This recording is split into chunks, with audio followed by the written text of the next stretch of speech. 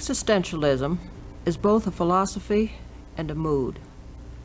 As a mood, I think we could say that it is the mood of the 20th century, or at least of those people in the 20th century who are discontent with things as they are. It expresses the feeling that somehow or other, all of those systems, whether they be social or psychological or scientific, which have attempted to define and explain and determine man, have somehow missed the living individual person.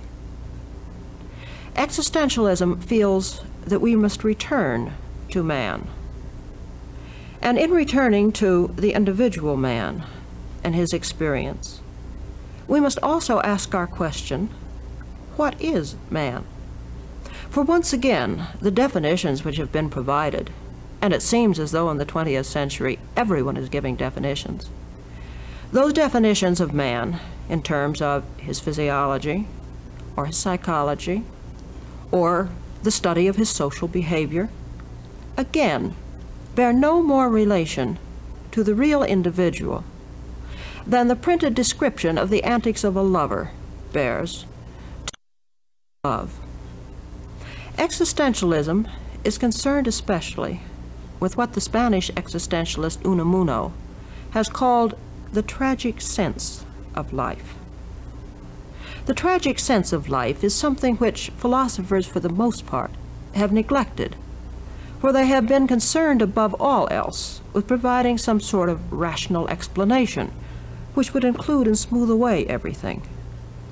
But the existentialists feel that the old problem of evil has not been explained away, that the fact that man dies has not been taken care of, that the rational promises of immortality are not enough, and that man's suffering simply because he is man needs to be explored again.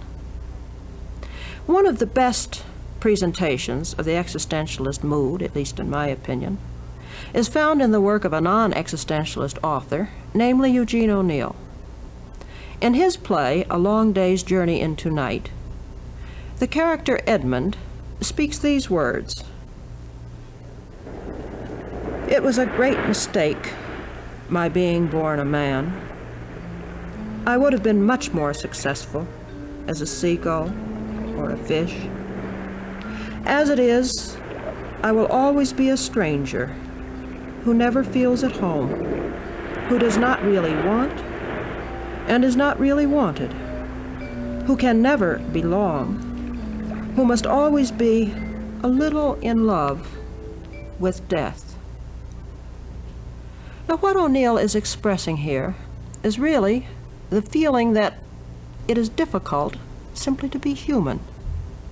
Difficult because to be human means somehow or other to be separated from one's environment, to have a little gap even between oneself and whatever one thinks one is. Consequently, it is a little difficult to see just how one can be related to other people or to this alienated world.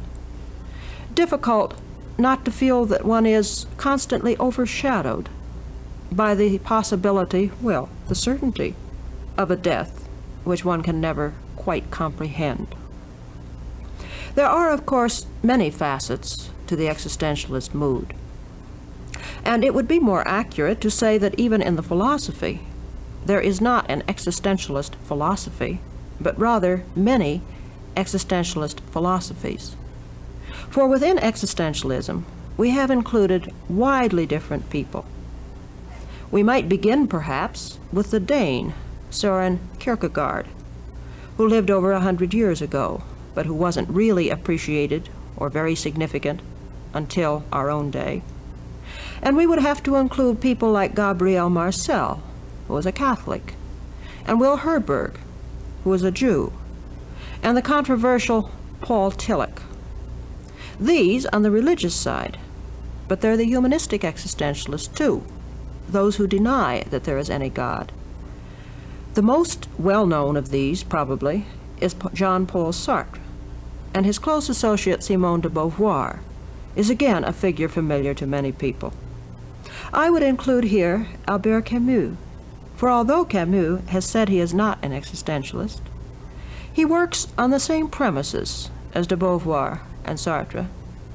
He asks the same questions, and frequently the answers that he gives are absolutely acceptable to de Beauvoir and Sartre. Sometimes I myself would say even better, and entirely consistent with their premises. Perhaps the most fundamental view in existentialism, whether religious or humanistic, is what Sartre has declared to be the one unifying factor. The one unifying statement, says Sartre, which every existentialist would agree to, is this: existence precedes essence. It would be very easy to shrug this off and say, oh well, this is an abstract bit of philosophical jargon. What does it mean to me? What it means, in non-technical terms, is this: that man is different from the rest of creation, in that he is not born with an essence. That is, there is no overall definition as to what man is or ought to be. For man, if he has an essence at all, has simply the essence of freedom. And if his very essence is freedom, this means that his being is to determine what he wants to make of himself. Therefore, as Sartre puts it, man exists first, and as an individual, strictly speaking, there is no mankind except retrospectively. But the individual man exists, and by his life, by his actions, he determines not only his own essence, but he helps to contribute to what will have been the essence of mankind. As William James would put it, we will know what man was when the last man has had his last say. As early as 1921, we find in a play by the Italian Pirandello an investigation of this problem of what the reality of the human might be. I'm referring to the play called 6 Characters in Search of an Author. In the scene which concerns us, we find that one of 6 characters has appeared to the director. He has insisted that their comedy, which has not yet been written, should be performed instead of the one which the director had in mind. And then the father raises very embarrassing questions as he talks to his director, questions which the director does not quite know how to answer. I should like to ask you to abandon this game of art which you are accustomed to play here with your actors, and to ask you again, quite seriously, who are you? Well, if this fellow doesn't have a nerve. A man comes here who calls himself a character and asks me who I am. A character, sir, may always ask a man who he is, because a character has a real life of his own, marked with special characteristics. For this reason, a character is always somebody, but a man, I'm not saying you now, may very well be nobody. Yes, but you are asking these questions of me, the director, the boss. Do you understand? But only to know if you, as you really are now, can see yourself as you once were, with all the illusions that were yours then, with all the things both inside of you and outside of you as they seemed to you then. Well, sir, if you think of all those illusions which mean nothing to you now, of all those things which don't even seem to you to exist now, whereas once they were for you, don't you feel that the very earth under your feet is sinking away when you reflect that in this same way, this you as it seems to you now, this present reality of yours, is fated to seem a mere illusion tomorrow? Well, well, and where does all this take us anyway? Nowhere.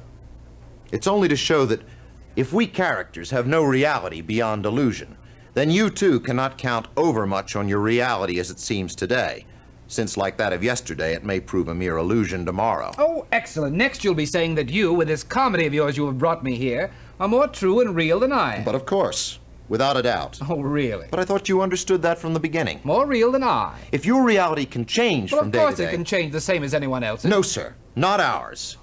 Look here. Our reality doesn't change. It can't change. It can't be other than it is because it's already fixed. Forever. It's terrible. Ours is an immutable reality that should make you shudder when you approach us, if you are truly conscious of the fact that your reality is a transitory and fleeting illusion, taking one form today and another tomorrow. An illusion of reality in this fatuous comedy of life which never ends, nor can never end. Because if it were to end tomorrow, why then, all would be nothing. Oh, for God's sakes, will you at least stop this philosophizing and let us try and shape this comedy which you yourself have brought us here? You argue and philosophize a bit too much, my dear sir. But believe me, I feel what I think. And I seem to be philosophizing only to those who cannot think what they feel, because they blind themselves with self-sentiment.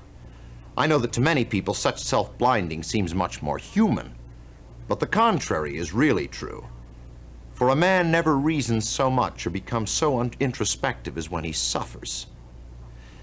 It's when he suffers that he seeks to find the reasons for his suffering, to find out whether it's just or unjust that he should have to suffer them.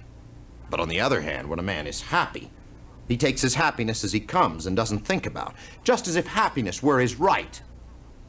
An animal suffers without reasoning about its suffering. But take the case of a man who suffers and begins to reason about it, and oh no, it can't be allowed.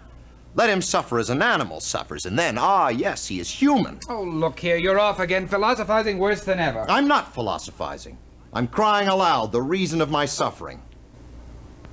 Pirandello's seen as existentialist in two ways.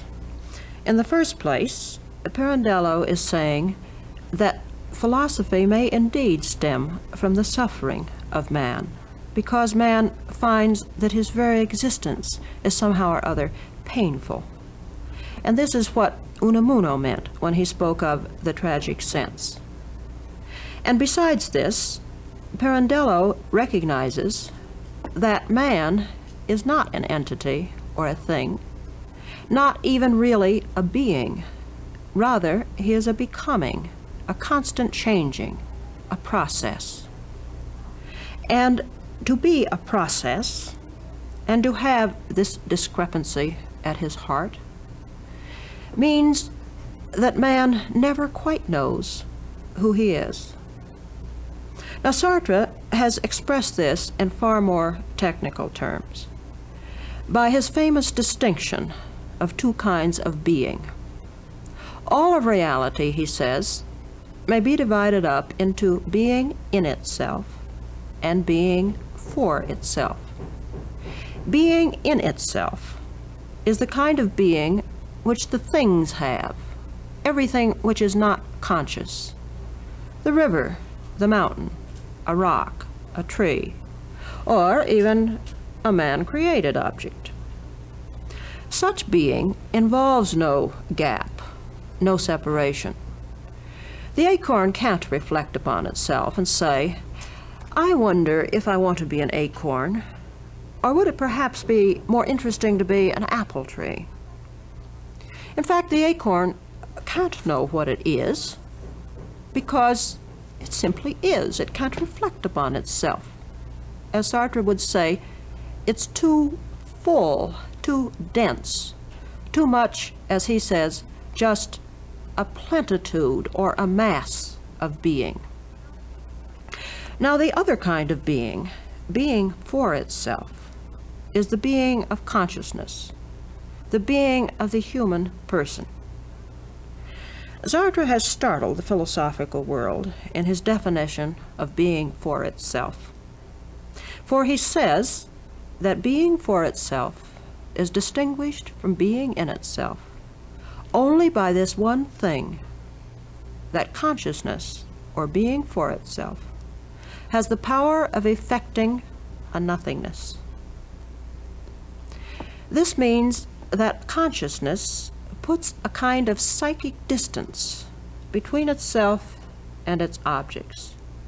As a consciousness looks at a thing, it is a consciousness of the object.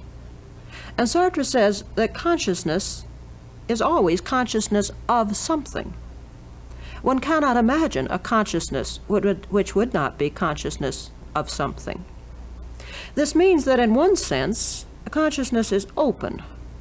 For my consciousness is what it's conscious of, in the sense that it can't exist without things of which it's conscious. And yet, as I am conscious of the object, I'm also implicitly conscious that I am not the object. In other words, I have encased this object with this shell of nothingness, which means that I am implicitly aware of my awareness. And consequently, I know the world. I am aware of the world by knowing what I am not, and by knowing that one object is not another object. On the other hand, this means that consciousness is closed in on itself too. For if I am aware of not being the object, then I can't escape from my own consciousness. I can't get outside it. I can never know what the world would be like independently of my knowing it. This interplay of being in itself, which is the being of something other than a consciousness, and being for itself, is very interestingly given us in a scene from de Beauvoir's novel called She Came to Stay. Françoise is sitting in front of one of the cafes of Paris and silently musing to herself. And suddenly she remembers something from far back in her childhood. And like Proust, she sets out on the pursuit of time past. She felt a sudden anguish. It was not a definite pain, but she began to delve deep into the past to unearth a similar pain.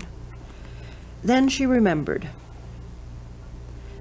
The house was empty. I was standing on the first floor, a little girl, holding my breath. It was funny to be there all alone. It was funny, and it was frightening. The furniture looked just as it always did, but at the same time, it was completely changed. It was thick and heavy and secret. My heart seemed to turn over. My old jacket was hanging over the back of a chair. It was very old, and it looked very worn. It was old and worn, but it could not complain as I, Françoise, complained when I was hurt. It could not say to itself, I'm an old, worn jacket. I tried to imagine what it might be like if I were unable to say, I'm Françoise. I'm 6 years old, and I'm in Grandma's house. Supposing I could say absolutely nothing. I closed my eyes. It was just as if I did not exist at all. And yet, other people would be coming here, and they would see me, and they would talk about me. I opened my eyes again. I could see the jacket now. It existed, yet it was not aware of itself. There was something disturbing, a little frightening in all of this. What was the use of its existence if it couldn't be aware of its existence? I thought it over. Perhaps there was a way. Since I can say I, what would happen if I said it for the jacket? It was very disappointing. I could look at the jacket. I could see absolutely nothing but the jacket. And I could say very quickly, I'm old, I'm worn. But nothing happened.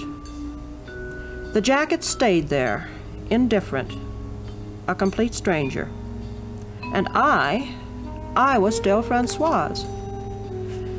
And what if I became the jacket? Well, then I, Françoise, would never know it. Everything began spinning in my head, and suddenly I ran downstairs, and I went out into the garden. Françoise emptied her coffee cup in one gulp. It was almost stone cold. She looked up at the clouded sky. She felt that the world around her was suddenly out of reach. The people who were walking in the street were insubstantial. They were shadows. The houses were nothing but painted backdrops, with no depth. And her friend Gerbert, who was coming toward her now with a smile, he was nothing but a light and charming shadow. He could not help her recover her place in the world. He would be just a pleasant companion in exile. De Beauvoir's little girl was feeling what I suppose every one of us at some time or other has experienced, and that is the frustration, the impossibility of really comprehending what the world would be like if we were not there. If we try to find out what it would be like, even in our imagination, if a familiar scene should not have us in it, or if, for example, we had just died and people were discovering our death, inevitably we find ourselves thinking of ourselves as being there and experiencing it. For we feel that somehow or other we are positive factors, and yet the whole point of the whole thing is that we are not there. All of this, of course, involves Sartre's idea that as a for itself, man has within him this power of effecting a nothingness. He introduces the image by one which is quite in keeping with the tradition of Western philosophy. Have you ever stopped to think what a very important part the apple has played in human history? The first apple is, of course, the one that tempted Adam and Eve in the garden. And certainly this apple must have been a very succulent, desirable kind of apple. And then there was the apple that sent the Greeks off to Troy. And this one, we are told, was an apple made of pure gold. Sartre's image of nothingness also implies an apple. Nothingness, he says, lies coiled at the heart of being, like a worm.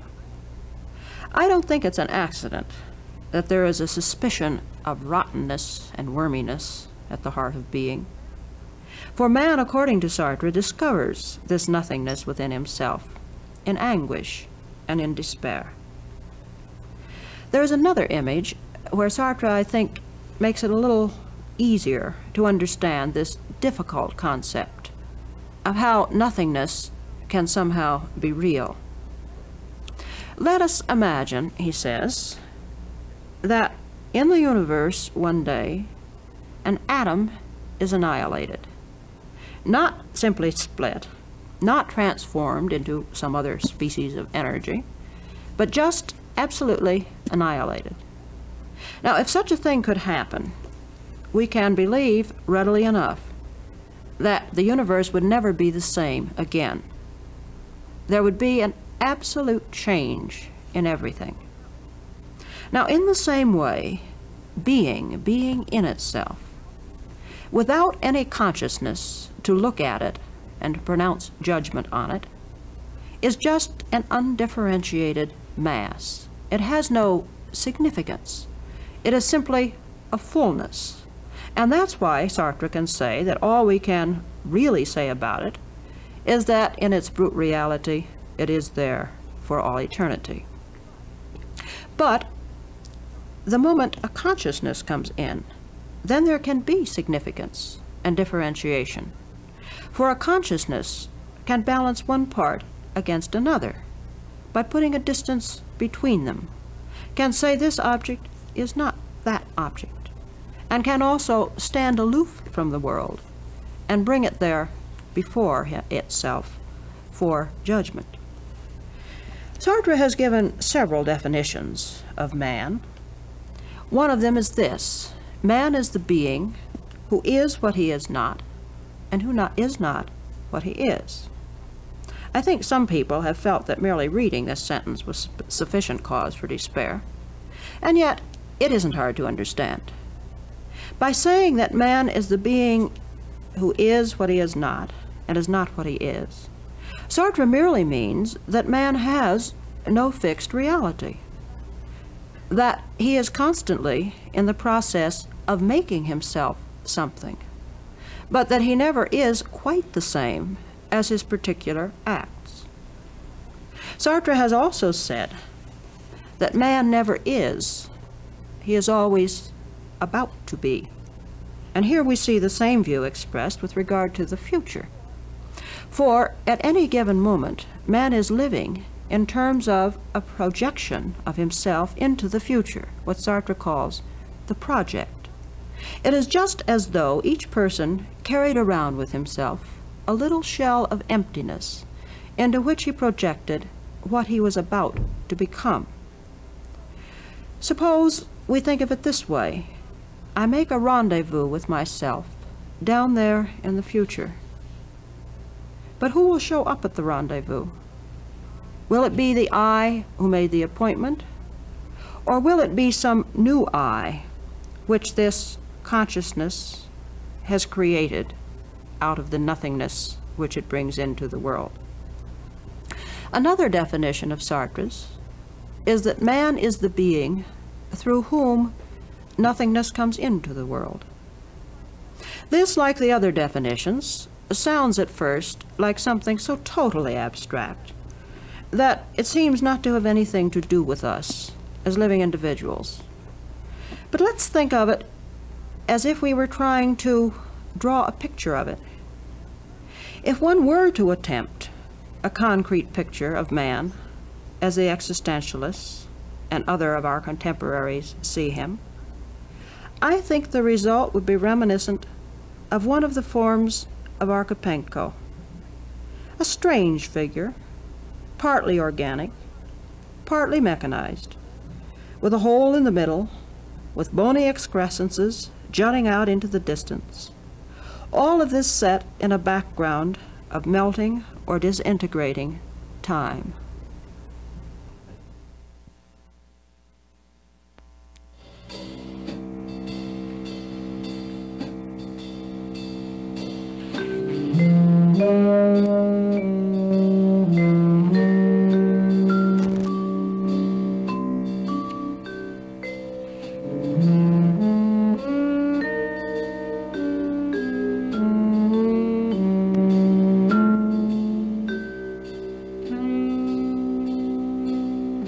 Use of the scene from 6 characters in search of an author by Luigi Pirandello was made possible through the cooperation of the Mondadori Publishing Company and the Pirandello estate.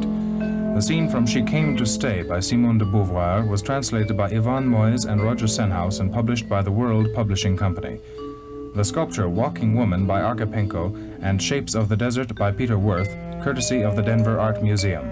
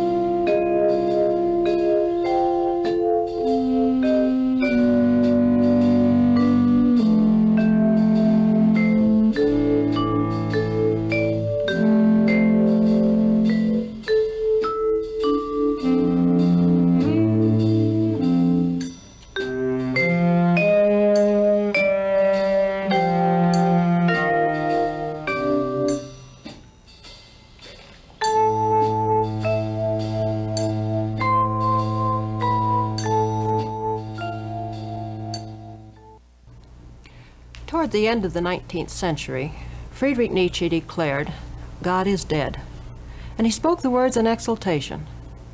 But Dostoyevsky said that if God does not exist, then everything is allowed. And here we see the underedge of tragedy and despair.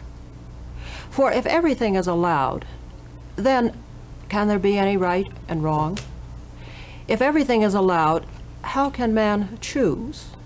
How can man know how to live? Both Nietzsche and Dostoyevsky have profoundly influenced 20th century existentialism. So much so that it would be hardly an exaggeration to say that for the whole of the humanistic movement, there is simply an exploration of the consequences of this idea of the missing God. Jean-Paul Sartre, in a play which is called The Devil and the Good Lord, has presented a scene which, interestingly enough, combines both the exultation and the despair. Here, toward the end of the play, two strangely disturbed characters meet to settle a wager. The priest, Heinrich, has been haunted by the guilty memory that he has betrayed his own city. And yet it is he who comes as victor in this settling of the bet. For the military leader Goetz had bet that he could, for a year's time, do nothing but serve God and achieve only good. But he failed, for somehow or other, history and the world distorted his acts, so that the good resulted only in men's suffering. As the scene progresses, there takes place a curious reversal. Lord, if you refuse to grant us the means of doing good, why have you filled us with this goading desire for it? If you will not grant that I should become good, then why have you removed from me the wish to be evil? Strange. There's no way out of this. Why do you pretend to be speaking to him? You know quite well that he won't answer. Why this silence? He who manifested himself to the ass of the prophet, why should he not manifest himself to me? Because you are unimportant. Torture the weak, or martyrize yourself, kiss the lips of a harlot or a leper. Die of fasting or die of excesses. God couldn't care less. Then who is important? No one. Man is nothing. Don't pretend to be so surprised. You've always known it. You cheated. You raised your voice to cover the silence of God. And those orders you pretend to receive from him, it is you who send them to yourself. Myself? Yes. Yes, indeed, you yourself. I alone. Yes, you. I said you. I alone, Father, you're right. I alone. I supplicated, I demanded some sign, I sent messages up to heaven. No answer. Heaven ignored my very name. Each minute I asked myself what I could be in God's eyes. And now I know the answer. God does not know me. You see that emptiness up there over our heads? That is God. You see that hole in the ground there? That is God too. The silence is God. The absence is God. God is the loneliness of men. There was never anyone there but me. It is I who invented good. It is I who invented evil.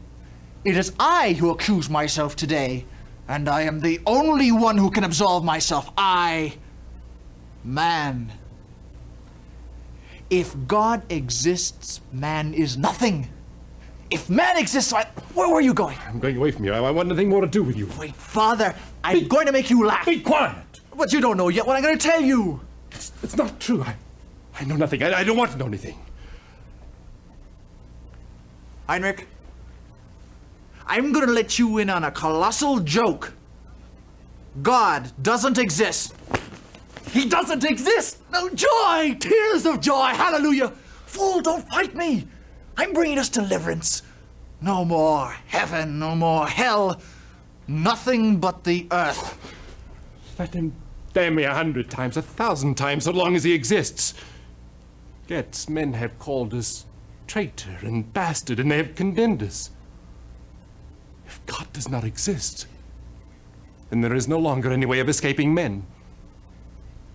God, this man has blasphemed. I believe in you, I believe. Our Father which art in heaven, I prefer to be judged by an infinite being, not by my equals. To whom are you speaking? You've just said he was deaf. No way now of escaping man. Farewell to monsters. Farewell to saints. Farewell pride. There's nothing left but man. In Goetz, we can see Nietzsche's exaltation. For him, the thought that there is no God comes as a relief, almost a salvation. It delivers him from the crushing burden of trying to serve a remote being whose will he can never fully understand. And it sets him free to love mankind and to serve men in the way that he himself thinks is best. If God exists, man is nothing. But if God does not exist, then man is free to choose what he wants to make of himself. But for the priest Heinrich, the thought of God's absence brings only terror and despair. So long as God existed for Heinrich, then, although he might fear God's condemnation, he could at the same time hope for God's pardon. He could feel that if he admitted his guilt and repented, then God might see fit to pronounce him finally not guilty. But without God, Heinrich is at the mercy of men. So long as he exists or is remembered, he will be guilty in the eyes of humanity. For Sartre, Getz's attitude is ultimately the right one. And yet in Sartre's work, as in the work of other existentialist writers, we generally see the negative side, the forlornness of man without God. Sartre has declared that he is the first person who has ever explored to the full the consequences of man's life without God. If God does not exist, then, says Sartre, man has nowhere to turn. It is, one might say, using perhaps a rather strange analogy, just as if we would try to judge a Ford car without any Mr. Ford. So long as there is a Mr. Ford or one of his agents, then we have a model, we have a blueprint, and we can say that the car which is coming there off the assembly line is a perfect Ford or an imperfect Ford, the right number of rattles, or not enough rattles. But without a plan, one cannot judge a car. Without God, there is no plan for mankind, and there is no final point of reference by which man can judge his values, or right, or wrong, or declare that he has lived up to his possibilities, or not lived up to his possibilities. Sartre feels that most men simply cannot face the burden of this self-creative life. And so they try to live as if there were a God. But this, for Sartre, is an evasion. Furthermore, it is not the right kind of sacrifice. Man denies himself so that God may exist. But there is no God, and man is a useless passion. One might well wonder why, since Sartre realizes how desperately man needs God, why he will not go the one step further and say that God is there. Perhaps the very desperation of man's need is one reason for Sartre's suspicion. He feels the concept smacks too much of self-fulfillment in the sense of wish fulfillment.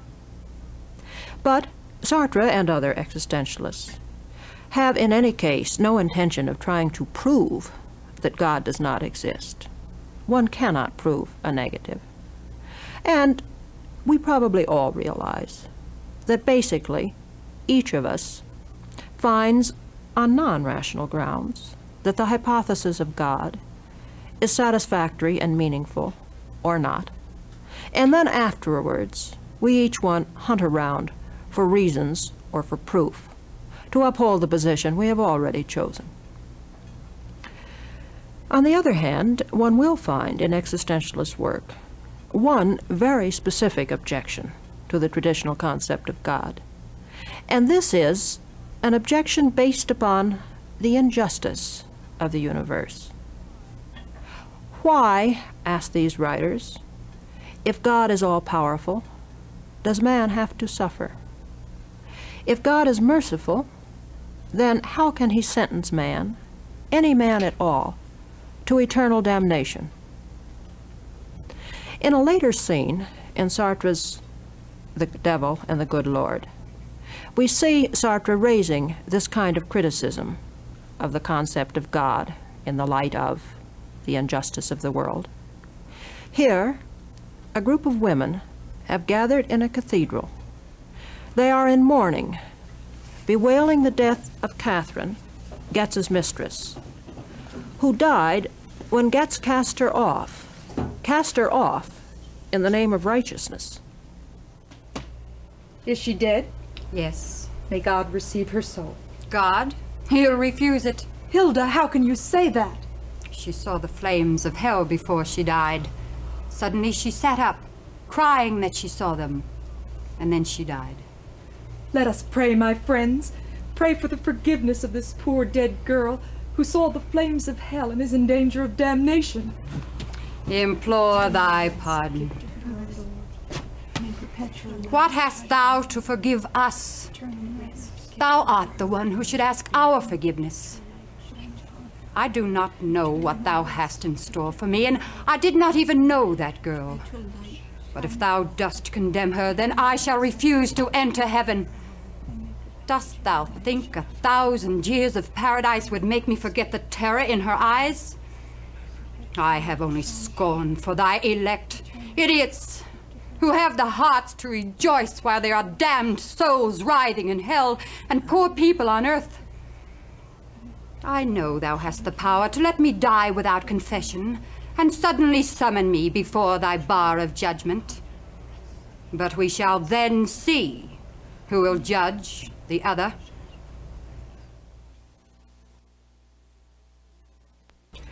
Hilda's attitude reminds me of that of William James, who once asked how many people would be willing to accept an eternity of bliss if they knew that their everlasting happiness was being paid for by the never-ending torture of one damned soul.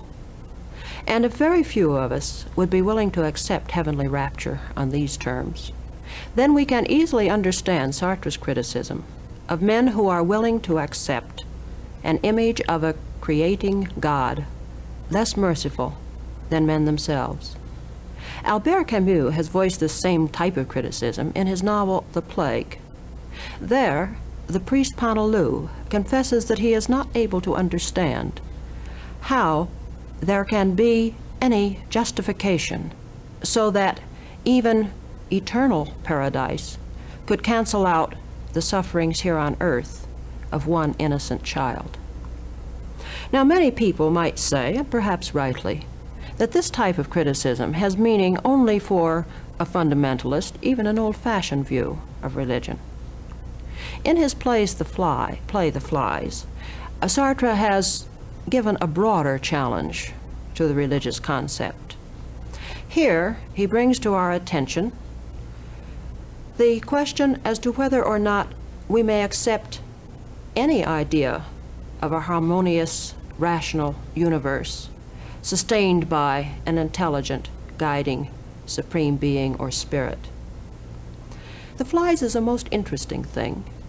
Sartre is retelling here the old Greek story of the unhappy house of Agamemnon. Clytemnestra and her lover killed Clytemnestra's husband, and then later Orestes came, the son, to avenge the crime. He killed his mother and her lover, but very reluctantly, only because the gods had commanded it.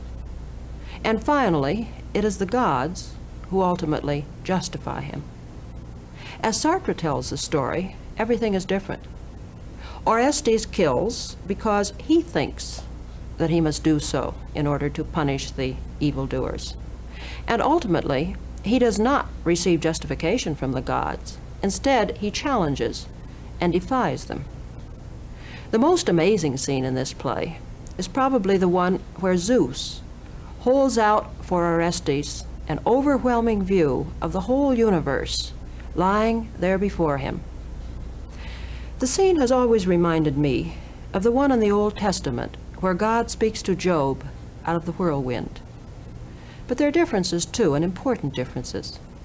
In the Old Testament, God appeared because Job, seeking an answer to the problem of evil, had cried out to him and asked for him to come and explain.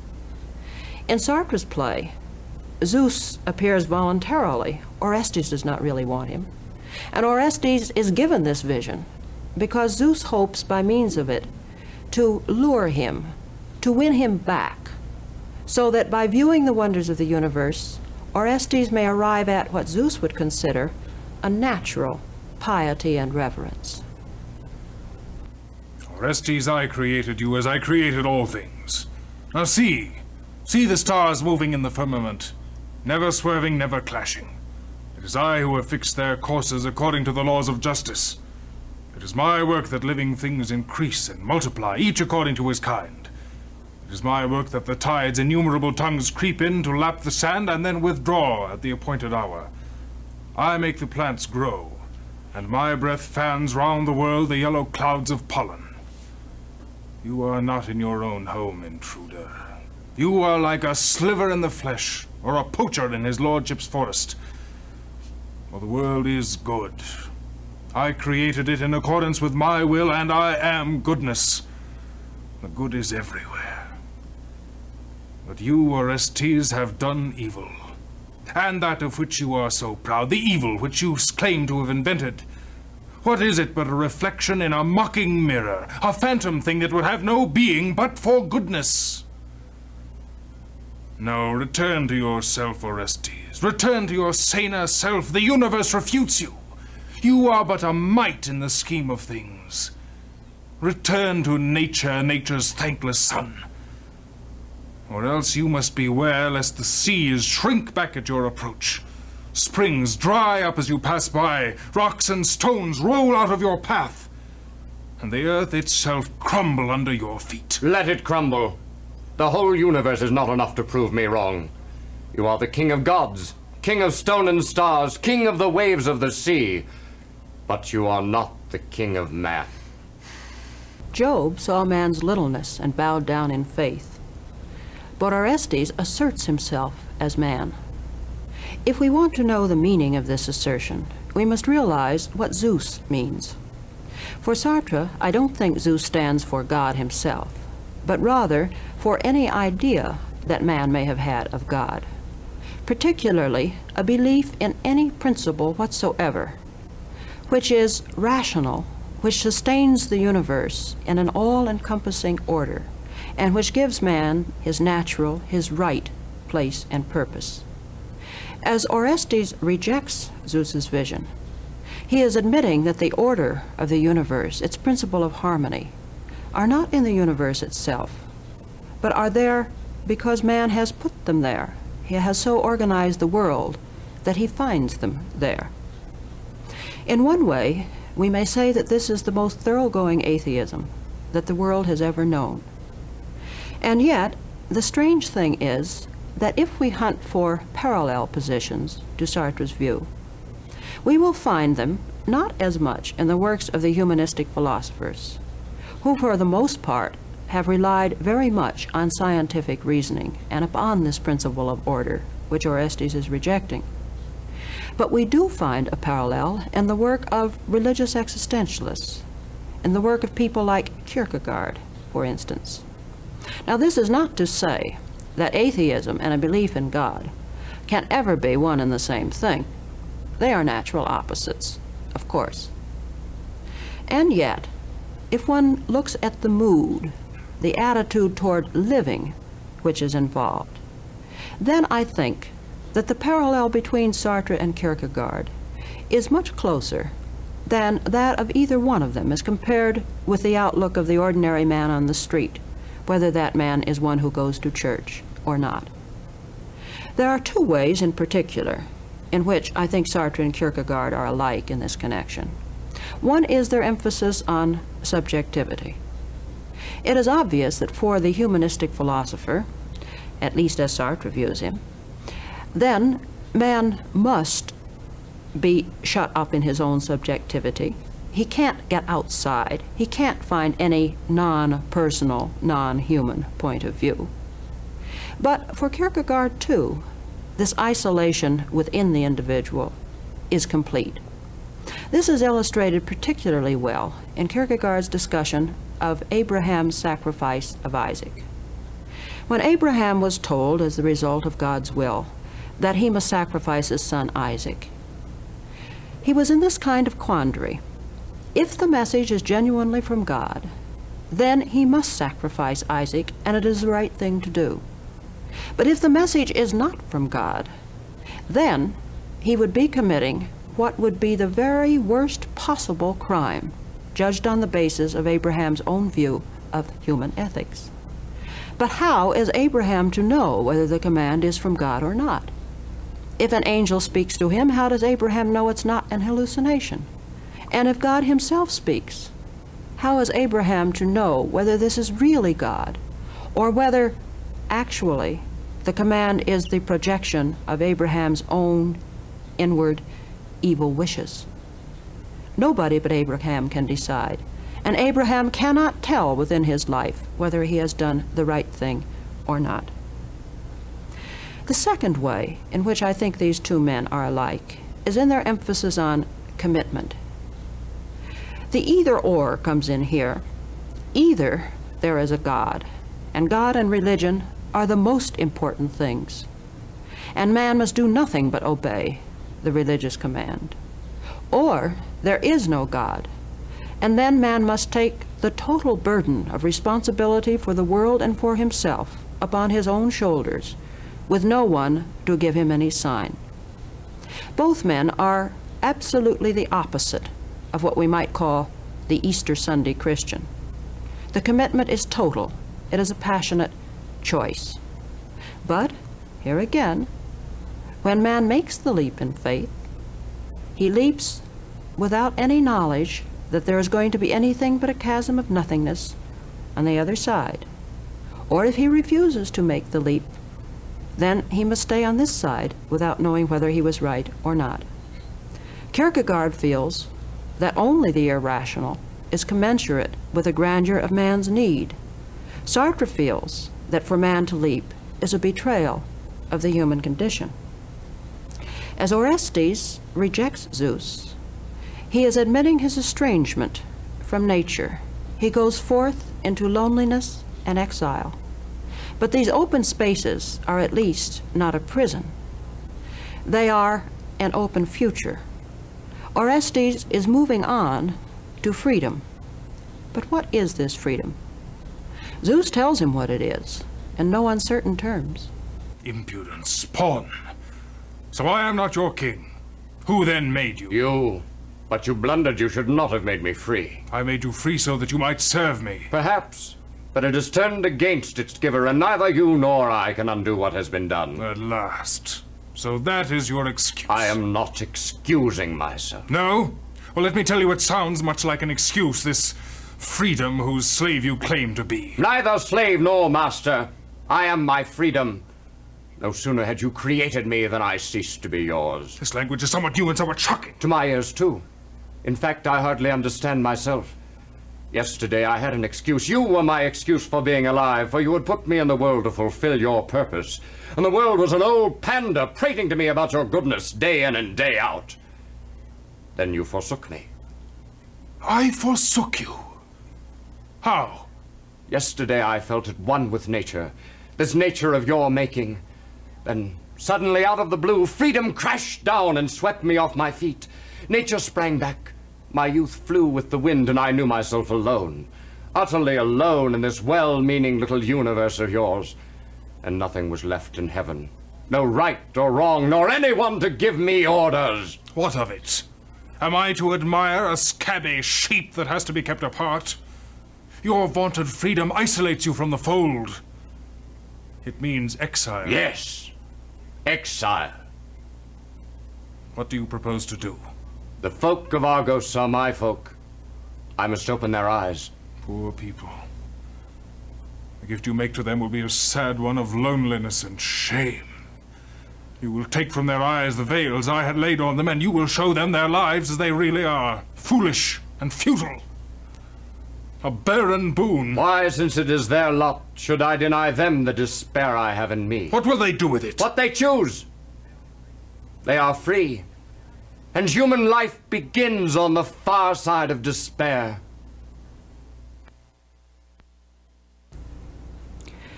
If God does not exist, there is nothing left but men. But if God does exist, is there anything better for man to do to serve him than to follow his own deepest spiritual aspirations and potentialities. For centuries, man has looked outside into the universe for an answer, but the universe has returned to him only his own image. It is not easy for man to come back and look only within, but if he can find the courage to do so, then perhaps, on the far side of despair, a new life may begin.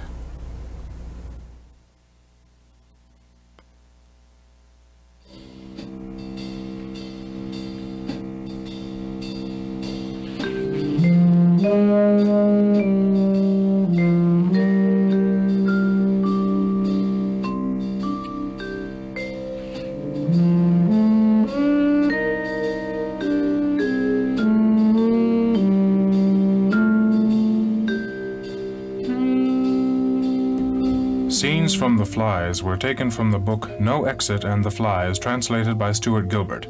The Devil and the Good Lord was translated by Kitty Black. Both books by Jean-Paul Sartre, published by Alfred A. Knopf Incorporated.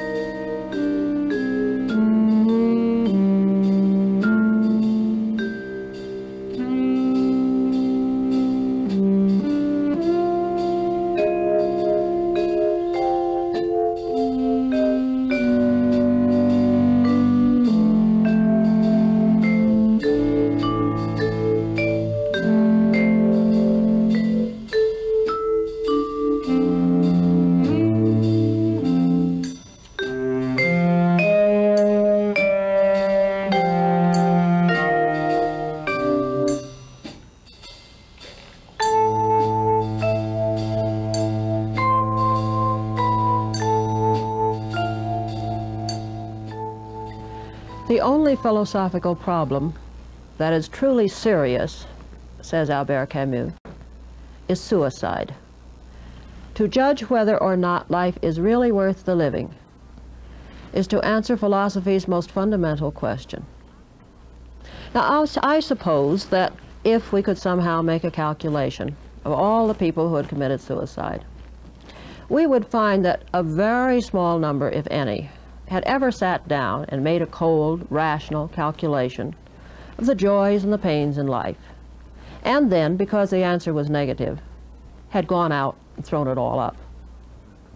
Yet at the same time, when we stop to think of the number of people who do commit suicide for a few reasons, or poor reasons, or no reason, and then on the other hand, the people who will battle with what seems to us unbearable tragedy and cling on to the end and even perhaps say it was good, it was worth it, then we wonder if, after all, the clue to all this doesn't lie in one's philosophical answer to this question of whether or not life itself is worth living. Obviously, our view of suicide will vary greatly according to whether we put it in the religious context or the humanistic one. If we once assume that there is a God and that he has given man a purpose, a place in a universe that has a meaning, then the only attitude one can take logically is a negative one so far as suicide is concerned. But if we take the other point of view, if we assume that there isn't any overall purpose for the universe, then we have a different question. Albert Camus, in his book, The Myth of Sisyphus, puts the question in humanistic terms. I do not know, he says, whether or not this world has a meaning which transcends it. But this I am fully aware of, that if there is a higher meaning, it is not one which it is possible for me to know. And if the meaning is not a human meaning, then how can it be a meaning at all for me? In this case, the leap in question is no longer the leap toward God in faith. It is the literal leap over the precipice toward death. What one encounters, if one assumes that there is no higher meaning, is what existentialist writers have called the absurd. Absurdity is a discrepancy, a gap between man's aspirations and that which he is capable, even at best, of achieving. It is the fact that when man appeals to the universe for meaning, for form, for unity, there is no answer. In the myth of Sisyphus, Camus has described how we encounter the absurd in our everyday lives. Most of the time, we go through without standing apart to ask questions. But suddenly, it may be in the midst of our seeming to be one with our environment that the stage set, as it were, collapses, and we are left there against a backdrop of nothingness. In our lives, we know that we rise, we take the streetcar, we work 4 hours in the office or the factory. We eat lunch, we work 4 hours in the office or the factory. We take the streetcar, we go home, we sleep. And Monday, Tuesday, Wednesday, Thursday, Friday, all in the same rhythm, until one day the why arises in that weariness that is tinged with amazement.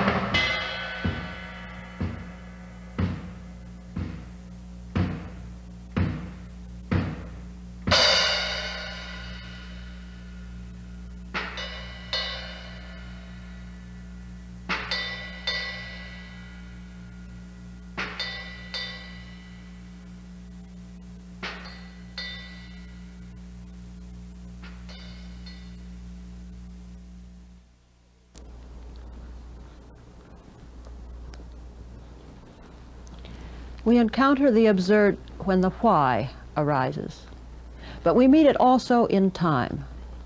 Mostly, we are carried along by time. We speak of later, tomorrow, when I get settled, when I get this done. But suddenly one day, a man sits at a table, and he looks at a mirror, and he says, "I am 30. Thus he situates himself. With regard to his youth, he asserts it. But he places himself also in relation to time. He admits that he stands at a certain point on a curve, that he acknowledges having to travel to its end. But what is at the end? Death. He was looking toward that tomorrow of death when with all of his self he should have been cringing from it. And that revolt of the flesh, that too is the absurd. The absurd comes not only from the inhuman universe. Sometimes men too can secrete the inhuman. If we should suddenly see men's actions separated from this backdrop of meaning, they too become only mechanical and silly. It's as though we were watching all of the time a man in a telephone booth but could not hear what he said. He gestures, he speaks excitedly. For him, there is a connecting link. But for us, it is foolishness. It is an incomprehensible, dumb show.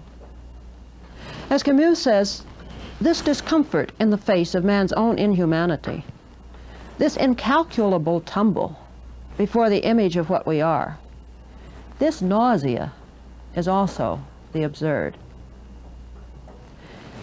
To meet nausea as a philosophical term is a very strange thing, and something which I think could not have happened before the 20th century. But it is one of the most familiar concepts in existentialism. We all know nausea of this sort. It is a flat, stale taste in our mouths, when we realize that one part of us, at least, has no more reason for being here, is no more necessary than the brute things in the world around us. The most dramatic presentation of nausea can be found in Jean-Paul Sartre's novel, which is called simply Nausea. In it, the hero is sitting in a park, and he experiences what he calls a horrible ecstasy. It is the very opposite of the religious pantheistic ecstasy, where man feels himself happily at one with the universe, penetrated by God. Here the things of the world seem to pour in upon him, and he and they alike are in the way. They are superfluous, unnecessary, de trop.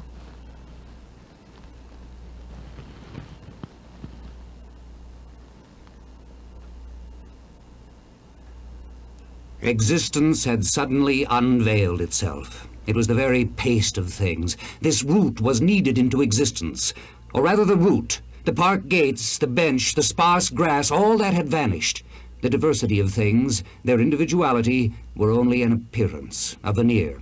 This veneer had melted, leaving soft, monstrous masses all in disorder, naked, in a frightful, obscene nakedness. Superfluous, de trop. It was the only relationship I could establish between these trees, these gates, these stones. In vain I tried to count the chestnut trees, to locate them by their relationship to the statue, to compare their height with the height of the plane trees. Each of them escaped the relationship in which I tried to enclose it, isolated itself and overflowed. De trop, the chestnut tree there opposite me, a little to the left. De trop, the statue, and I, soft, weak, obscene, digesting, juggling with dismal thoughts, I, too, was de trop. I had dreamed vaguely of killing myself, to wipe out at least one of these superfluous lives, but even my death would have been superfluous. De trop my corpse, my blood on these stones, between these plants, at the back of this smiling garden. And the decomposed flesh would have been de trop. The earth which would receive my bones, at last cleaned, stripped, peeled, proper, and clean as teeth, it would have been de trop. I was de trop for eternity. And without formulating anything clearly, I understood that I had found the key to existence, the key to my nauseas, to my own life.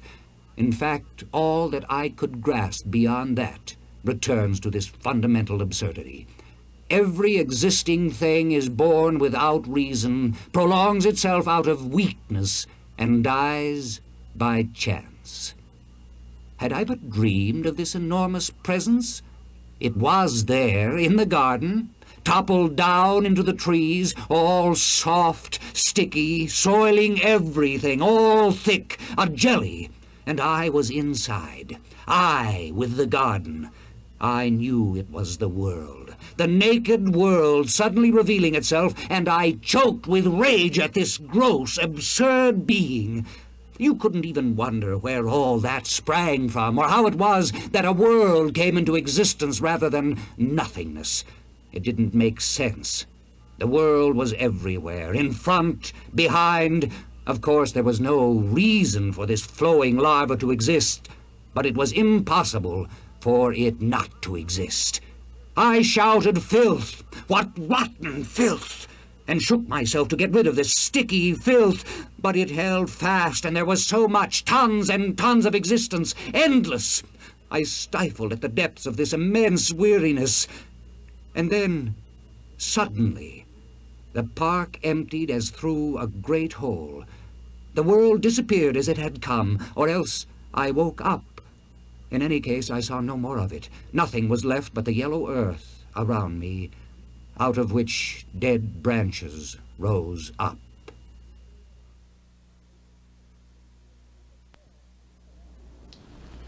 This experience is, to say the least, unusual. It would be very easy for us to dismiss it with this complacent thought that our young hero is sick, and after all, thank heavens, we are not like him.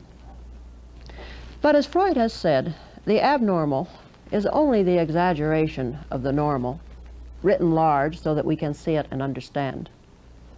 One of the functions of literature is to hold up before us these extreme situations so that we may see ourselves in them, just as though we were looking into a magnifying mirror.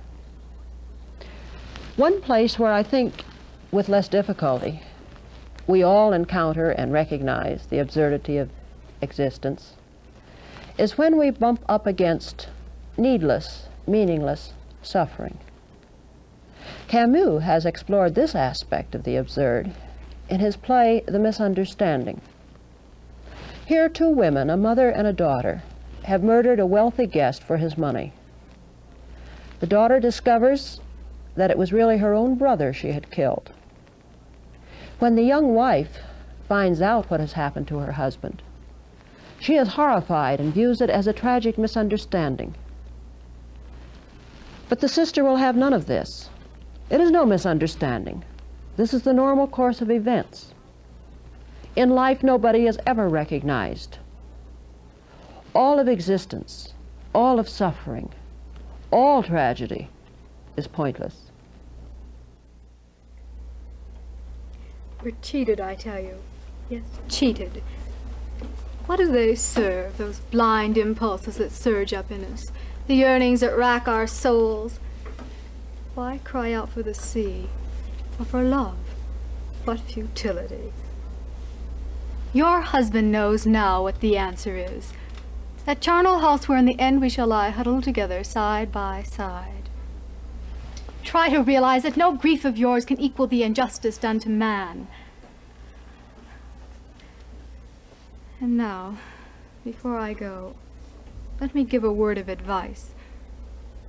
I owe it to you since I killed your husband. Pray your God to harden you to stone. It's the happiness he has assigned himself, the one true happiness. Do as he does. Be blind to all appeals and turn your heart to stone, while there still is time. And if you feel you lack the courage to enter this hard line peace, then come and join us in our common house. Goodbye, my sister. You see, it's all quite simple. You have a choice between the mindless happiness of stone and the slimy bed in which we are awaiting you.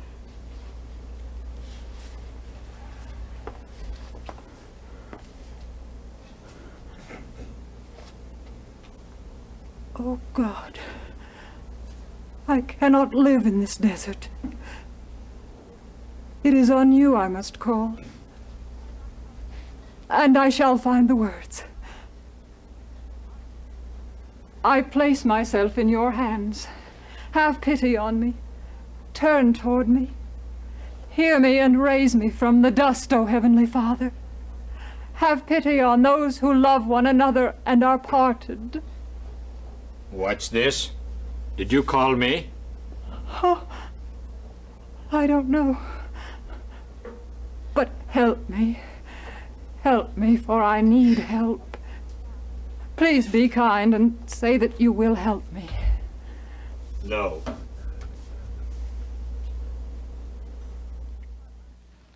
But are suicide and stony indifference really the only alternatives? The wife says that she cannot live in this desert. But Camus asks precisely this. Can we or can we not live without appeal to any idea of higher purpose to guarantee us?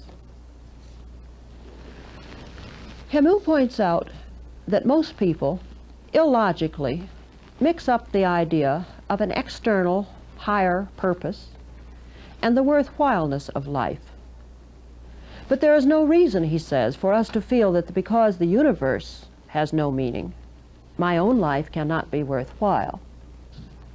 How many of our everyday actions are really governed by the belief in the worthwhileness of the universe?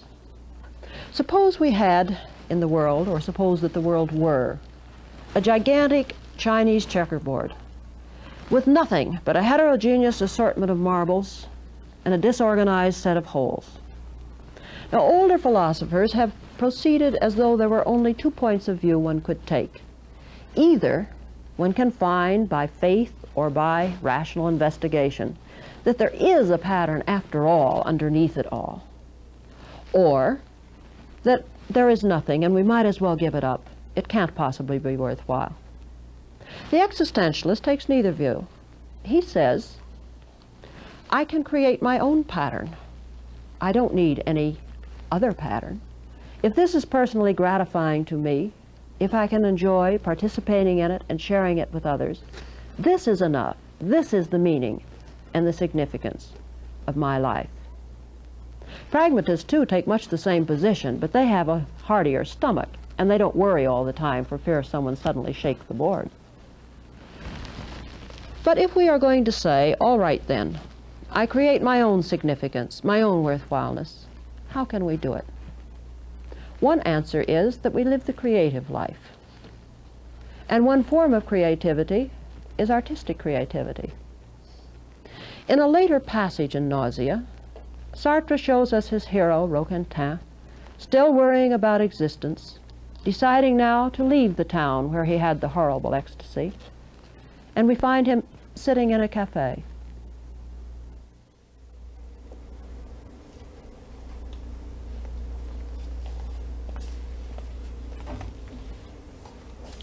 Your record, Monsieur Antoine, the one you like so well. Can I play it for you again for the last time? Please. I said that out of politeness, but I don't feel too well disposed to listen to jazz. Now there is this song on the saxophone, and I am ashamed. A glorious little suffering has been born, an exemplary suffering. 4 notes on the saxophone, they come and go. They seem to say, you must be like us, suffer in rhythm. The melody does not exist. It is even an annoyance. If I were to get up and rip this record from the table which holds it, if I were to break it in 2, I wouldn't reach it.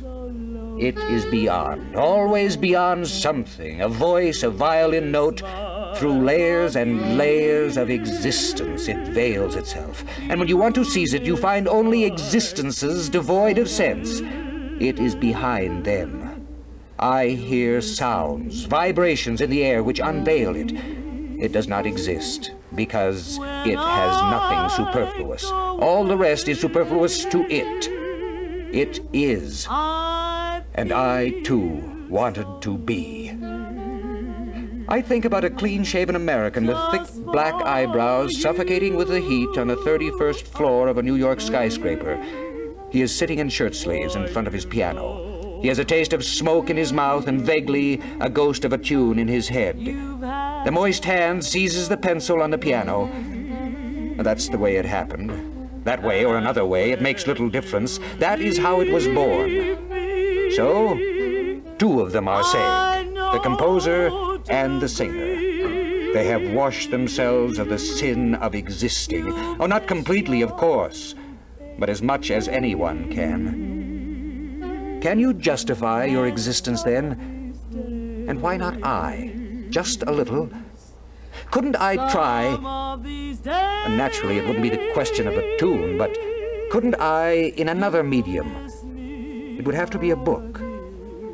I don't know how to do anything else. A book, a novel. And there would be people who would read this book and say, Antoine Roquentin wrote this, a red-headed man who hung around cafes.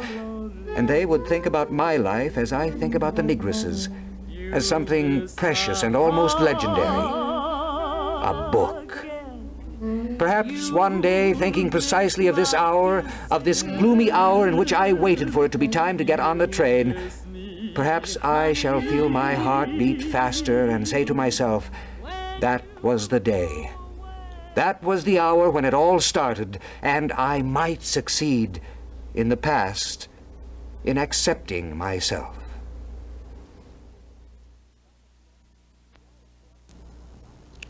To write a book or to compose a piece of music seems somehow redeeming to Roquentin, for it is to lift something out of the flux of experience and bestow upon it its own unique form, its own inevitable beginning, middle, and end.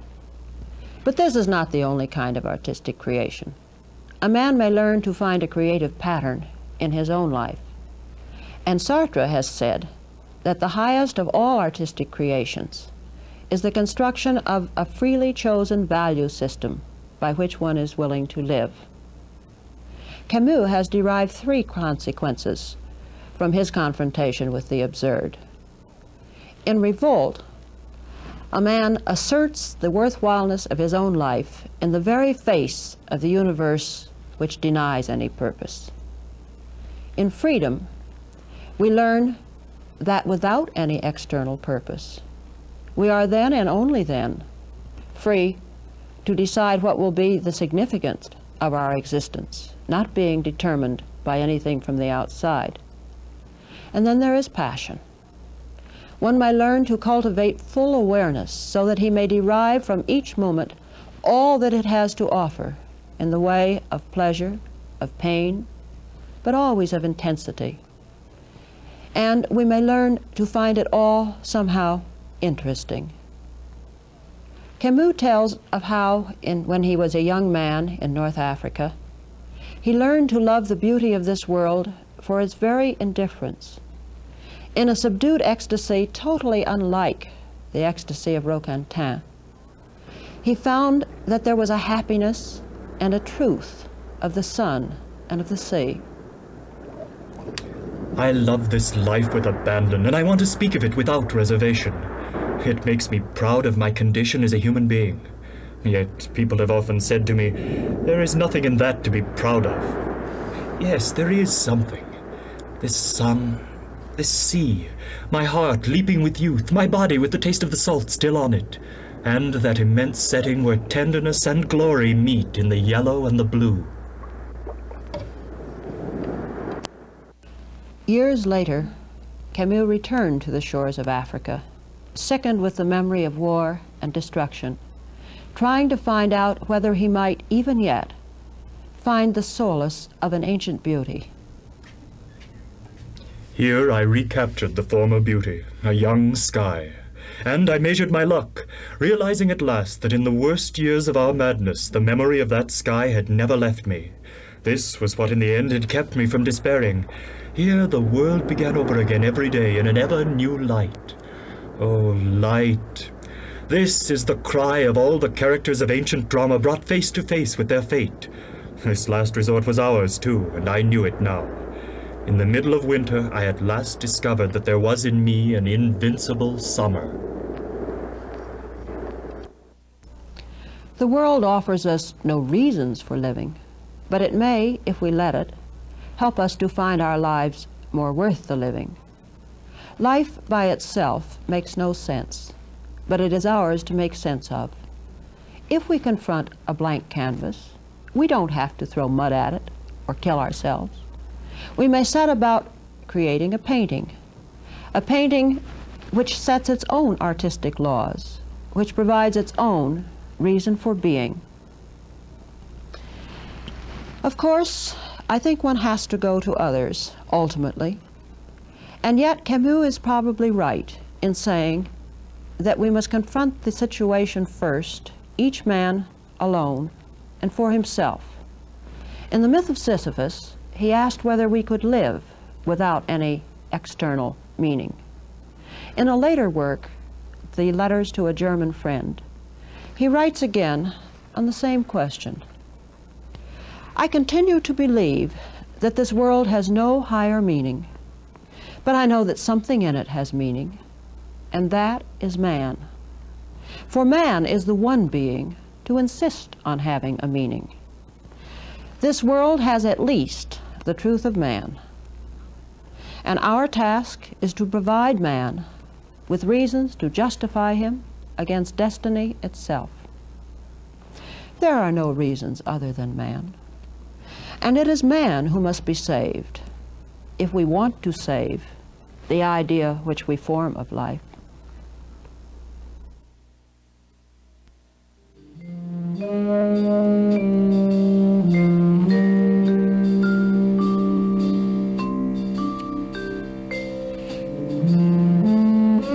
The scene from Misunderstanding is to be found in Caligula and 3 other plays by Albert Camus, translated by Stuart Gilbert. Other material was taken from The Myth of Sisyphus by Albert Camus, translated by Justin O'Brien. Both books are published by Alfred A. Knopf, Incorporated.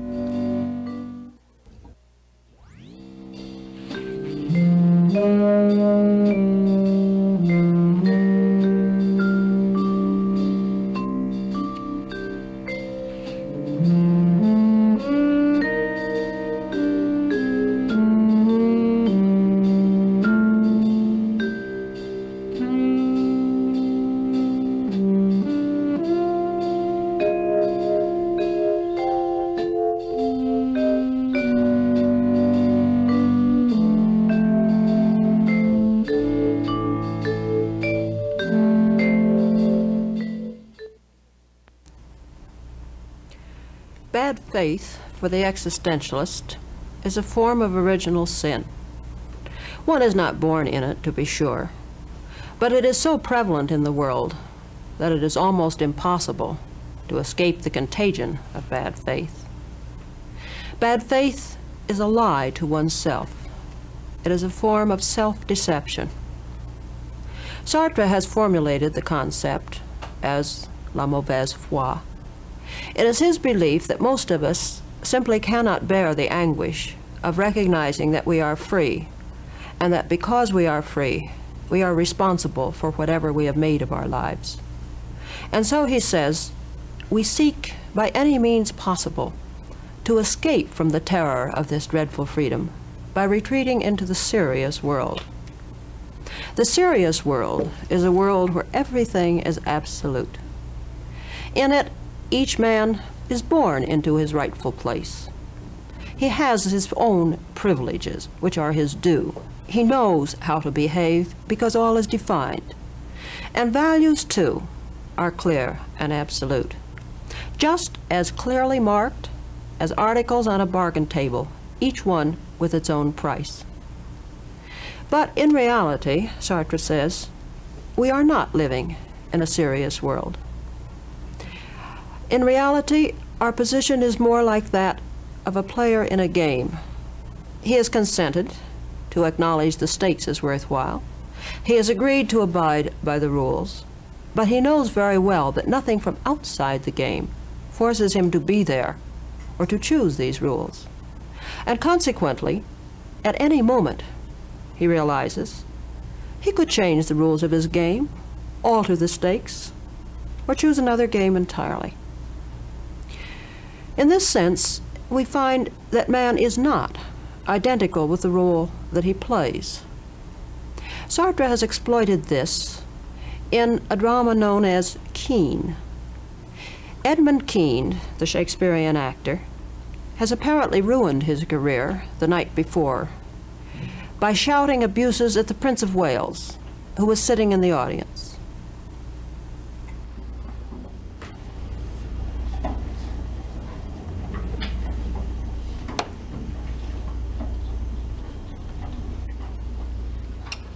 Governor, if I tell them you're in your right mind, they'll put you in prison. Prison? Because I'm in my right mind? What a world. Very well then, I shall go to prison. If you go to prison, you'll never act again. What a fate. Well, Governor, you mustn't let him. What do you want me to do? Well, if you'd only... just for a day or two. What? Pretend. To? Yes. Solomon. Well, you were magnificent in Lear. Lear. My dear fellow, even if I wanted to, it would be impossible. I can never act again. You can never? Since when? since last night. I've been thinking. To act, one must take oneself as someone else. I thought I was Kean, who thought he was Hamlet, who thought he was Fortinbras. But Hamlet... Yes, Hamlet does think he's Fortinbras. Shh! It's a secret. What a series of misunderstandings. Fortinbras doesn't think he is anyone. Fortinbras and Mr. Edmund are alike. They know who they are, and they say only what is. You can ask them about the weather, the time of day, the price of bread, but never try to make them act on a stage. What's the weather like? Can't you see? The sun is shining.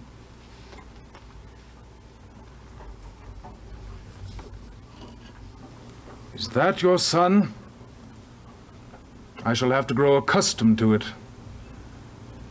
Kean's sun was painted on a stage canvas. Solomon, the London sky is a painted cloth. Every morning you open the curtains. I opened my eyes and I saw... I don't know what I saw. When the man himself is a sham, everything is a sham around him. Under a sham sun, the sham Kean cried the tale of his sham sufferings to his sham heart. Today the sun is real. How flat real light is! Truth should be blinding, dazzling. It's true. It's true. I am a ruined man. I shall wait for the police here. That's Richard III's chair. In this very chair. When you go, leave the street door wide open. I want the police to have free access. Like the Gauls invading the Roman Senate? Who told you I was thinking of that? It was in the new play you give me to read. Oh my God. You are right. I am making a gesture. Do you know my whole life is composed of nothing but gestures? There is one for every hour, every season, every period of my entire life. I learn to walk, to breathe, to die. Now, at last, those gestures are dead, like so many dead branches. I killed them all last night at one blow. I will root them out, and if I cannot, I will cut off my arms!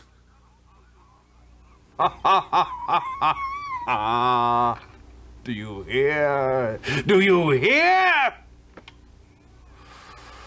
Oh, Mountebank. You are going to lead a hard life. You must learn to be simple. Perfectly simple. Out of my life or I will kill you! No. Stay. You do not incommode me.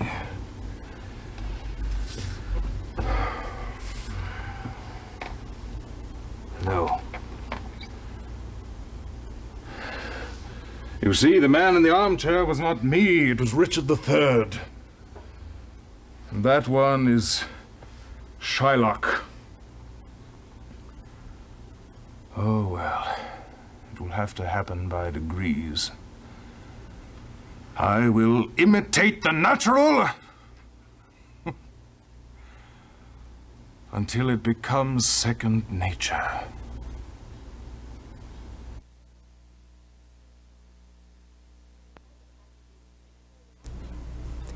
As an actor, Keene can perhaps see the human situation a little more clearly than the rest of us. For as he watches himself playing his roles, it is as though he looked into a series of mirrors, finding image upon image, and then discovering that he cannot decide which is the real Keene. The answer, of course, for the existentialist is that there is no real Keene. For one cannot say of a man that he is anything in the way that the tree is a tree or a table is a table. There is, as it were, a little film of nothingness between a man and his acts. And here, according to Sartre, is where bad faith enters in. It is just, says Sartre, as though man shifted back and forth between two meanings of the verb to be. In the past, one was what one was. In other words, a man was what his acts made him be. But in the present and the future, then the situation is different. Facing the past, the man in bad faith will attempt to say that he isn't really what his acts would seem to have made him. For example, I have, let's say, cheated on my income tax, pocketed a few extra items in the supermarket. And yet, I declare, I am not a thief, for I do not have the nature of a thief. Now, such bad faith is easy to detect. But what about sincerity itself? This may be a trap. It may prove to be a form of bad faith. For suppose a person says, I am an evil person. I am hostile to society. I am an outcast. And since I am a criminal or a thief, there's no point in my trying to be anything else. For this is what I am, and I can't change it. This becomes perhaps a more serious form of bad faith, the seeming sincerity, than the insincerity. One might recall the old story of the man who was made to feel by an old-fashioned minister that he was totally evil and depraved. As the limerick puts it, at Ipswich, when the preacher had quitted, a young man said, "Ah, now I've hit it. Since nothing is right, I'll go out tonight, find the best sin and commit it." But bad faith is not just an attitude toward oneself. It involves also an attitude toward others. In general, we may say that bad faith consists in accepting absolutely the customs and the outlook of the society around one, as though it were absolutely true for eternity. And more than this, it consists in identifying a man with some accident of his situation, his social situation, his religion, his race, or what he happens to have done in the past. Simone de Beauvoir, in her book, The Ethics of Ambiguity, discusses bad faith in connection with a society with oppressed and oppressors. It is common, she says, for the oppressors to deny the oppressed education and everything which would help lift them above the level of sub-men. And then the oppressors look around them and say, "But can I possibly be on an equal basis with such animals as these?" In prejudice, one can see most easily of all the structure of bad faith. The prejudiced man pins all others than himself to some accident of birth or religion or situation, and then he feels that he has, in contrast, a position which cannot be assailed. No matter what he does not have to win his place in the sun. He is what he is. He has the impenetrability of a rock. Sartre says that no man is ever simply an anti-Semite or an anti-Negro, for example, but that anti-Semitism or one of the other prejudices is not an opinion. One can't change the prejudiced man by showing him an array of facts so that he will modify his opinion. But prejudice is a global attitude. And the man who is prejudiced in one respect will be prejudiced in every other respect. For what he fears is the truth about man, that he is what he makes himself. And consequently, he wants to keep men always attached to some mere accidental property of their being. We can see an especially amusing example of this in Sartre's play, Nekrasov. In one scene, a thief has been caught in the apartment of a very respectable householder. See below, the man of the house has just called the police. Do I look like a murderer? What a misunderstanding. I admire you, and you think I want to cut your throat. I admire you. Let me look at the honest man in his full and splendid majesty. Suppose I were to tell you that I tried to kill myself just now in order to escape my pursuers. Don't try to get around me. Splendid. And suppose I were to take a vial from my pocket, swallow the contents, and drop dead at your feet. Well? What would you say? I'd say the rogue had saved the law a job. The quiet certitude of an irreproachable conscience. It is easy to see, sir, that you have never entertained the slightest doubt about what is right. Of course. And that you don't subscribe to those subversive doctrines which hold the criminal to be a product of society? A criminal is a criminal. Splendid. A criminal is a criminal. That's well said. Ah, sir, there's no danger that I touch your heart by telling you the story of my unfortunate childhood. It would do you no good. I had a tough childhood myself. And little you'd care that I'm a victim of the First World War, the Communist Revolution, and the capitalist system. There are others who are victims of all that. Me, for example, and who don't stoop to thieving. You have an answer for everything. Nothing saps your convictions. Ah, sir, with that bronze forehead, those enamel eyes, and that heart of stone, you must be an anti-Semite. I should have known it. Are you a Jew? No, sir, no. And I'll admit to you that I share your anti-Semitism. Don't be offended. Share is going too far. Let's say I pick up the crumbs. Not having the good fortune to be honest, I don't enjoy your assurance. I have doubts, sir. I have doubts. That is the prerogative of troubled souls. I am, if you like, an aspiring anti-Semite. What about the Arabs? You hate them, don't you? That's enough. I have neither the time nor the inclination to listen to your nonsense. I ask you to go back into this room immediately and to wait there quietly until the police arrive. I'll go back in the other room. But just tell me that you hate the Arabs. Yes. Say it better than that, just to please me. And I'll swear to you it's my last question. They ought to stay where they belong. Wonderful. Sir, I take off my hat to you. You are honest to the point of ferocity. After this brief tour of the horizon, our identity of views is plain, which doesn't surprise me. What honest people we scoundrels would be if your police would give us the chance.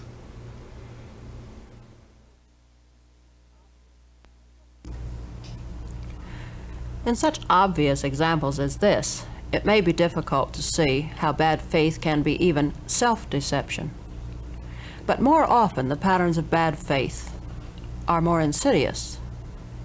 The most subtle of all, perhaps, is in a book by Albert Camus called The Fall. The title is applied ironically to the self-recognition of its hero. Clemence was a brilliant defense attorney, and then, at the height of his professional and social success, he felt that everything was undermined, as he had come gradually to see that all of his loudly proclaimed love of humanity, all of his many acts of altruism were simply manifestations of self-interest, of self-love. And so he gave it all up and went to a bar at the side of the sea, grabbing hold of anyone he could find to listen to him, and launching into a long monologue of denunciation. In part, this was an attack against the whole human race, and Clemence listed, rather gleefully, all of the crimes and atrocities of humankind. And sometimes he became more subtle, pointing out, for example, our inability to love.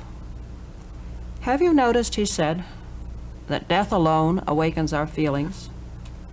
How we love the friends who have just left us? How we admire those of our teachers who have ceased to speak, their mouths filled with earth? Then the expression of admiration springs forth naturally. That admiration they were perhaps expecting from us all their lives. But do you know why we are always more just and more generous toward the dead? The reason is simple. With them, there is no obligation. They leave us free, and we can take our time, fit the testimonial in between a cocktail party and a nice little mistress in our spare time. If they forced us to anything, it would be to remembering. And we have a very short memory. No, it is the recently dead we love among our friends. The painful dead. Our emotion. Ourselves, after all. That's the way man is, my friend. He has two faces. He can't live without self-love. But Clemence's denunciation is not just of mankind in general. As he goes on, he goes more and more into the nature of a personal confession, showing how gradually in his life in Paris he had discovered that every single act was really but one more stone in the monument of self-pride. The crisis, he said, occurred one night as he stood on the bridge over the Seine. From a distance he heard muffled cries for help, and out of fear of danger, and even more, dislike of the necessary discomfort involved, he failed to jump in and save the drowning woman. Then the image shattered, and he fled from Paris to his bar and his listening victim.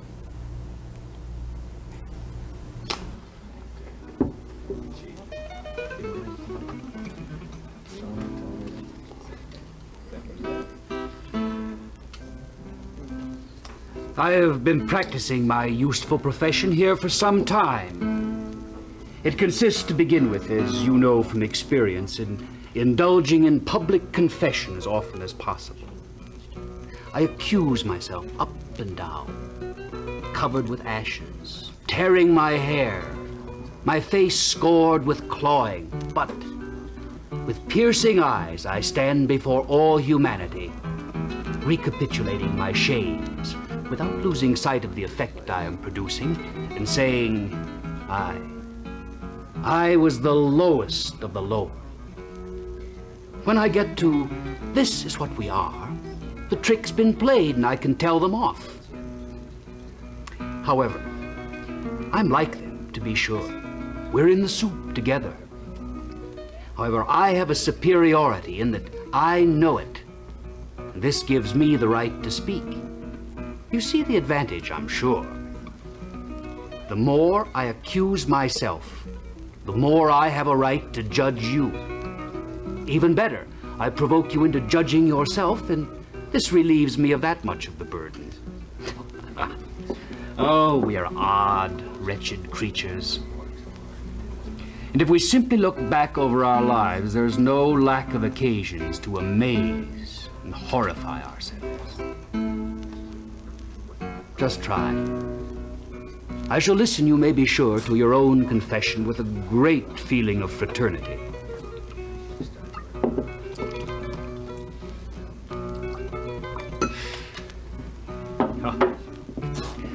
Are we not all alike? constantly talking and to no one. Forever up against the same questions, although we know the answers in advance. Then please tell me what happened to you one night on the quays of the Seine, and how you managed never to risk your life. Yourself.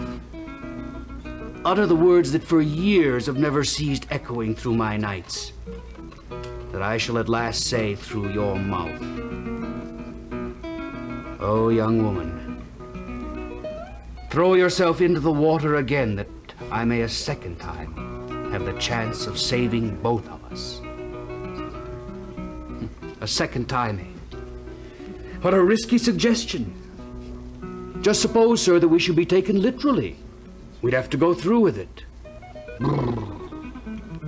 The water's so cold. But let's not worry. It's too late now. It shall always be too late. Fortunately. The question is whether Clemence at long last really is in good faith or not. Whether his grim self-portrait is as he intended, the proper mirror of all mankind. Some critics have said that it is, and that Camus, for his part in this book, has pronounced his own condemnation of men, and that he is confessing the failure of humanism. One writer has gone so far as to say that the only logical step for Camus would have been to retreat into the church and to confess his need for divine grace, that man cannot go it alone.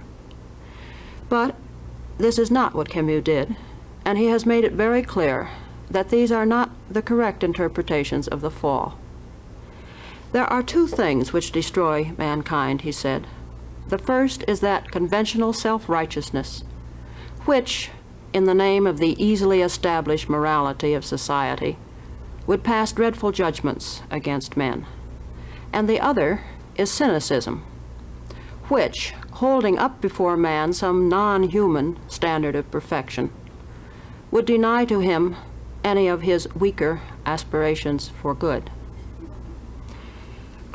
Camus says that his hero, with his guilty conscience, with his sense of sin, represents the attitude in Europe which has condemned mankind finally, which ends up by killing and by putting men into concentration camps. This would mean that Clemence actually represented both of the attitudes, both the self-complacent virtue in what we might call his days of grace, and the cynicism at the time of his fall. Camus says, "I detest virtue that is only smugness. I detest the frightful morality of the world, and I detest it because it ends, just like absolute cynicism, in demoralizing men and in keeping them from running their own lives with their own just measures of meanness and of magnificence." Perhaps we may say that good faith consists in accepting men in spite of their evil for the sake of their potential good. If this is true, then bad faith is any device which either pretends that the meanness is not there in man, or that we should, for any reason whatsoever, give up our never-ending struggle to attain the magnificence.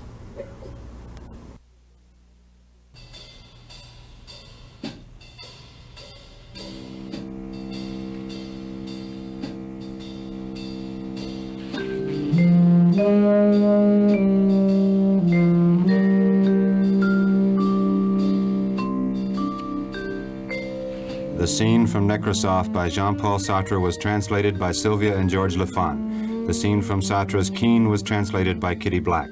Both works are published by Alfred A. Knopf under the title The Devil and the Good Lord and two other plays.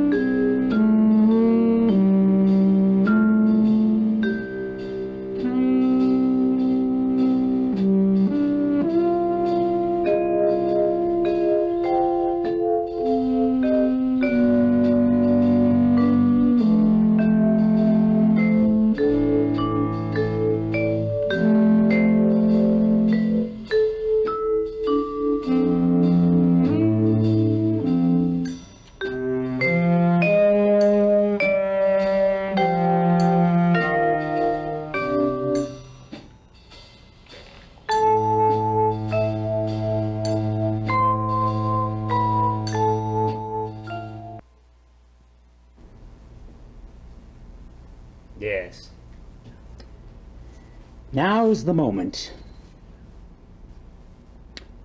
I'm looking at this thing on the mantelpiece, and I understand that I'm in hell. I tell you, everything's been thought out beforehand. They knew I'd stand here at the mantelpiece, stroking this thing of bronze, and all those eyes intent upon me, devouring me. What? Only two of you. I thought there were more.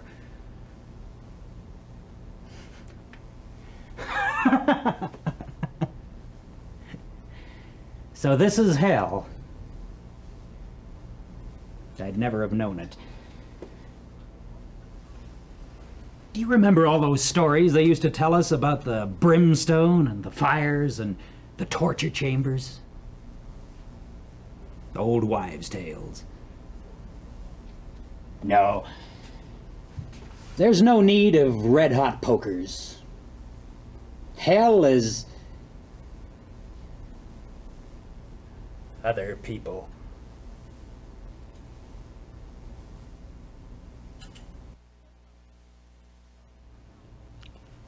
Hell is other people. So says Sartre in his play, No Exit. I suppose that there are moments in all our lives when, frustrated by the difficulties of intricate human relationships, we agree with him. In this play, Sartre makes his point by showing how any relation which two people can set up is always threatened by the presence of a third. Two people may come to accept each other, even if in no better way than by agreeing to respect each other's lives. But the third person is always entering in, bringing his objective point of view, and consequently causing the whole structure to disintegrate. This, by the way, says Sartre, is the reason why lovers like to be alone. The very basis of the revelation of the other person's existence, according to Sartre, is the realization that someone is staring at me. We all know the experience. I'm sitting, let's say, on a bus, an almost empty bus, and I start talking to myself or making some sort of awkward gesture or laughing aloud. Then I look up and I see that someone has watched me do it. And we all know the feeling of embarrassment, but why is it there? It doesn't mean that we've been doing something reprehensible. It means, according to Sartre, that we feel that we are simply objects, that we have an outside for the other person to judge, something which we can't control. Perhaps the best example of this is one of Sartre's. Suppose there is a man looking through a keyhole, watching something going on inside. Now, as he looks inside, as he watches this interesting episode, he is the only subject. The people in the world are absolutely objects, like the things in the world. But if someone comes down the corridor and finds him looking through the keyhole, then the situation changes. Because then his embarrassment is not due to any bourgeois shame at having been looking through a keyhole, but it's because he feels too acutely that he is like the objects he has been looking at. And at once he realizes he's both subject and object in the world. And this is a very disconcerting experience. What happens in this encounter with others is that there comes into being what Sartre calls a self for others. And this self for others, although it has no reality or true existence except in the mind of others, is nevertheless the thing by which I am seen and judged. For others, I am not the self which I am for myself, but I am that which they see. And I can never grasp the meaning of this self. Furthermore, I am accustomed to think of the world as being what I interpret it as being. But I realize sometimes, in bewilderment and pain, that my world is not the only world, that other people have made of the world what they like too. And I wonder then, well, which is the real world?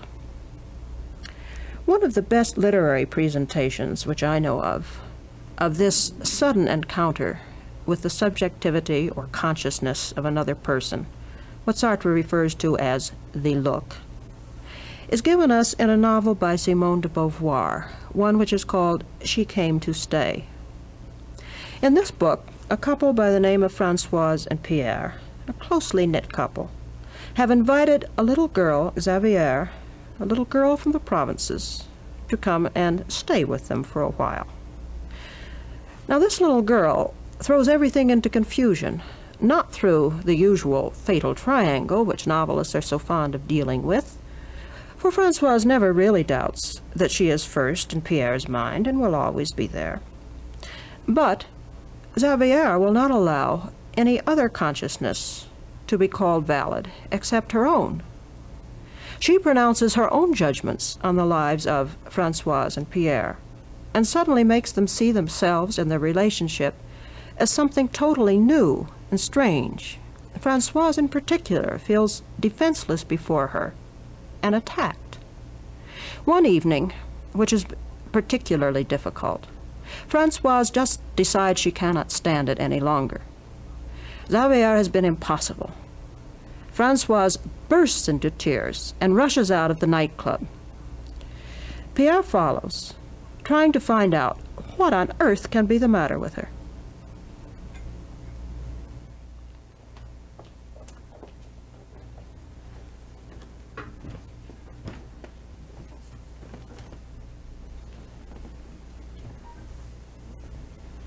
What's the matter? I don't know. Did I do something? No. Is it because of Xavier? Why did you cry then? You'll laugh at me.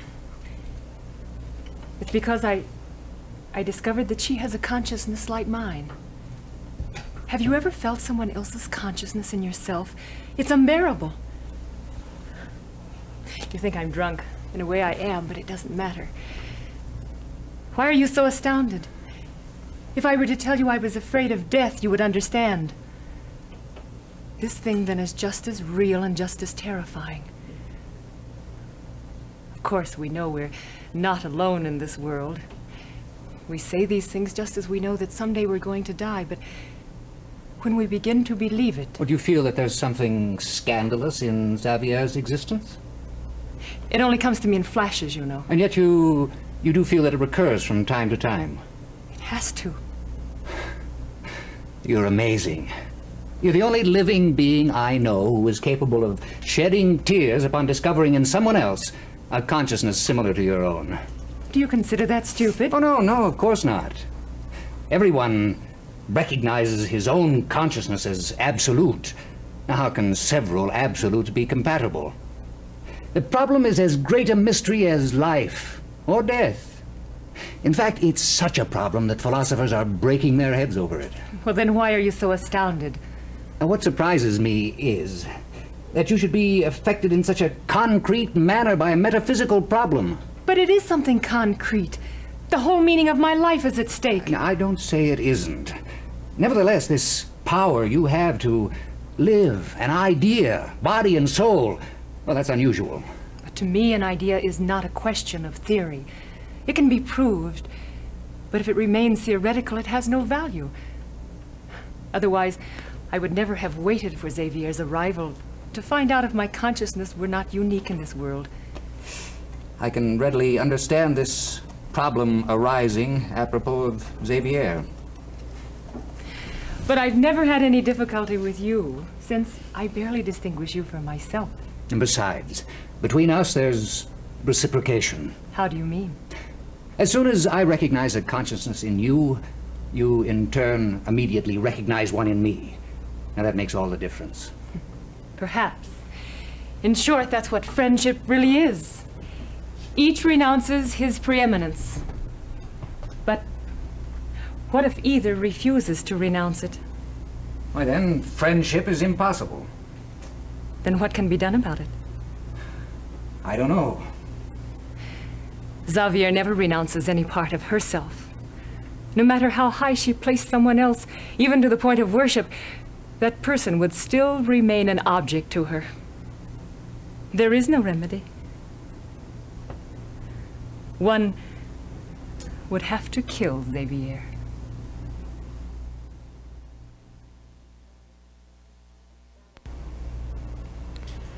In this battle to the death of consciousnesses, Françoise finally does kill Xavier.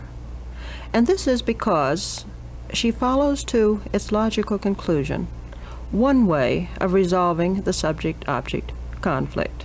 In this case, what we might call a metaphysical murder. If we are going to have a struggle of subjects and objects, one obvious way of dealing with the problem is to decide that I will be the only subject. I will not tolerate anybody else as being a subject to look at me. This is, of course, the path of domination, in the simplest form, what you might call staring the other person down. We all know people like this, people who can't tolerate any other person's way of life, who have to tell everybody else just how to live, who can't see any point of view except their own. In its most extreme form, this is sadism. The sadist wants to capture and imprison the subjectivity of the other's freedom, in his body. He wants to make the other feel that he is a thing at the sadist's mercy. By mental or physical torture, he tries to make the other feel that he is nothing except this panting flesh, dependent on the sadist's slightest command. But the sadist fails. He can't help it. In the first place, he can never capture a subjectivity. The extent to which he can control the other person is only the degree to which the other person is made an object. Furthermore, the other person's look is always there. At the moment of the greatest torture, still the victim may look at his tormentor, and in this look, the sadist is judged. A less bizarre way of remaining the sole subject in the world is the path of indifference, a kind of self-willed blindness. Sartre points out that some people manage to maintain this state of blindness for almost a lifetime, going on forever with only occasional, brief, terrifying moments of the revelation of the nature of the other. Such a person doesn't hate others, but he acts as if they were nothing but objects.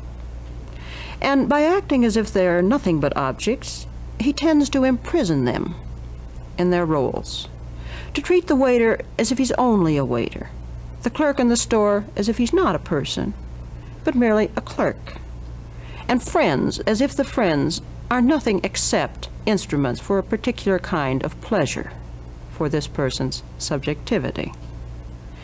But this path of indifference won't work either. In the first place, it's not only dishonest, it's dangerous. For at any moment, one of these objects in my world may suddenly look up at me, and I know that I have been judged. The look has been there, and I cannot erase it. And in the second place, I'm impoverished. For myself for others is necessary to me if I am going to reveal to myself what I am, what my possibilities are. And insofar as I refuse to let the other person pass judgment on myself for others, I am restricting my own growth. Now, even more extreme than the saddest position, and a kind of consequence of the failure of all of these efforts to be sole subject, there comes hate. This was François' way out. For hate, says Sartre, is basically the will to annihilate the other, to get rid of him completely. Again, it fails. Logically, if I'm going to annihilate the look of the other, I must annihilate all others, for I can never be sole subject unless there are no other people in the world. But aside from the fact that this is impossible, it can't succeed anyway. There will always be the memory of the other person's judgment. I would always have to live with the knowledge of what I had been for others. The opposite recourse is naturally to accept myself as being an object, to make myself only object. Here the extreme form is masochism, the opposite of sadism. The masochist is the person who finds it somehow delightful to have pain and domination from the other. It isn't because he enjoys the pain or the defeatism. It's simply that it's easier for him to let someone else be responsible for his being, rather than to try to take up the struggle of dealing with the world in which there are other people and being responsible for what one does. Rather surprisingly, Sartre puts love here as one way of making oneself an object. It is, of course, love in bad faith, and I should say that all these structures where we say that hell is other people are structures in bad faith. But before we try to consider just how love enters in here, we ought to look at another scene from a de Beauvoir novel. This one is The Mandarins. Here, Henri and Paula are having breakfast. They have lived together for a long time, thinking that they were in love with one another. And yet there's something in this scene which shows us clearly that at least one of the two is getting a little bit tired and finding the affair grown stale. What are you planning to do today? Nothing special. But what? Well, I think I'll call up my dressmaker and have her take a look at those beautiful materials you brought back. And after that? Oh, I always manage to find something to do. By that you mean you have nothing whatever to do. I've been thinking a lot about you during this past month. I think it's a crime for you to spend your days vegetating inside these four walls. You call this vegetating? When you love someone, you're not vegetating. But loving isn't a vocation. You're wrong. For me, it is a vocation. I've been thinking over what I said to you the other day. I'm sure that I was right. You must start singing again. For years I've been living exactly as I do now. Why are you suddenly concerned? But during the war, it was possible to be satisfied just to kill time. The war is over now. Listen to me. You're going to tell old man Graypaw that you want to go back to work again. I'll help you choose your songs. I'll even write a few for you. I'll ask the boys if they would care to try their hand at it too. Just wait and see the repertoire we get for you. Whenever you're ready, Sabrio will get you an audition. I guarantee that he can get you star booking at the Club 45. After that, you're made. Then what? Will I mean any more to you if you see my name on posters? Of course not. Don't be foolish. Why is it that you're not willing to try?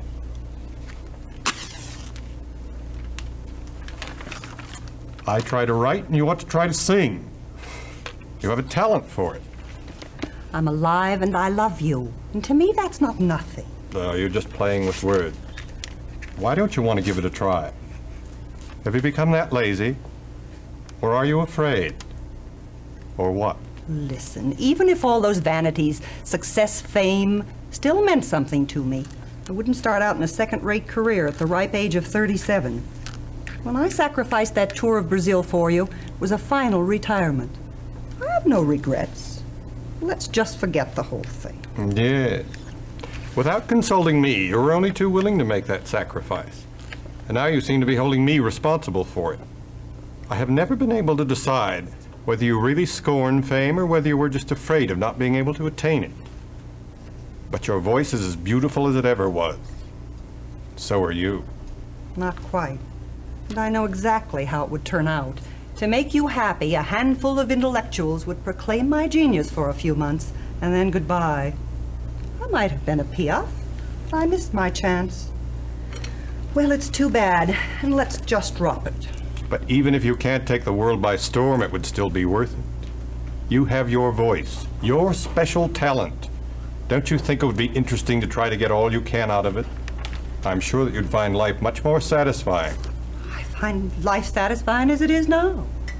You don't seem to understand what my love for you means to me. I do understand. But you won't do for love of me what I ask you to do. If you had good reason for asking, I'd do it. What you mean by that is you prefer your reasons to mine. Yes, because they're better. You've been giving me a purely superficial point of view, wordy reasons that aren't really your own. Whatever your reasons are, I simply don't understand them. All right, let's drop it. But I'm telling you, you're wrong. Are you going to work now? Yes. On your novel? Yes. Good.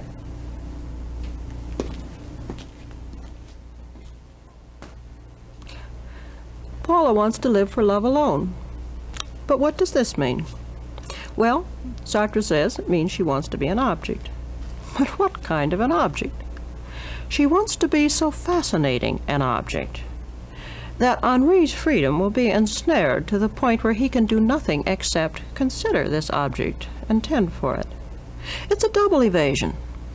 As is made very clear in this scene, Paula's wanting to live for love alone is at least in part due to the fact that she wants to escape the difficulties of a long career in which she's not quite sure of herself and her ability to carry through. And in the second place, what sort of love is this? Sartre says that love is a desire to maintain the other as subject, so that one can be object before him. But is Henri really free? Because Paula wants him to be free only so long as he devotes his freedom to her. And this is not much of a freedom. Now, Henri is wise enough to refuse. He is not going to be responsible. He wants her to live her own life and not make him the foundation of her being.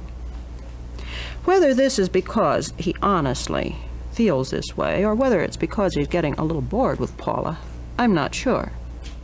But in either case, his attitude is more correct, let us say, than hers.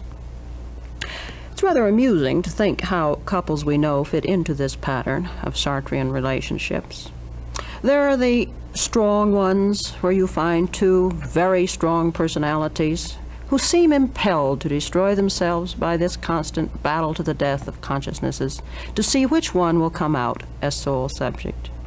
And then there are the uneven ones, some of the successful marriages where the strong personality and the weak personality get along together, the strong one being sole subject and the weak one being sole object. A balance, yes, but not really a healthy one. Offhand, it might seem impossible to have a relation where two people would each be trying to be made an object. But I rather think it happens. I think we all know cases where two people seem to find their whole reason for existence in each other's being. And yet, there's something pathetic about them. There's a sense in which, although they live for each other, they seem not to be really living in the world. De Beauvoir maintains that there is bad faith in the social structure involving the relation of the sexes.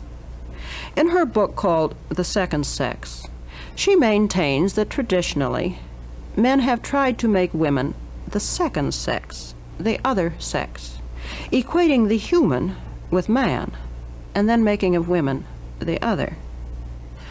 Some men, says de Beauvoir, do this cynically and openly. Women are toys, playthings. Others do it more subtly. They make of their wives or mistress the reason for their being, yes. But what she really is a talking mirror, sending back not a true reflection of the man, but the reflection which he has so carefully placed there. But this is all a broader thing than simply marriage or sex. We see it in family relationships, where parents love their child, oh yes, love the child so much that they devote their lives to creating him into exactly the object they want him to be. Or, on the other hand, love the child so much that they efface themselves completely, living only for and through the child, giving up all responsibility for a life of their own. And we see it everywhere. In the employee-employer relationship, the student-teacher relationship, even in the many unequal friendships that we see round about us. If we were to leave things at this stage, I am sure that we would all feel profoundly dissatisfied. Human relationships are often, perhaps usually, like this, but do they have to be? Is there not a love or a friendship in good faith? Of course there is, whether for an existentialist or for a non-existentialist. We've seen the germ of it already in the two scenes from the de Beauvoir novels. We saw how Françoise and Pierre agreed that in friendship one gives up the struggle for preeminence. One knows that when he recognizes the consciousness of the other is also recognizing his consciousness. And whatever his motives, Henri at least wanted Paula to live her own life, knowing that unless they grew separately, they could not grow as a couple together.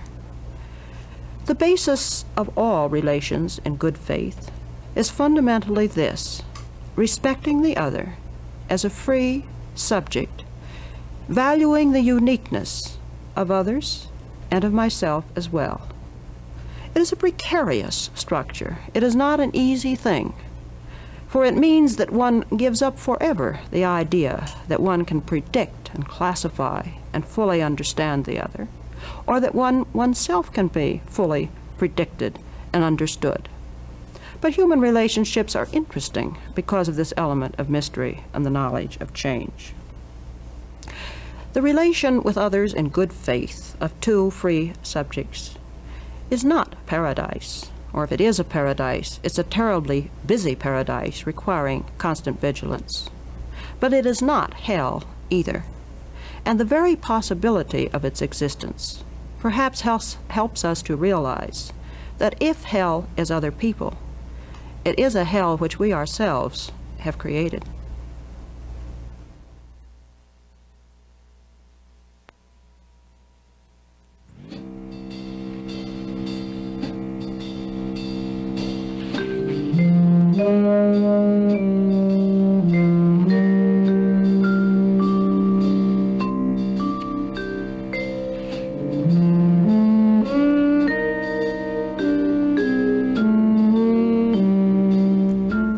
The scene from She Came to Stay was translated by Yvonne Moyes and Roger Senhouse.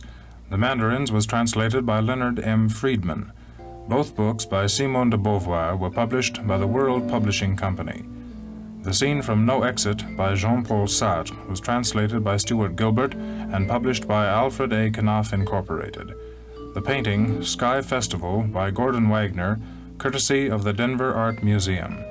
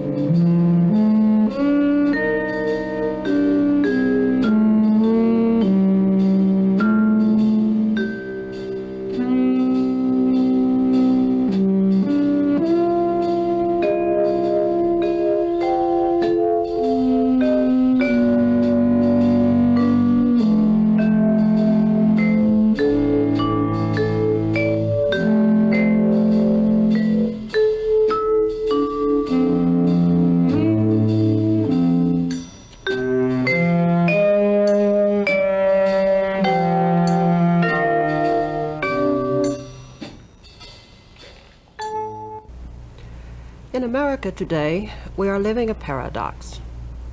We talk all the time about how important it is to get freedom for everybody. And I think myself that we are quite honestly trying to achieve this ideal. And yet at the same time, we are forever persuading ourselves that we are by nature not free. The psychologist tells us that we are merely the victims of our heredity and an environment, or puppets directed by the unconscious forces within us. The sociologist says that we and our values are wholly sociologically conditioned. And the advertisers try their best to make us want what they think we should want, and to hold that what they tell us is important to have, regardless of what we ourselves might choose. And this satanic trio, as the existentialist would call them, Madison Avenue, the sociologist, the psychologist, have persuaded many of us that we really are not free. And you will hear people arguing very vehemently that they are not free agents. The existentialists will have none of this. They maintain that man is free and that he ought to be free. But when they say that he is free and ought to be free, they are not uttering a paradox. For they believe that it is only when man recognizes psychologically his freedom that he is in a position to fight for political freedom. And they think that freedom from oppression is something which man ought to have, but that only when he is free will he work for it. This message was stated very early in a play of Jean-Paul Sartre's, The Flies. In the scene there, Zeus is talking to Aegisthus, warning him that he ought to kill Orestes and his sister before they manage to kill him in vengeance for his having murdered their father.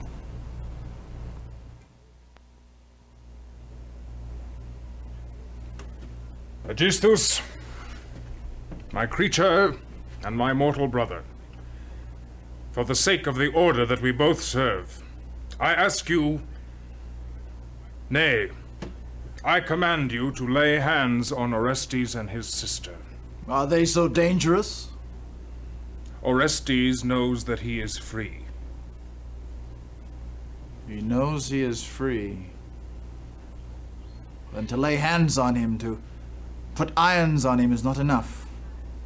One free man in a city is like a plague spot. You will infect my whole kingdom and bring my work to nothing. Almighty Zeus, why stay your hand? Why not fell him with a thunderbolt?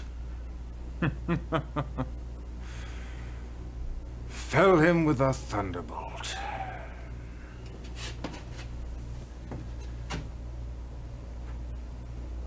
Aegisthus, the gods have a secret. Yes? Once freedom has kindled its beacon in a man's heart, the gods are powerless against him. It is between men and men. It is for other men to decide, and for them only, whether to let a man go his gait or to throttle him. Zeus says that the man who knows he is free may prevail against heaven itself. But is there any psychology to support such a theory? Certainly not the behaviorists, with its theory that man is an almost automatic system of stimuli and response, and not the Freudian doctrine either. But existential psychology does support the idea that man is free. Sartre, in his existential psychoanalysis, follows the general belief that freedom is not a proposition to be proved, but a fact to be experienced, and he appeals to our own experience in the present. We all know, or at least we've read in novels about, those sudden shifts in orientation. Everything from the kind of thing that happens in the religious conversion to a simple reorientation of our loves and hates, our attitudes toward the people around us, toward our patterns in life. We do, as a matter of actual fact, make a new choice of ourselves from one time to another. Or, to use Sartre again, you may all remember some time when you stood over a precipice, and you remember that vertiginous appeal from the depths below, almost compelling you to throw yourself over. And what's so horrifying about that experience is not the fear of falling, but the realization that nothing prevents you from going over. You could suddenly, despite everything in your past, give in and just go. Naturally, the determinist says that this is all an illusion, that in reality your decision to go over or not is caused. But what about this cause? Does it come from the past? The determinist always views the past as if he were a historian. It's very easy, since things have happened as they did happen, to look back and pick out the connections and the patterns. But this is to evade the real question. For the real question is to whether these patterns, these connections, had to be what they were, or whether they might just as well have been something else. If the determinist is to be absolutely convincing, he must predict the future, and I know of no determinist who has pretended to do so. I think in reality we have two meanings when we speak of the past, and we don't always keep them separate. First, there is the past of our objective acts and events, and in this sense the past was what it was, and it will never change. But there is another sense, and that is that the past influences us. And when we say that the past influences us, what we are doing is saying, my past is such and such. We are talking now about the meaning of the past. And this is something which we are constantly remaking every moment of our lives. If at the age of 18 I was guilty of some shameful act, or for that matter, if I had a religious experience, it was what it was. But what is it now? Is it a determining force in my life, or do I regard it all as a momentary aberration? Do I refuse to look at it and involve myself in self-deception? Or do I say, this was the real me, and I'll always be that me? Only I can decide. The same thing happens if we look at environment. We talk about being influenced by our environment. Well, let's take an example. Suppose you're born in a small town. There are many choices open to you. To take the simplest, you can either conform so absolutely to the mores of your small town that you become the very biggest frog in this little puddle. Or you can make it an excuse. What chance have I had stuck in a place like this? Or you can make it your reason for working every bit as hard as you can and get to New York or Paris and start a new life. The same thing happens no matter what phase of our lives we're looking at. If our parents were over strict, okay. Do we become what they tried to make us? Do we revolt hostilely and perhaps foolishly, destructively? Or do we take our background as a challenge to work out something new, which we can justify even before our parents' assurance? And even if it's a matter of a physical handicap, suppose I have only one arm. Am I going to show I can be an athlete despite all? Or will I try to make myself something else? Now one might say, okay, I'll go so far, but this is to assume that man is always rational and conscious. But are there not unconscious influences? What of the whole Freudian school? Here the existentialist takes a firm stand. He declares that the doctrine of an unconscious, capital U, is either a falsification or a device in bad faith. There's an illuminating scene about this in The Mandarins. Anne, herself a psychoanalyst, is talking with Paula, who had retreated further and farther from reality until she finally had to go to a psychiatric clinic. They are talking about her so-called cure.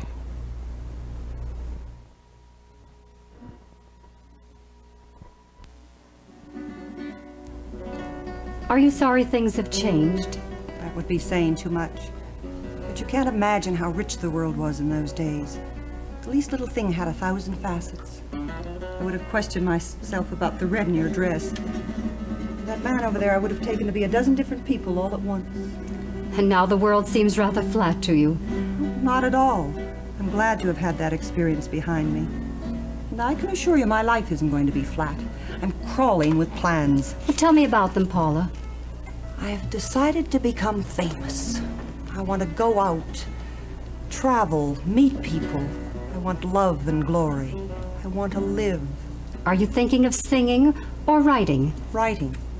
A book in which I'm going to tell about myself. I've given it a lot of thought. It won't be an amusing story, but I believe it'll create quite a sensation. Are you planning on fictionalizing it, or are you going to tell it as it really is? Right now, I haven't decided on a form.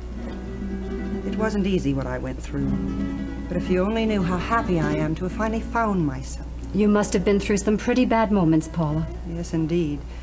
There were days when everything seemed so funny I almost died laughing. And other days were pure horror. They had to put me in a straitjacket. Well, Dr. Madras is good, isn't he? Oh, he's wonderful. It's extraordinary with what certainty he found the key to the whole story. Although I must admit I didn't offer much resistance. Is the analysis over? Not completely. The main part is done. I never told you about my brother, did I? Never. I didn't even know you had a brother. He died when he was 15 months old. I was 4. It's easy to understand how my love for Henri immediately took on a pathological character. Henri was also 2 or 3 years younger than you, wasn't he? Exactly. That explains my childish jealousy gave rise to a feeling of guilt, which explains my masochism in connection with Henri. I made myself a slave to that man. I gave up all personal success for him. I chose obscurity, dependence. And why? To redeem myself so that through him my dead brother would eventually consent to absolve me. Well, I think I made a hero of that man. A saint. Sometimes I could burst out laughing just thinking about it. Have you seen him again? Oh, no, I won't see him again. He took unfair advantage of the situation. I'm quite familiar with the kind of explanations Dr. Madras has used. Yet to release Paula, it was necessary to reach back into the past in order to destroy her love. But I think those microbes which can't be exterminated except by destroying the organism they are devouring. Henri's dead for Paula, but she's dead too. I don't know that fat woman with the sweaty face and the bovine eyes who's swilling scotch beside me. Anne is a very unconventional psychoanalyst, and obviously de Beauvoir has set up this scene to satirize the belief of the Freudians. There are many things here which we could comment on. For example, the new, cured, and adjusted Paula. Is she any better, really, than the earlier Paula who had had her hallucinations? But the chief thing which is involved here is the attack on the idea of the Oedipus complex as something which can be used to explain anybody at all, or if not the Oedipus complex, at least childhood experiences which have been forgotten and yet somehow determine us. And always, of course, the determinism is in terms of the unconscious. In Paula's case, we can see how ludicrous it all is. Somehow or other, the idea that this brother, whom she had not thought enough of consciously, even to have mentioned him, has unconsciously been dictating her whole adult life. We somehow don't believe it. But before blaming Paula too much, we should ask ourselves just how much of the modern world does live by the belief in the unconscious. Sometimes I wonder if people could do without the unconscious with any less difficulty than without the concept of God. It's such an alluring thing. It's so easy to say, well, my childhood experiences have undoubtedly made me this way. There's not much I can do about it. I don't really understand why I do the strange things that I do, but this is the way people are. There is a real me somewhere there down in the mysterious depths, and I can't find this me, but it's there directing my conduct. It's a very alluring way of avoiding the responsibility of doing something about ourselves and changing. Sartre feels and says that the concept of the unconscious is absolutely incorrect because it escapes the realization of what consciousness itself actually is.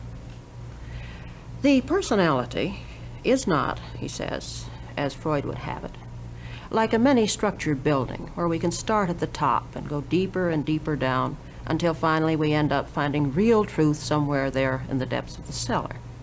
Instead, consciousness for the existentialist is simply a process whereby we relate ourselves to the outside world. Immediately, someone may ask, but this is nonsense, isn't it?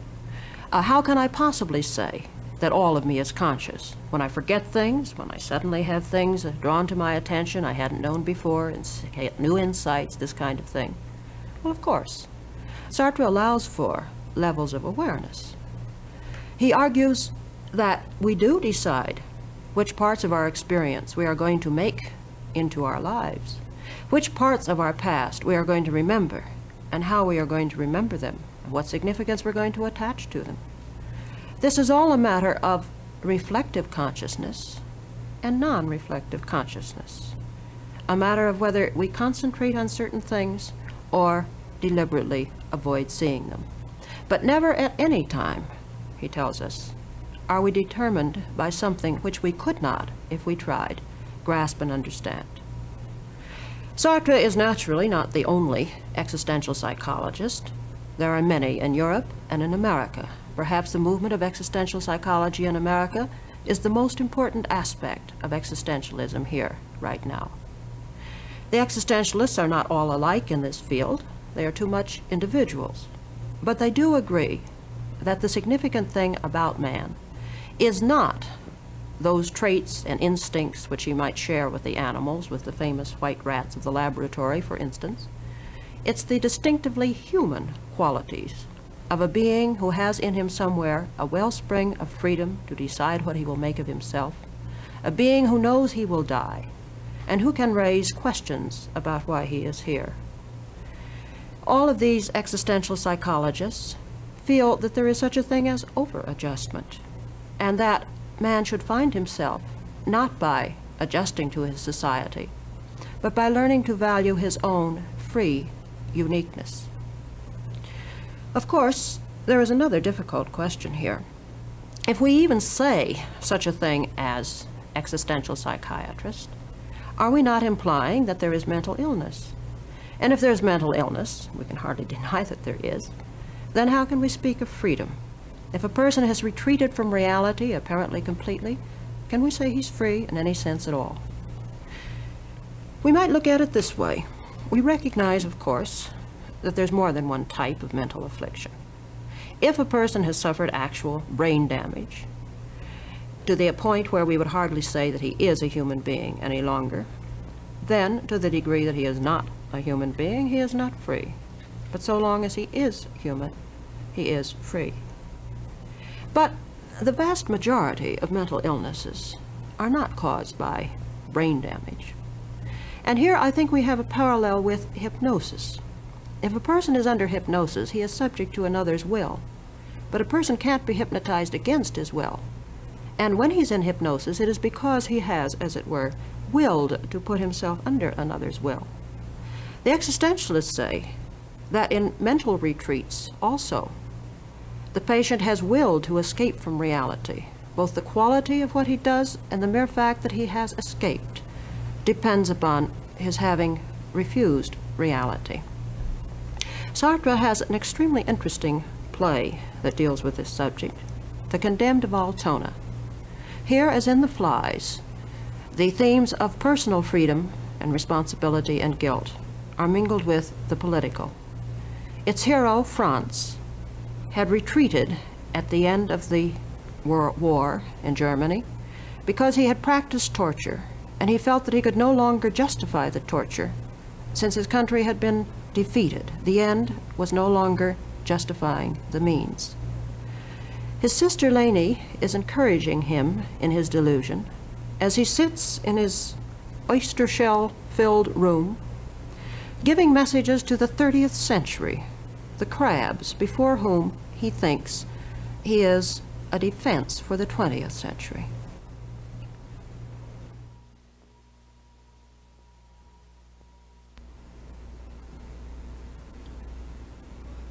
I'm discovering the horrible truth.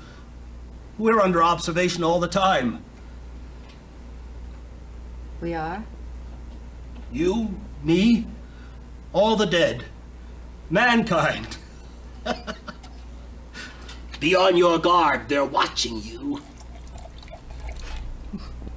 Laugh while you can, my lady. The 30th century will arrive like a thief in the night, and you'll find yourself in the middle of them. What if we are already there? Where? In the 30th century. Be on your guard. If the crabs are watching, you can be sure they'll find us very ugly.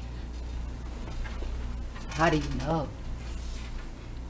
Crabs like crabs, it's only natural. Suppose they were men. In the 30th century, if there is a man left, he'll be preserved in a museum. Will the crabs do that? Yes. They'll have different bodies and therefore different ideas. What ideas, huh? What? Can you grasp the importance of my task? The exceptional difficulty? I'm defending you before judges I haven't the pleasure of knowing. Working blind. You drop a word here to the judge and it tumbles down the centuries. What will it mean up there?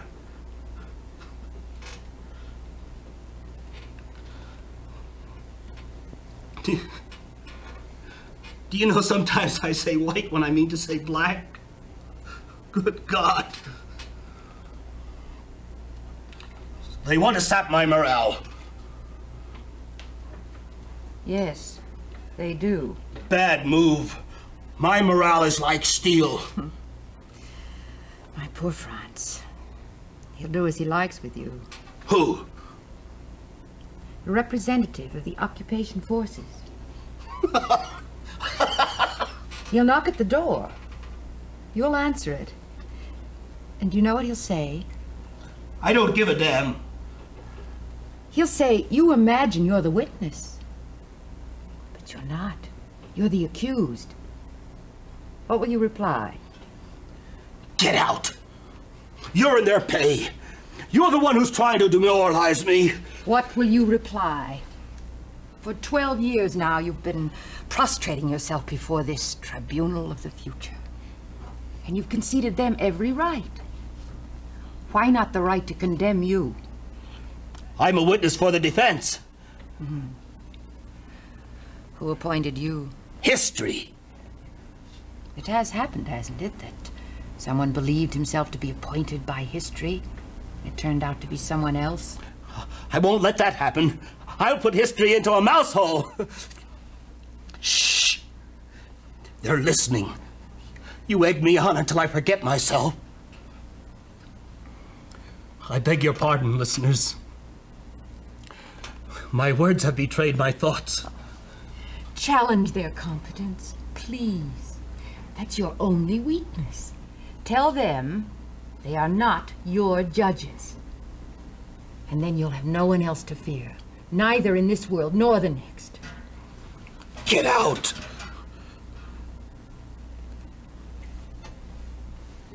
I haven't finished cleaning up. Very well. I'm going to the 30th.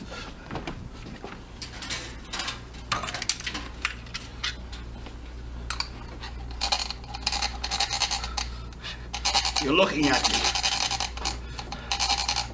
I forbid you to look at me. Will you take your eyes off me? I will if you'll speak to me. You're driving me mad. You'd like that, wouldn't you? Very well. You want to look at me? Then do so. Left, right, left. Stop. Right, left, right, left. Please, stop! Right. What's the matter, my beauty? Afraid of a soldier? I'm afraid of despising you.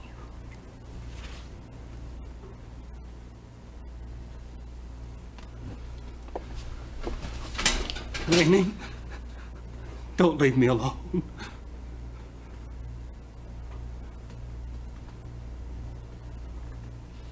Do you want me to stay? I need you, Lainey.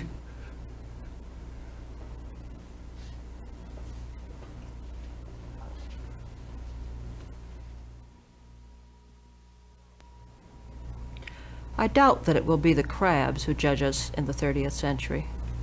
But Franz is right in saying that we will be judged by the 30th century and by any century, so long as there are men alive to look upon our actions and to judge them. The psychology of freedom is a harsh, a pitiless, and almost a terrifying psychology, for it gives us absolutely nowhere to turn for excuse.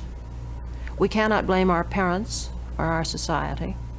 We cannot even take refuge in the idea that our mental afflictions have caused us to do what we have done, or that being an alcoholic is an excuse for our behavior, or that having any other kind of handicap has made it impossible for us to lead better lives. and this really puts man entirely on his own and alone. But it is a dignity which is involved here. Man has the burden of the whole world on his shoulders, and if he can change, then there is hope. It is determinism which is the hopeless thing, for it says there's no way out. Others have made us what we are, and there's nothing we can do. The philosopher Kant said that our sense of moral duty implies the freedom of our will. I ought means that I can.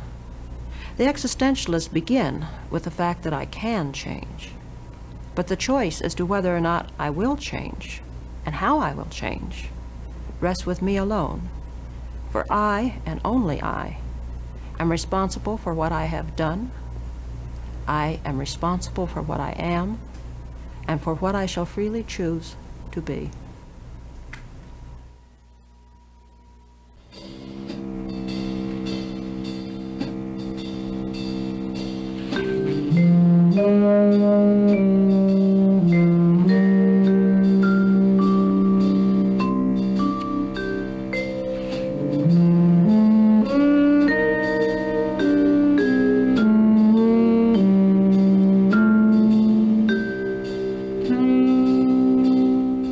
The scene from The Mandarins by Simone de Beauvoir, translated by Leonard M. Friedman, is published by the World Publishing Company. The scene from The Flies was translated by Stuart Gilbert. The scene from The Condemned of Altona was translated by Sylvia and George Leeson. Both plays by Jean-Paul Sartre are published by Alfred A. Knopf Incorporated.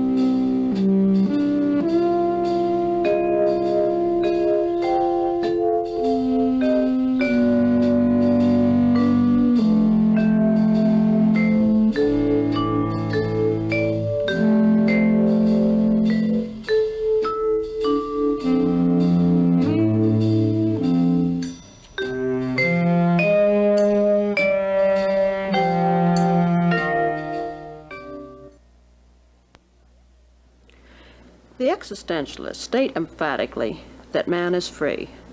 But if every man is free, then there exists, paradoxically, at least one limitation to my freedom, and that is the freedom of the other person. Thus, at the outset, we find a paradox. Freedom and responsibility are inseparable. What does this word responsible mean? First of all, it means acknowledging oneself as the author of an act. So that if I have led a responsible life, this means that I am willing to admit that the life which I have led has been one in which at each moment I said to myself in so many words or by implication, this is the life I have freely chosen to make. I do not pretend that it could have been otherwise if other people had made it different. In this sense, it's easy for us to see that we are responsible for others as well. For in the course of my existence, I am bound to do many things which inevitably affect the life within which the other person makes his choices. Therefore, I am the author of the circumstances in which he has chosen. But responsible has another meaning as well, and this refers to the idea of obligation and recognizing an obligation, being willing to answer a demand, whether it is spoken or unspoken. William James stated that we have all the elements of an ethical system the moment we have two loving souls on a rock. And this is all that it takes, just one person to exert a claim upon me, which I am willing to acknowledge as in some way valid. The existentialists declare that one's freedom is responsible in both of these ways, that we should care for the other person, we should recognize the demand that he makes upon us. They start out by saying that I have to recognize the other, for I need the other in order to know myself. As I develop gradually over the years my idea of myself, this is inevitably influenced by the image of myself, which I seem to see in the other person's eyes. And as I judge him, I have to exert more or less the same judgment upon myself, and I am aware, too, that he is judging me. What he thinks of me is part of my data. I am trapped by my own imagination. Jean-Paul Sartre has dealt with this theme in his play, The Devil and the Good Lord. In one scene, a forest scene, Goetz and the priest Heinrich have met to settle a bet. Goetz had bet that he could do nothing but good for a year. He learns that he has miserably failed, that when he thought he was least acting, he had acted most. He finds out one other thing, too, that he needs the other, and especially an enemy, in order to know who he is. The meeting takes place in the presence of Hilda, the girl Goetz loves.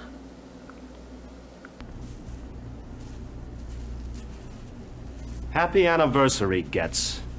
Happy anniversary, Heinrich. The peasants are looking for you, to kill you. I had to run to get here before them. To kill me? To hell with it. They do me an honor. I thought I'd been completely forgotten. And why do they want to kill me?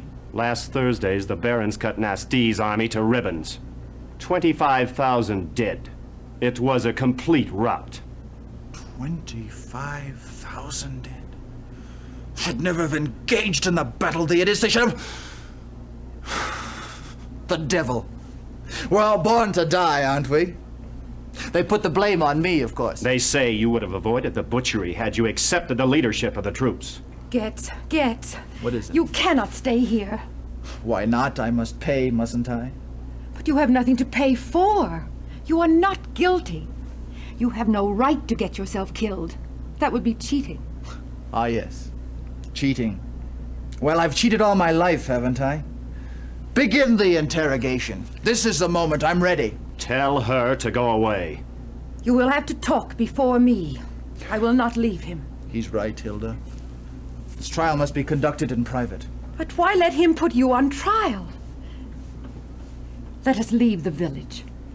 Hilda, I need to have someone judge me. Every day, every hour, I condemn myself. But I cannot convince myself because I know me too well to trust in myself. I cannot see my soul anymore because it's under my very nose. Someone must lend me his eyes. Take mine. No. You cannot see me either. You love me. Heinrich hates me, therefore he can convince me. When my thoughts come from his mouth, then I can believe in them. As human beings, we live outside ourselves. Since nobody ever is, or could be, a Robinson Crusoe from the moment of his birth, my being is affected at its very heart by my awareness of the other. I cannot judge him without knowing that at the same time I am opening myself to his judgment, and I am aware that as I judge him, I will be called upon also to judge myself in the light of what I have thought of him. Simone de Beauvoir points out that in my relations with others, they enable me to escape the limitations of my own finitude. Life would be unimaginably impoverished if we were limited to just those things which administer directly and immediately to our own needs. But through my interest in the other, I expand my own experience. I can even, in a sense, escape my own mortality, for I can make a meaningful part of my life the projects of others until even what happens after my death is significant for me and makes my life worthwhile. Camus has attempted to connect the idea of revolt with the feeling of the oneness of mankind. When a man says, "I will go this far and no farther. I prefer to die rather than to suffer this shame or this suffering," then, says Camus, he is asserting that there is something which transcends him, which is a value which is there for all of mankind, and human solidarity emerges. As Camus expresses it, I revolt, therefore we are. Sartre speaks about the us object and the we subject. It is perhaps easier to feel one with other people in the face of some common threat. In political terms, the us object emerges when you have an oppressed group facing conquerors or oppressors. But if the oppressed group suddenly asserts itself to throw off the yoke, then a we subject emerges as they try together to accomplish a value which is the same for everyone. And in everyday life, we are constantly aware of the emergence of this we, whether it be in the chamber music concert or the football team, where we accomplish not only something which we couldn't do alone in an external sense, but we develop our own capacities, our own potentialities, in a way that we could never do by ourselves. Christianity and existentialism, the humanistic sort, both assert the infinite value of every human soul, for different reasons, of course. For the Christian, all souls are infinite because they were equally, metaphorically at least, the children of God.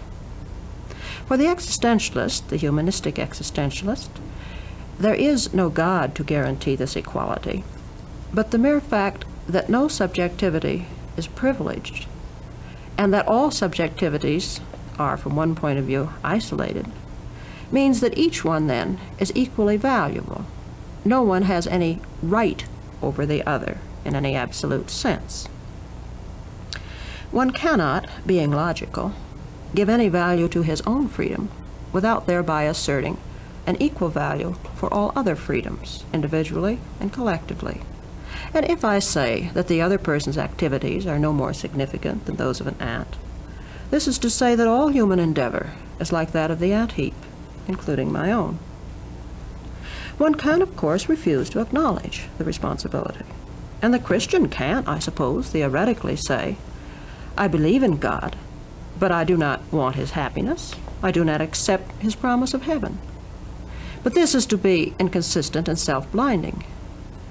An existentialist, too, may choose to be self-blinding, but we can call him mistaken and dishonest. This perhaps seems a little too abstract. Let's notice how de Beauvoir has worked it all out in her novel, The Blood of Others. This is laid in pre-war France. The two central characters are Jean, who feels perhaps too acutely his responsibility, and Hélène, who can't get beyond the personal at all to feel that others even exist. They are talking together on the evening when they have heard the news that Austria has been annexed by Nazi Germany.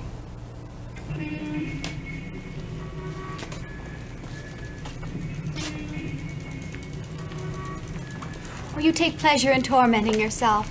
After all, it's not your business. Not my business. Well, I wish someone would tell me what is my business. There's your own life. Don't you think that's enough? But my life is made up with my relations of the remainder of mankind. Austria is part of my life. The whole world is part of my life. Quite. And these people who are passing us now are part of your life because you see them.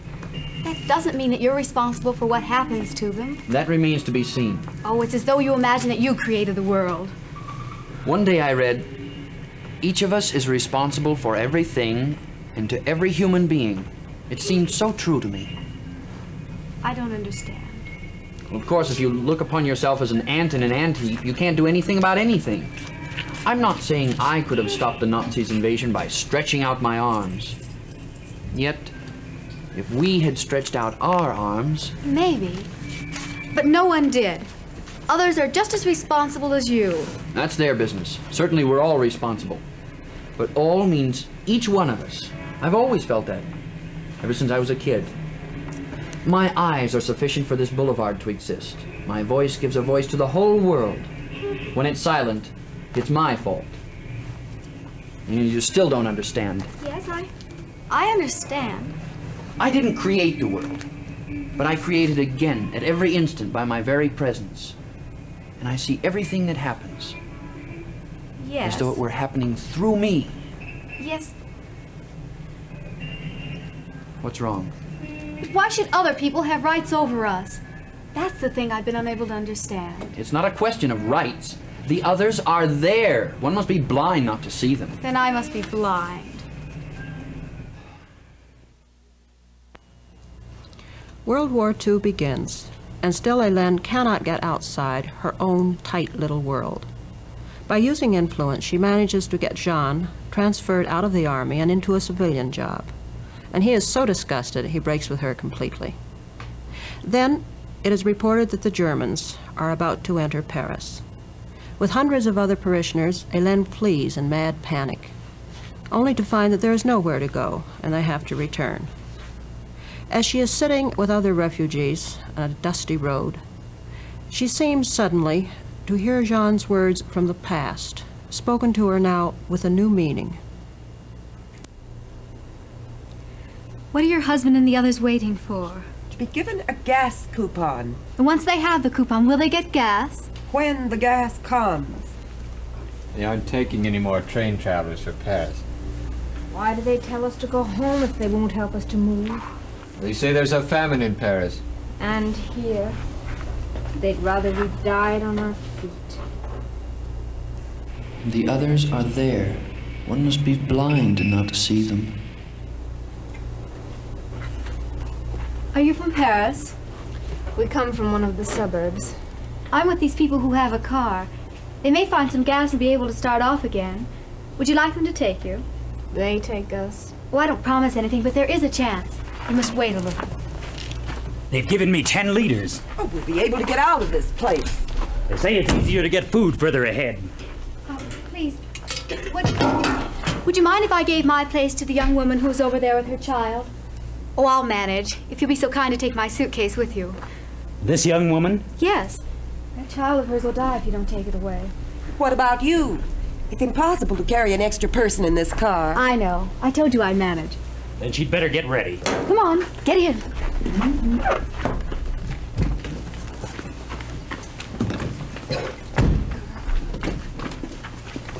Put your head.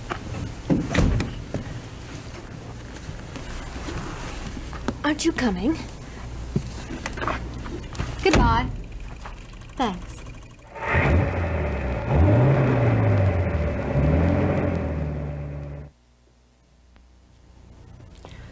Hélène has taken the first steps in the direction toward recognizing her responsibility for others.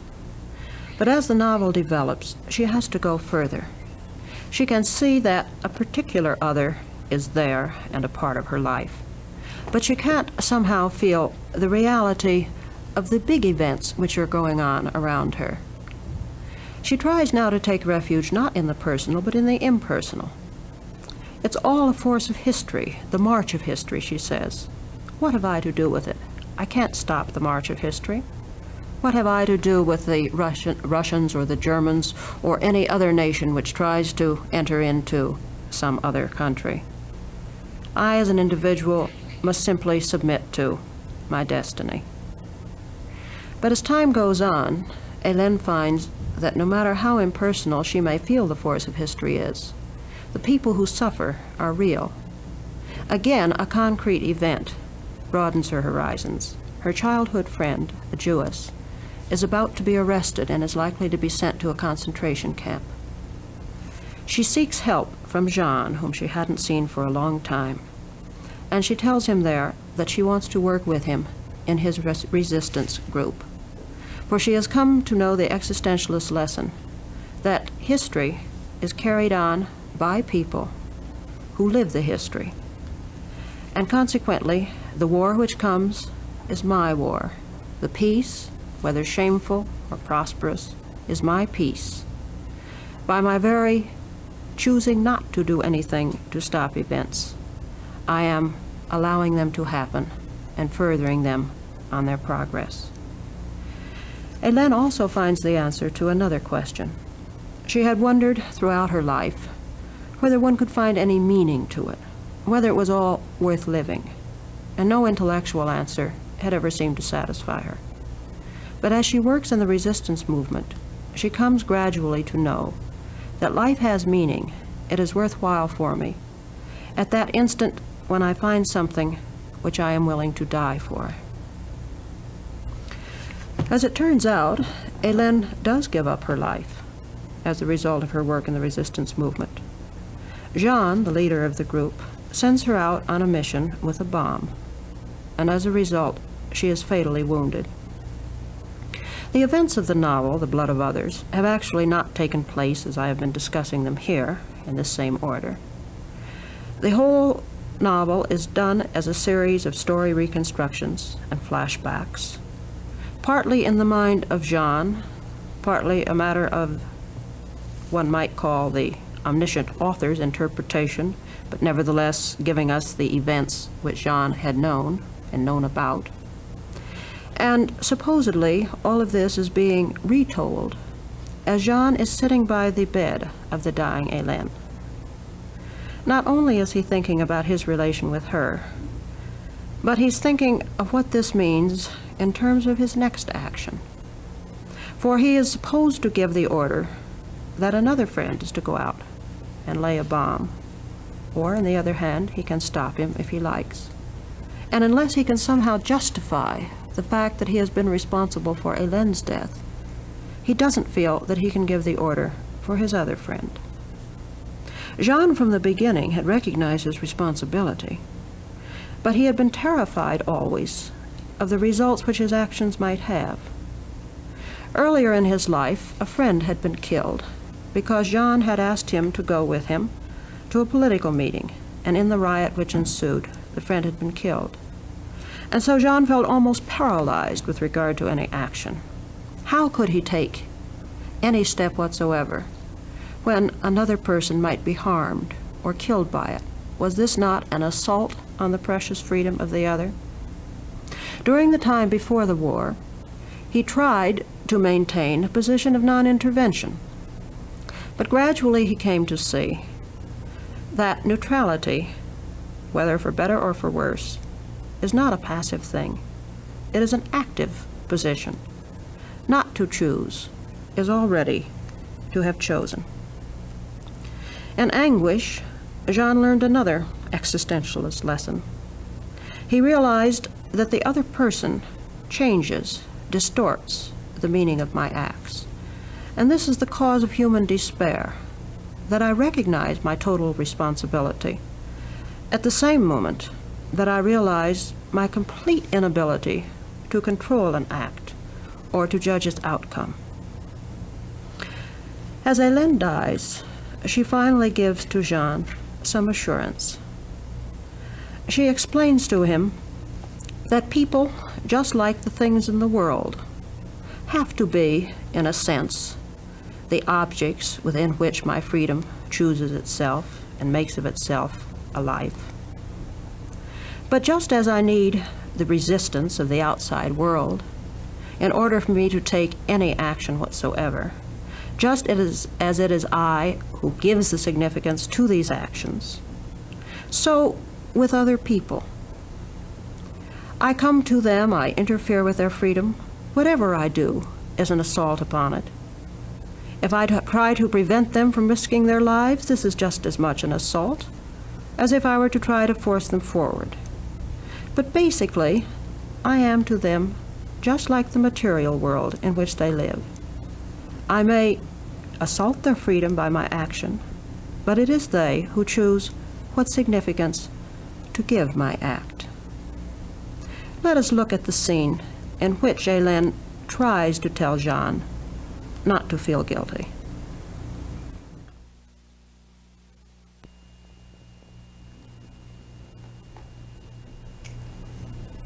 You awake? What did the doctor say? He didn't give much hope. I thought so. I don't mind. Hélène, you're here and it's my fault. Wherein lies the fault? It was I who wanted to go. But I could have forbidden you. You had no right to decide for me.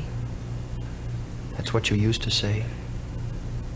But I let you choose.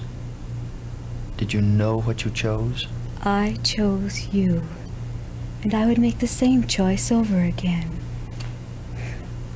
No, I wouldn't have wanted any other life. You didn't choose me. You stumbled against me as you stumble against a stone. And now... Now? But what is there to regret? Was it really so necessary for me to grow old? Is it true you regret nothing? Nothing. And above all, don't feel guilty. I'll try. You mustn't feel guilty. I did what I wanted. You were just a stone. Stones are necessary to make roads. Why, otherwise how would one choose a way for oneself? If it were true. But it is true. I'm certain of it. Why, what would I have been if I had never done anything? If I could believe you. Whom will you believe? When I look at you, I believe you. Look at me. I'm going to sleep for a little while longer. I'm tired. I must believe you. No harm came to you through me. Under your feet, I was an innocent stone. As innocent as the stones, as that piece of steel that tore your lung.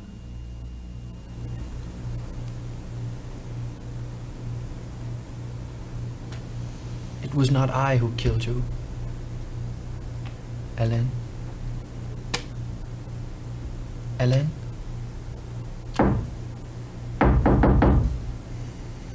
What is it? I want your answer. Yes, it's over. Did she suffer much? No. The time bomb can be laid within an hour. Do you agree or not?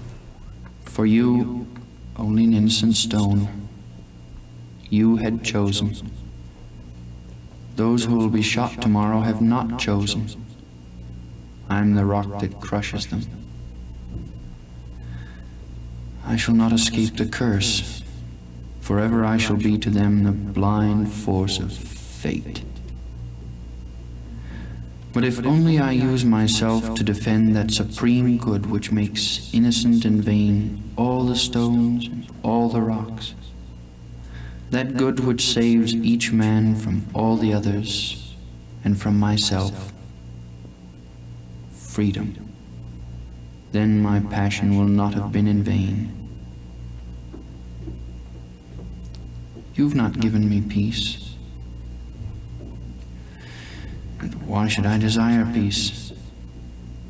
You have given me the courage to accept forever the risk and the anguish, to bear my crimes and my guilt which will rend me eternally.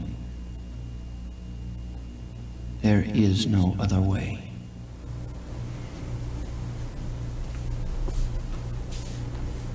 Don't you agree? Yes, I agree.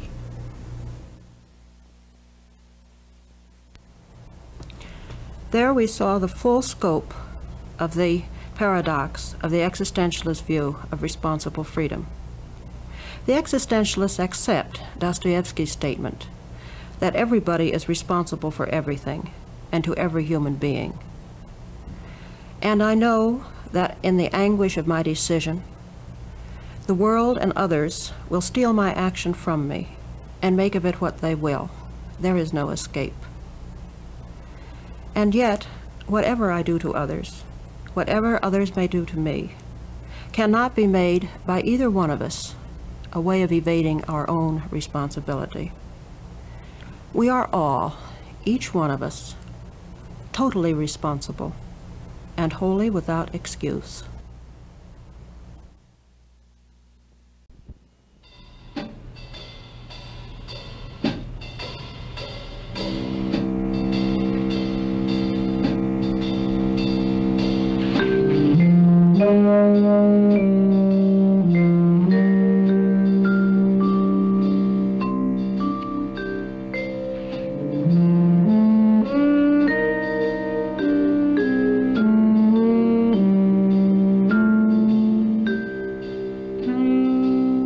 Material for Self-Encounter was taken in part from The Literature of Possibility, a study in humanistic existentialism by Hazel E. Barnes, published by the University of Nebraska Press. The Devil and the Good Lord by Jean-Paul Sartre was translated by Kitty Black. The Blood of Others by Simone de Beauvoir was translated by Yvonne Moyes and Roger Senhouse. Both books are published by Alfred A. Knopf, Incorporated.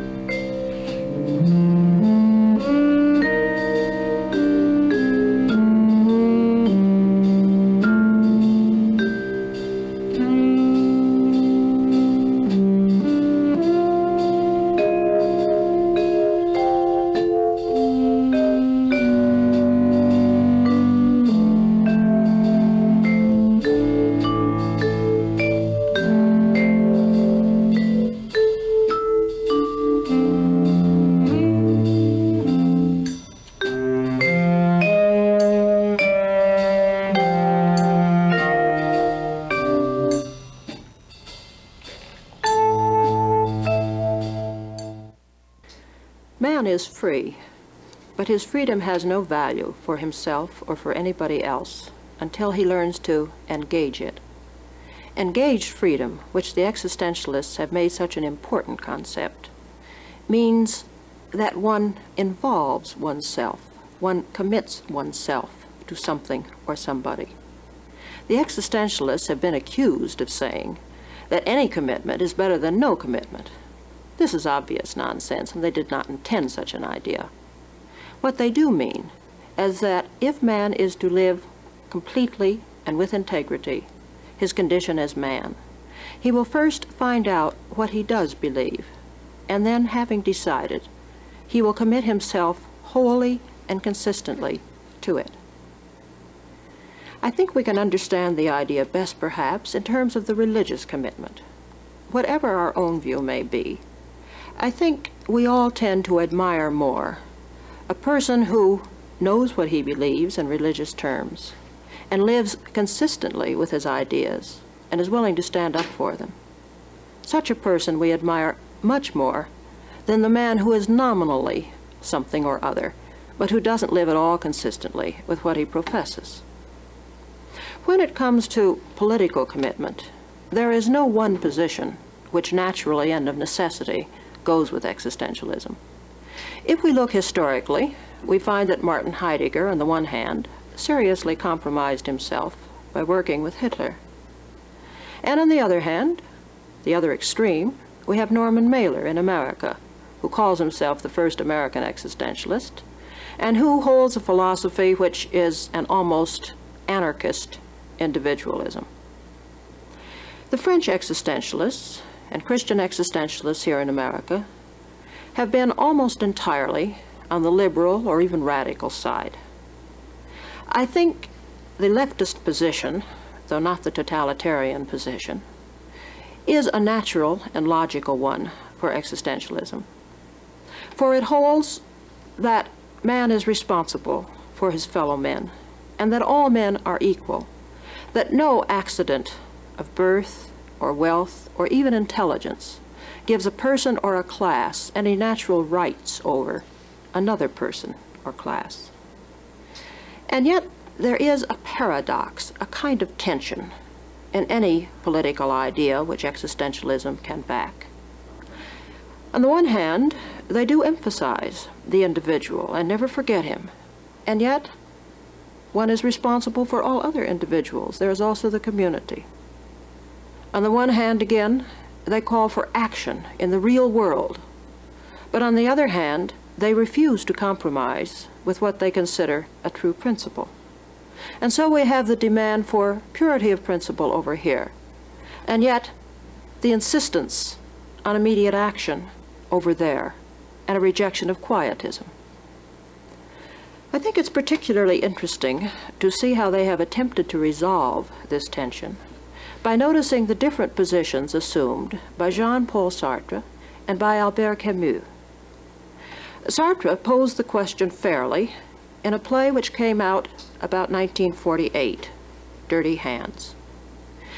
In this play, we see the question, can an intellectual who believes in truth and freedom work for a party which, even in the name of ultimate justice and good for all, sacrifices both truth and freedom? A young man, Hugo, has been sent by the Workers' Party to serve as a secretary to a party leader, Herder. In reality, he is supposed to assassinate Herder, for the party believes that Herder is pursuing his own policy, which is against the interests of the party. For Hugo, the problem is simple. Herder is ready to sacrifice principle for immediate expediency.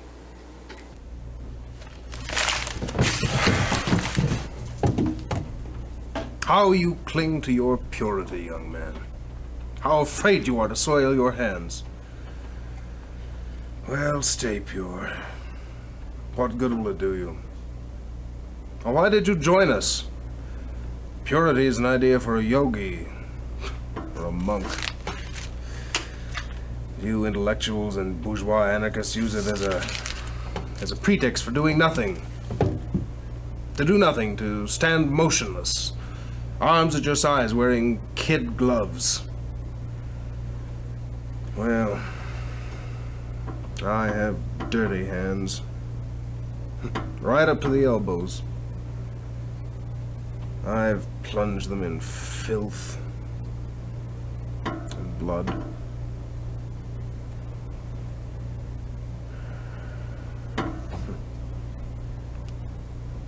Now, what do you hope to do? Do you think you can govern innocently? You'll see someday that I'm not afraid of blood. Oh, really? Red gloves. Well, that's elegant. It's the rest that scares you. It's that that stinks to your little aristocratic nose. Oh, we're back to that, are we? I'm an aristocrat. A guy who's never gone hungry. Unfortunately for you, I'm not alone in my opinion. So you misunderstand something, my boy. I know these people of the party who disagree with my policy, and I can tell you that they are of my tribe and not of yours. If they oppose these negotiations, it's simply because they think them inopportune. Under other circumstances, they would be the first to launch them. But you are making it a matter of principle. Who spoke of principle? Well, aren't you trying to make it into a matter of principle? Oh, good. Then here's something that ought to convince you. If we deal with the regent, he'll call off the war. But if we break off these parleys, hundreds of thousands of men will lose their hides. Now, what do you say to that? Can you scratch out 100,000 men at the stroke of a pen? Can't make revolution with flowers. But if there's no other way, then so much the worse. There you are. You can see for yourself, you don't love men, Hugo. You love only principles. I joined the party because its cause was just, and I shall leave the party when its cause ceases to be just. As for men, it's not what they are that interests me. It's what they can become. And I love them for what they are.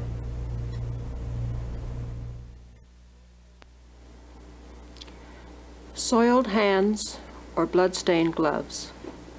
With such an alternative, it is easy to see why Sartre has declared that it is Herder's position which he favors.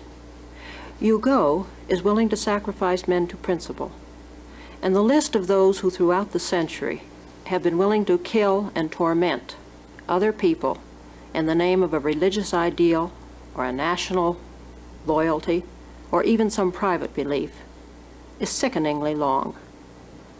And yet, I don't think we can be quite satisfied with Herder's position as the only alternative.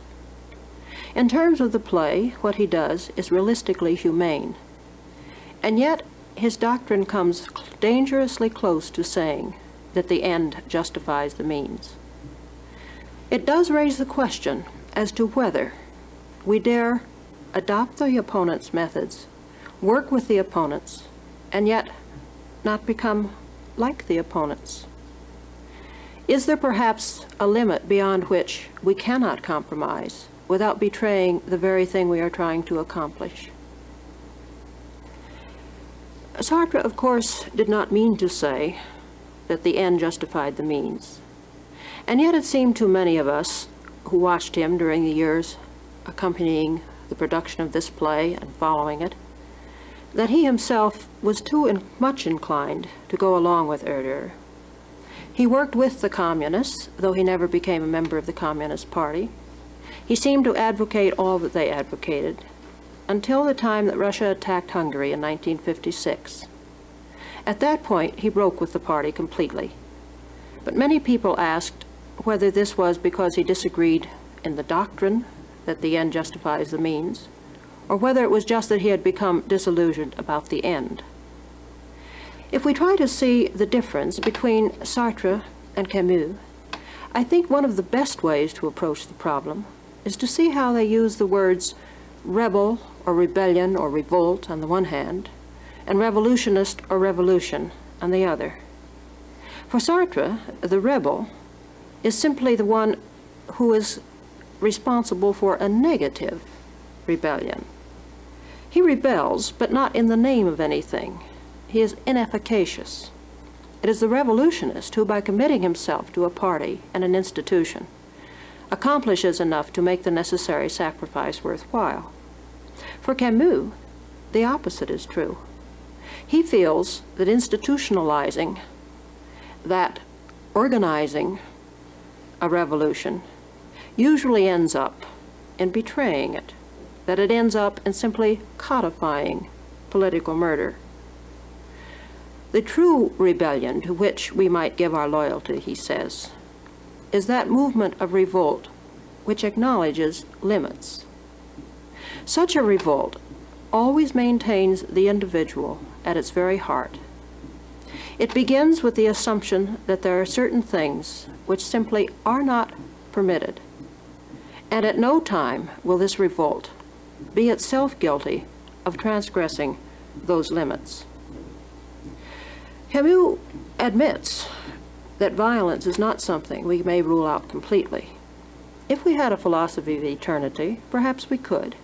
If we knew that when we died we would be reincarnated immediately again, then we might say we will suffer anything rather than to be guilty of murder or violence. But if we have only one earthly life, then we cannot stand by and let the violence of the other man go unchecked. But Camus feels that in our concern for accomplishing a society where there will be no violence, we must not sacrifice the present generation. If we resort to violence, we must never do so in the name of any institution which would make violence a part of its structure, but only take up violence as an extreme to another violence, and then work in the direction of getting rid of violence completely. Camus' rebel, like Camus himself, would join in fighting in a World War II, for example, on the side of the Allies, but he would not subscribe to any totalitarian state, nor would he subscribe to legalized violence, which we call capital punishment. The literary presentation of Camus' doctrine of a revolt with limits is found in a play called The Just Assassins. Here we have a group of Russian terrorists at about 1905. These are historical people, and Camus respects them. He calls them the fastidious or scrupulous murderers. For if they committed an act of violence, they did so on the condition that they knew they would pay for it with their own lives. And they were not simply trying to bring in another society which would support itself by violence. In the play, the young man, Yannick, agrees to throw a bomb at the carriage in which the Grand Duke is sitting. But then he doesn't throw the bomb, for as he is just about to let it go, he sees that there are two children in the carriage. Afterwards, he finds it difficult to explain himself to the other members of the group. open your eyes, Stefan, and try to realize that the group would lose its entire driving force were it to tolerate the idea of children being blown to pieces by our bombs. I'm sorry, but I don't suffer from a tender heart. That sort of nonsense cuts no ice with me.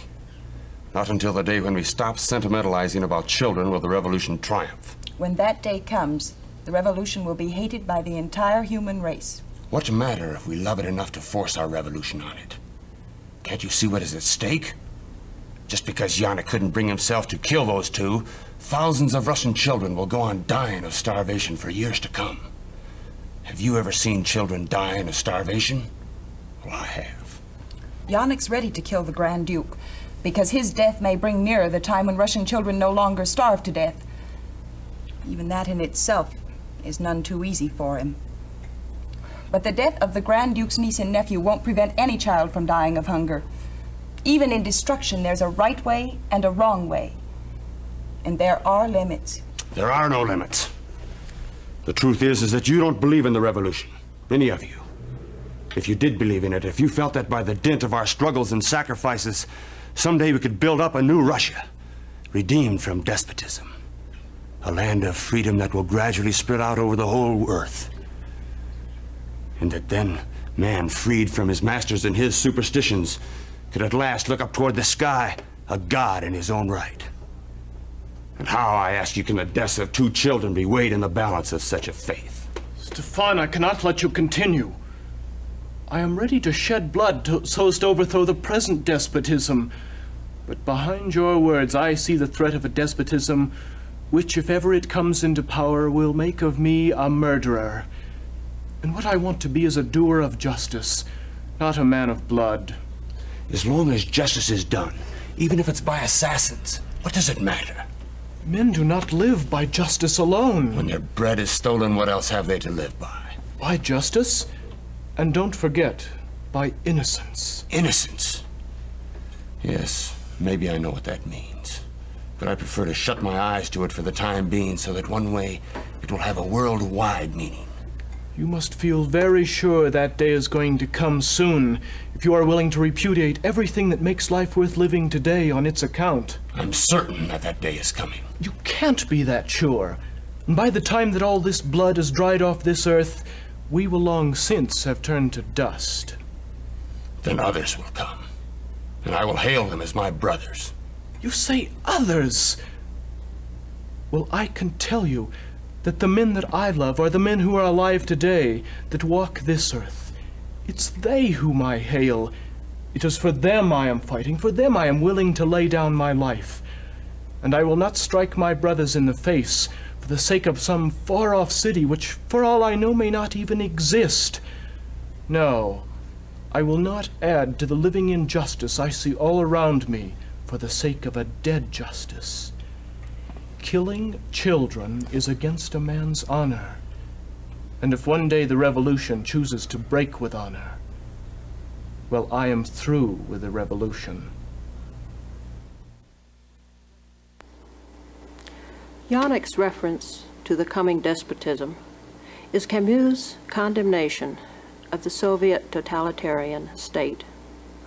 If the society which comes into being upholds political murder, then the people who had, by supposedly heroic exploits, brought it into being, become simply political assassins. Does the end justify the means, asked Camus? Possibly yes. But the answer to this question, which historical thought leaves dangling, is only this. What can justify the end? Only the means. If we could foresee the future, if we could see absolutely what will come into being, and if we could see that what comes into being is a perfect state and total happiness for mankind, then possibly we could justify the arbitrary sacrifice of other people as well as ourselves. But since we can't foresee the future, then it seems that there is nothing to justify our designating as victims the men with whom we share our present existence.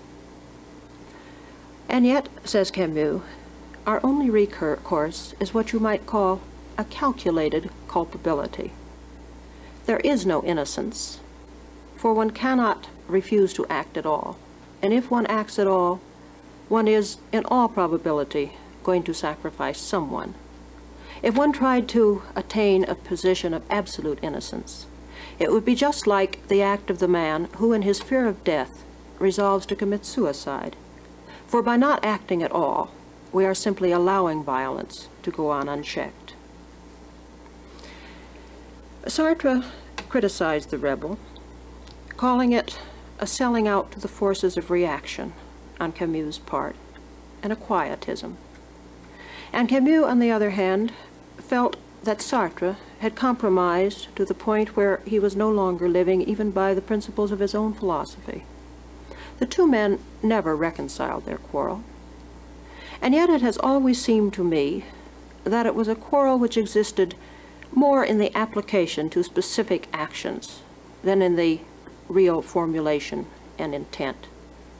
For one thing, Sartre, in criticizing Marxism, has always felt that it was wrong in assuming that a sort of economic determinism was acting, forcing men to do things, instead of recognizing in people free agents. And he has always insisted that a state is nothing except a collection of individual, real people, and that consequently individuals shouldn't be judged in terms of the whole. And also, Sartre in his recent years has said over and over again that a country must not take the position that any action is justified so long as it accomplishes a national goal.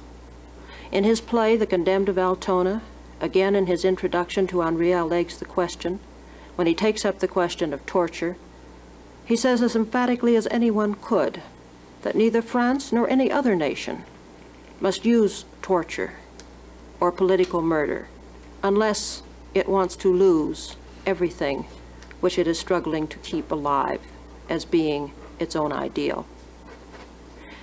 I think that Sartre has actually sought throughout his life some sort of reconciliation of these demands, just as Camus has felt that somehow or other the extremes must be limited so that there can be some proper mean found between quietism and compromise. In one of his plays, a scenario called In the Mesh, Sartre very pessimistically describes how a certain Jean gradually becomes a dictator of a small country, only to find that like those who preceded him and like those who are going to follow him, he must compromise until all the ideals for which he fought have been lost. He had first condoned violence against his enemies, and then gradually, in order to keep himself going, he had had to use it even against his friends, especially against his close friend, Lucien, who, not understanding Jean's motives, had attacked him over and over in the newspapers. Finally, Jean has Lucien imprisoned, and when Lucien is at the point of death, Jean comes to visit him in the concentration camp.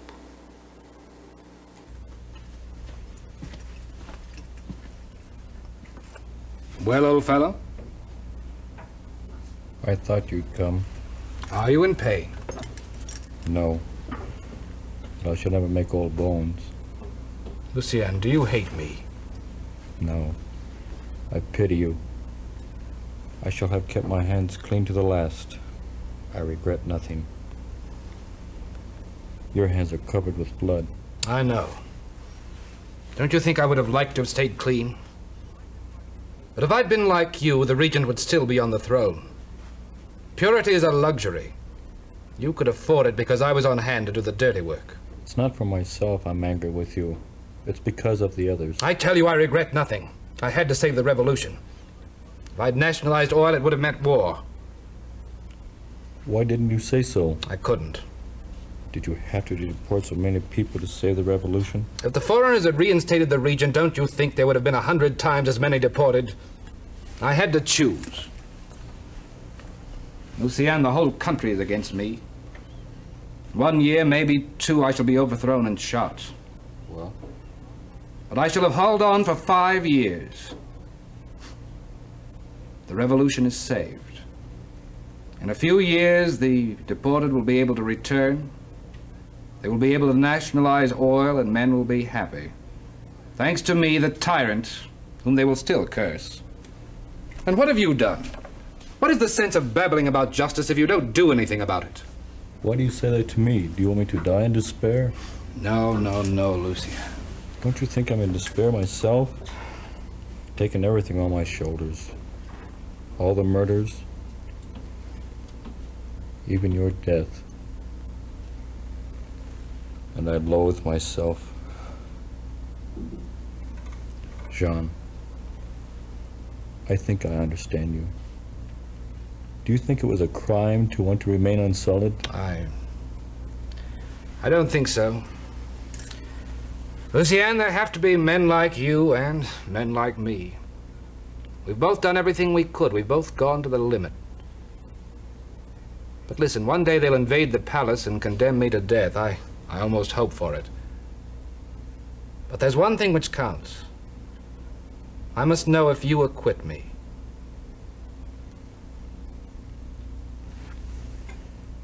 You did what you could. My little brother.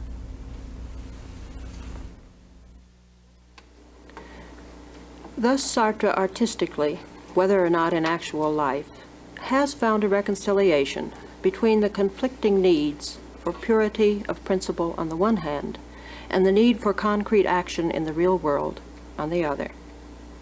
But someone might say, this is all very well, this talk of commitment, for a dictator or a ruler or a person of responsibility in a war. But what about me? What difference does it make to history and the people of the future whether or not I commit myself this way or that way? But we, you and I, will all be part of those nameless dead who together enable historians to sum up a period. You know the kind of statement we make when we are trying to get what the Germans call the zeitgeist, or the spirit of the age. Something like this. In the Middle Ages, European man was on the whole content to accept the place in the universe which the Church gave to him and the social status into which he was born. Or, in the first 50 years of America, men pushed on restlessly farther and farther against the frontier, tired of stability and seeking to wrest ever more and more greatness from the boundless wilderness. Or in the 20th century. 20th century man was so content with the material comforts which he was understandably proud of achieving that he felt suspicious and resentful of those people who tried to tell him that all was not well with the world. Or isn't this the way to sum up the 20th century? It depends on you and me how the future will sum it up. We are now, by our commitments and our evasions, writing that statement for the future historian to decipher.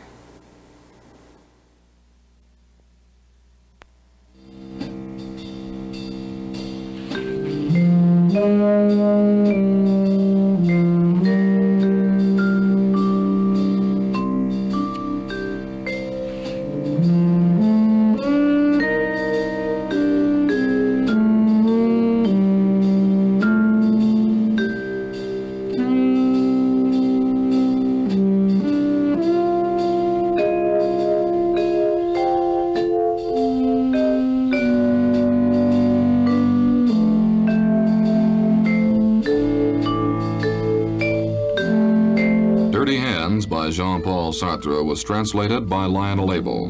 The Just Assassins by Albert Camus was translated by Stuart Gilbert. Both books are published by Alfred A. Knopf Incorporated.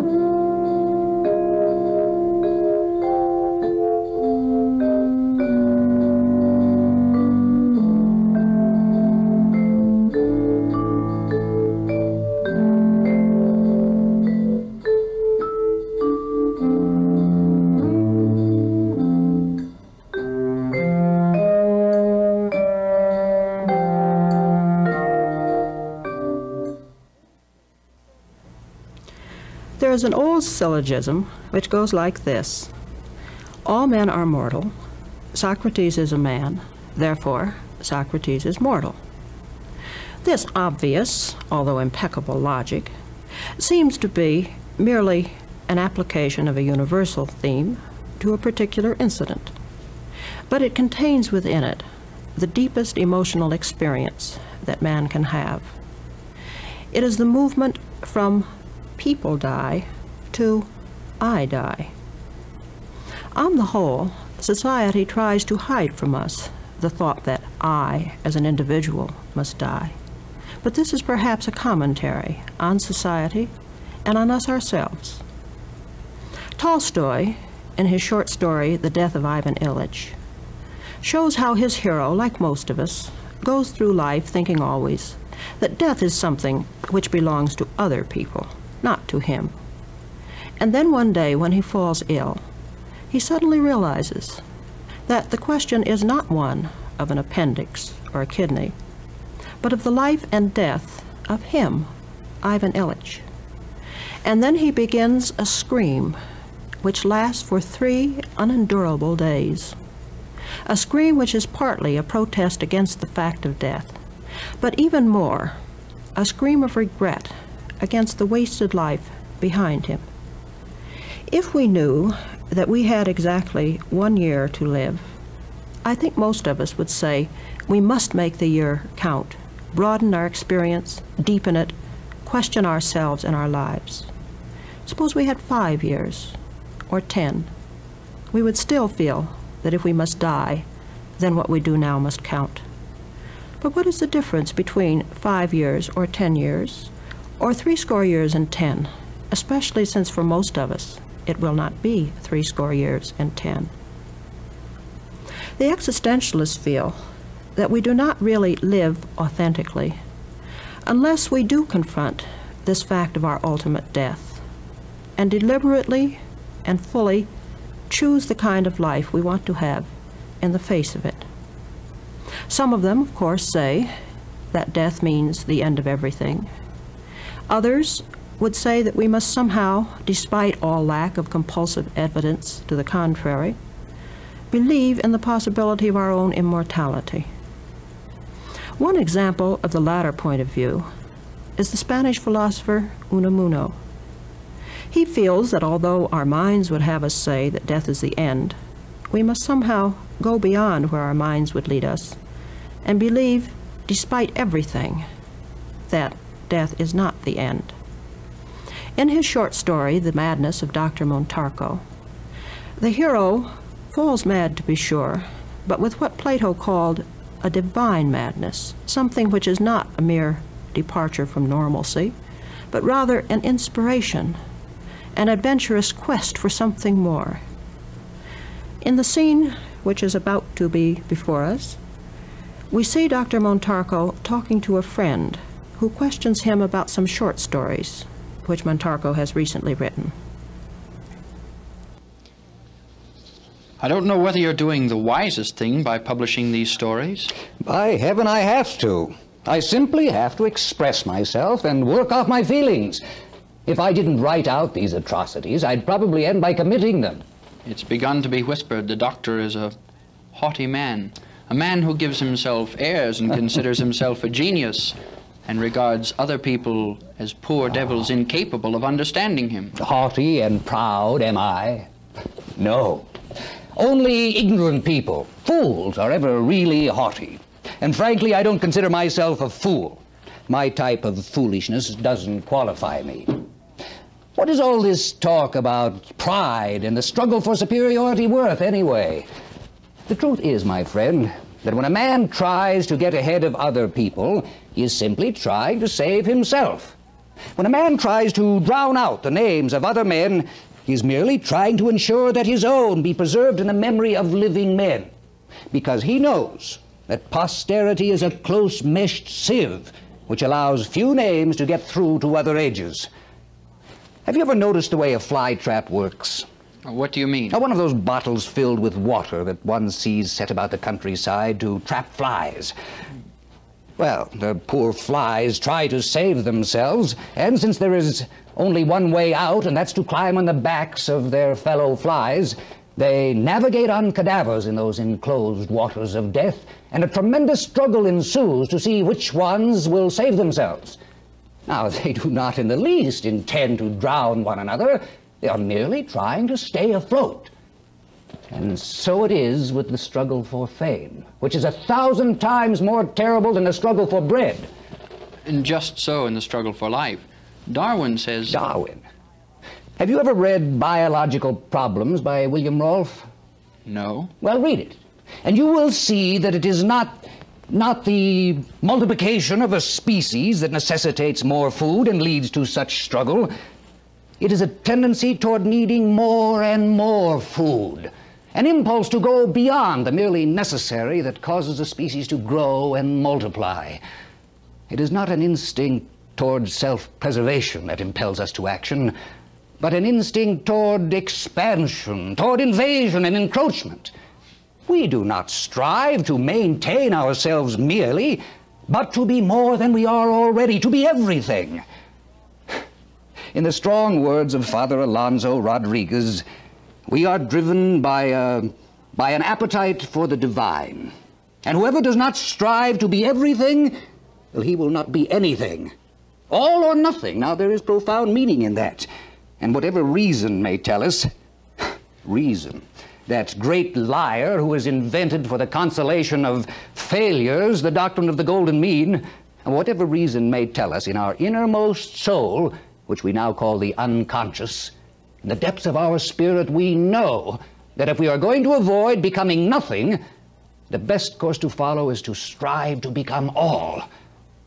Now, the struggle for life is an offensive struggle, not a defensive one. Let them say what they will about me. I'll not hear them. I'll close my ears. But this purely offensive system of yours, Montarco... Yes, it has its flaws, and even one great danger. And that is, the moment my arm weakens, or my sword becomes blunted, they will trample me under their feet and turn me to dust.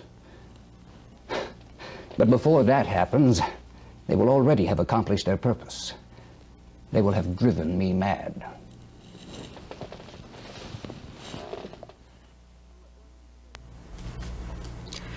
And so it was to be, says Unamuno.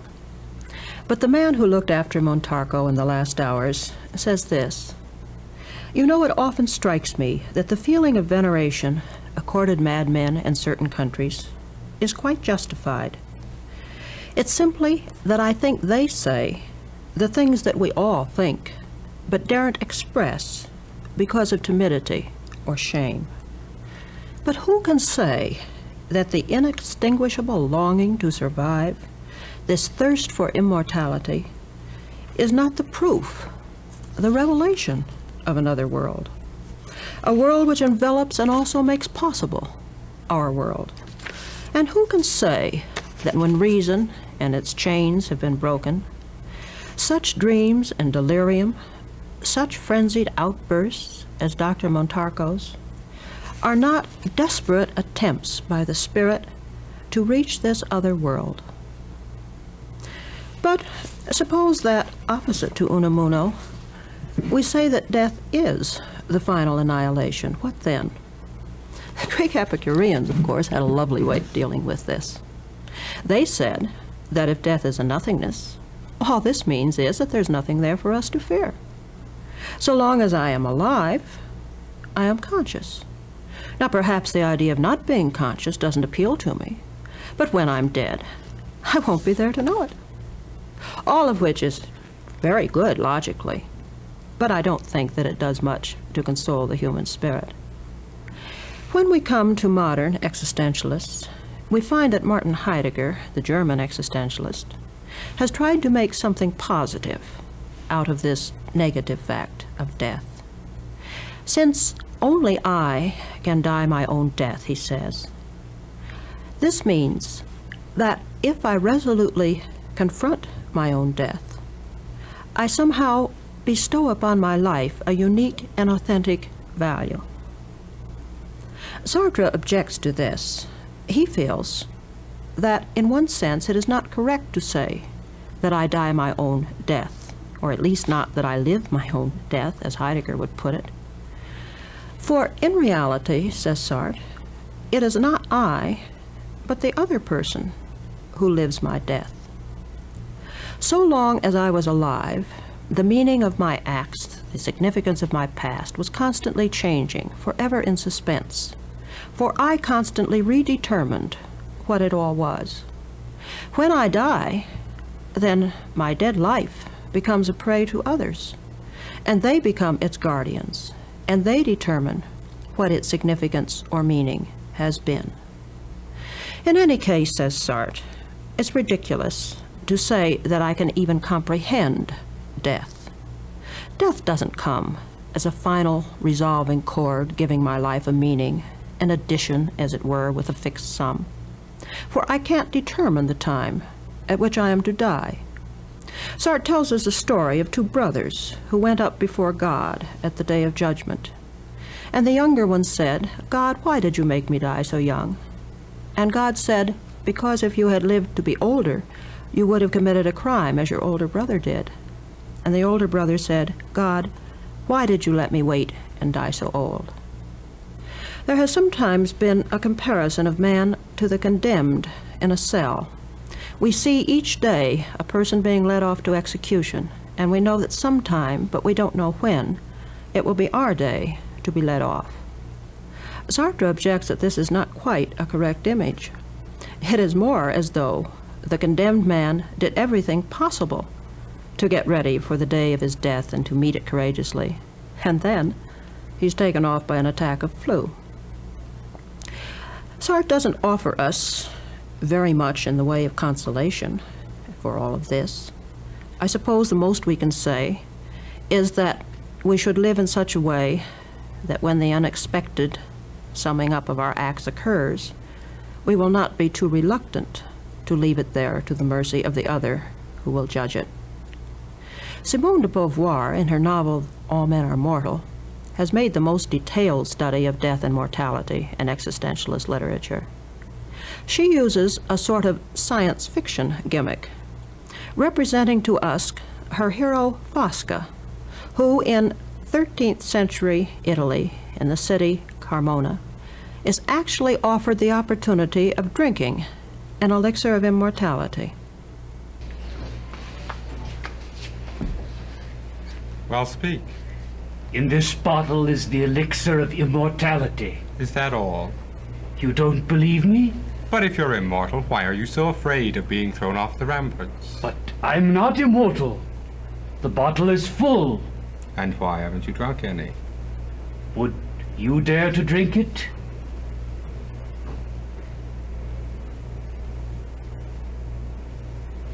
You drink first. No. Is there a living animal here? A small animal?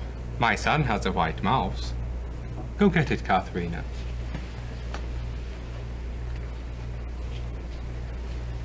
The elixir of immortality. Why didn't you think of selling it to me sooner? You'd never have had to beg again. It's that cursed bottle that made me a beggar. How did that come about? My father was wise. He hid the bottle in his attic and forgot about it. When he was about to die, he told me its secret, but advised me to forget it too. When I was 20, I was made a present of eternal youth. What did I have to worry about? I squandered my father's fortune. Each day I said to myself, I will drink it tomorrow. And you never drank? Poverty struck me and I didn't dare drink. Old age came and I said to myself, I'll drink it the moment I'm about to die. A little while ago the guards discovered me where I was hiding, but I didn't drink. There is still time. Oh, I'm afraid to die. But an eternal life, how long it must be. Watch carefully.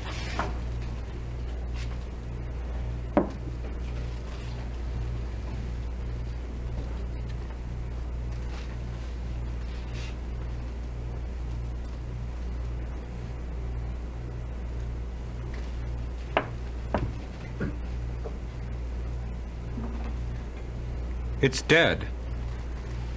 No. Watch. Watch. It was dead. It will never die again. Make him leave. He's a sorcerer. Must I drink the whole bottle? Yes. Will I ever grow old? No. You're not going to drink it. He's not lying. Why would he lie? That's just it.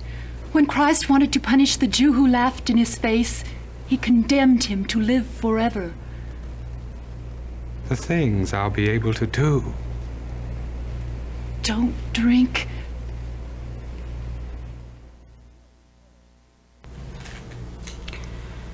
If you really were offered a chance at immortality, would you have the courage to accept it?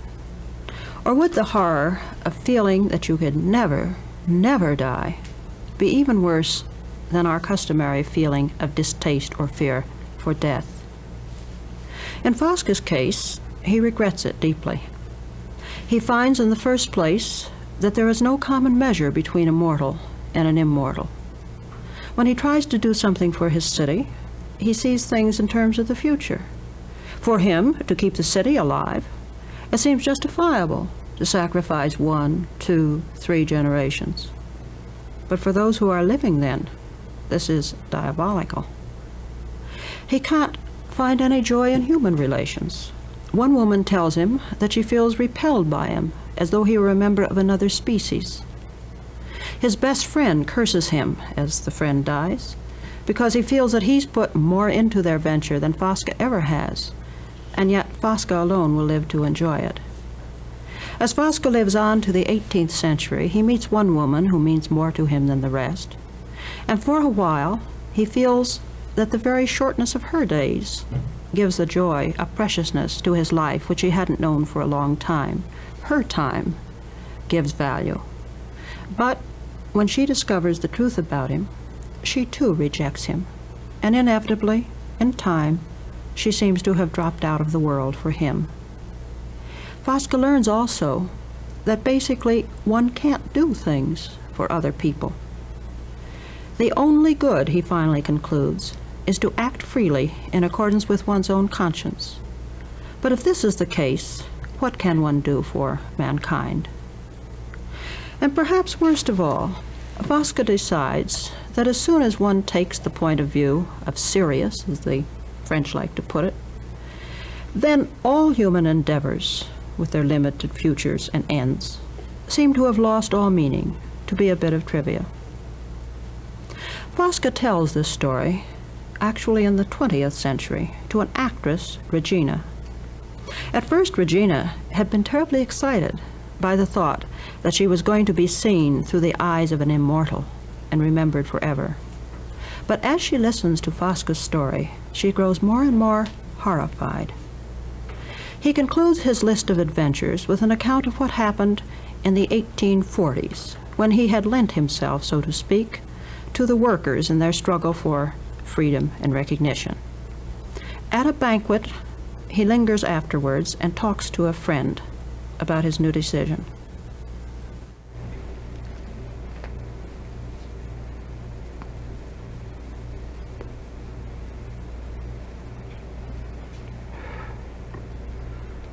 I'm sorry.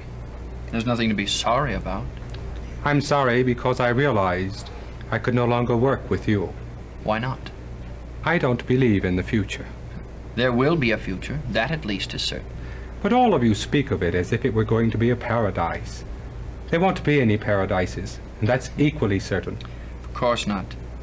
Paradise for us is simply the moment when the dreams we dream today are finally realized. We're well aware that after that, other men will have new needs, new desires, and will make new demands. How can you have any desires at all, knowing that man will never be satisfied? Don't you know what it's like to have desires? Yes. I once wanted my city Carmona to be free, and because I saved her from being subjugated by Florence and Geneva, she was lost along with them. You want the Republic, freedom. What makes you so sure that if you succeed, your successes won't lead eventually to the worst tyrannies? If one lives long enough, one sees that every victory, sooner or later, turns to defeat. Everything that's ever done eventually ends up by being undone.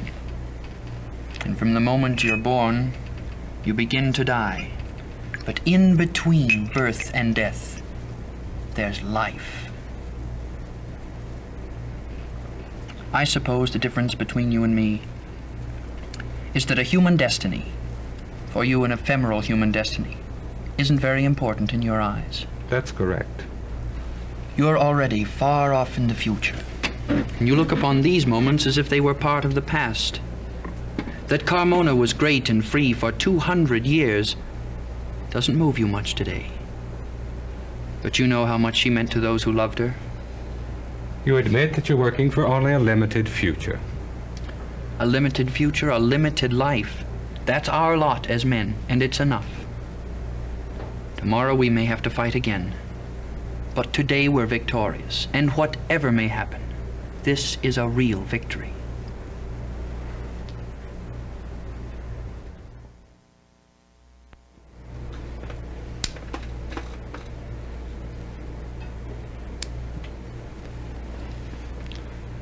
I walked toward the door. Today. The word had a meaning for them, and they knew too that it was important to be alive, to be victorious. They had risked, had given their lives to convince themselves of it, and they were convinced. There was no other truth for them.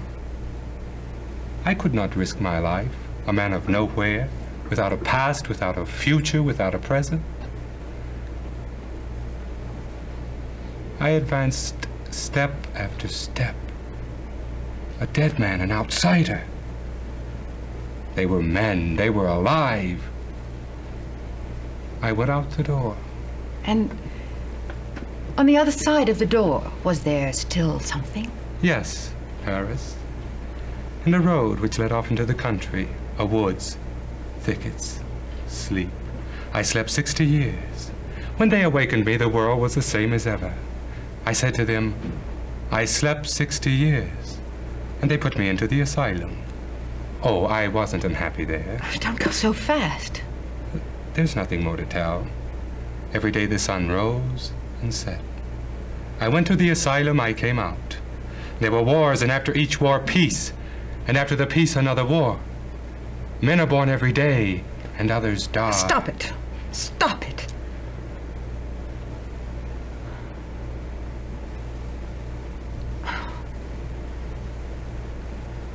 What are you going to do now?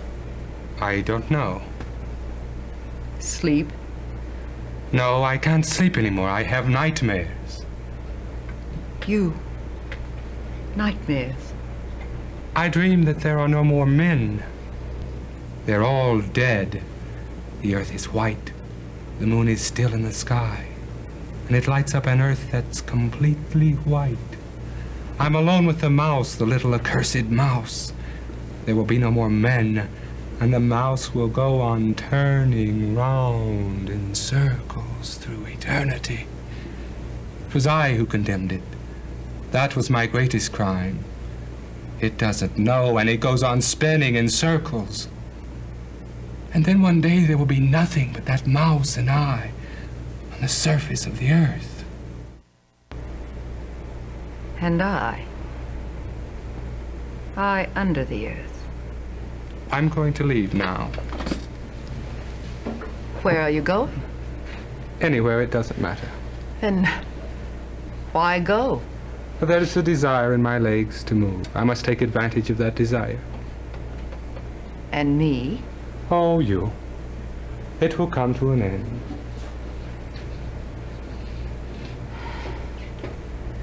Let him go. Let him disappear forever.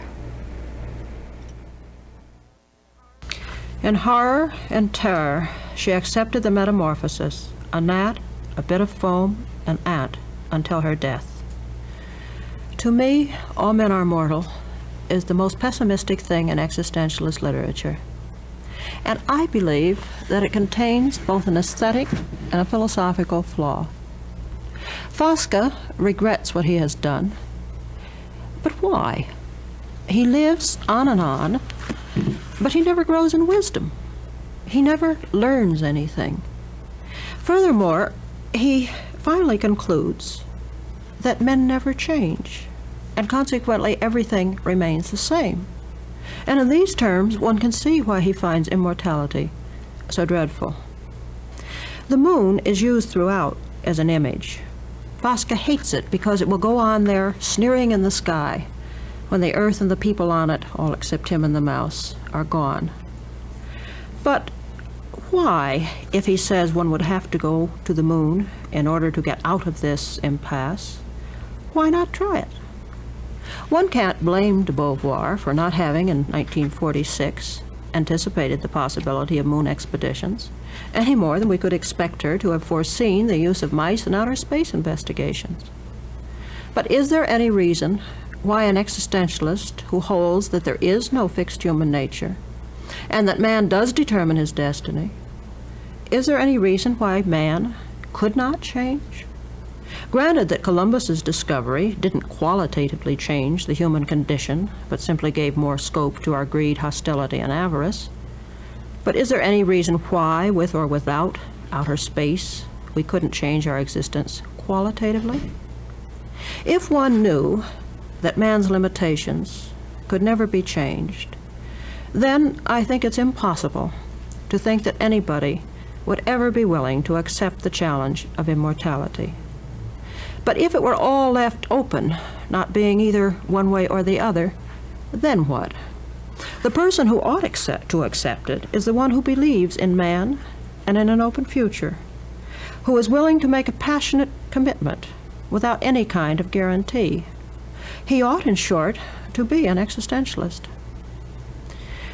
Whether we take Unamuno's way and dare to hope for immortality, or whether we feel that this life is the only thing, perhaps there's nothing better to do than to do what Unamuno says, live so that we deserve immortality. In that case, possibly we may find it after all, or perhaps we will discover that it no longer makes so much difference to us.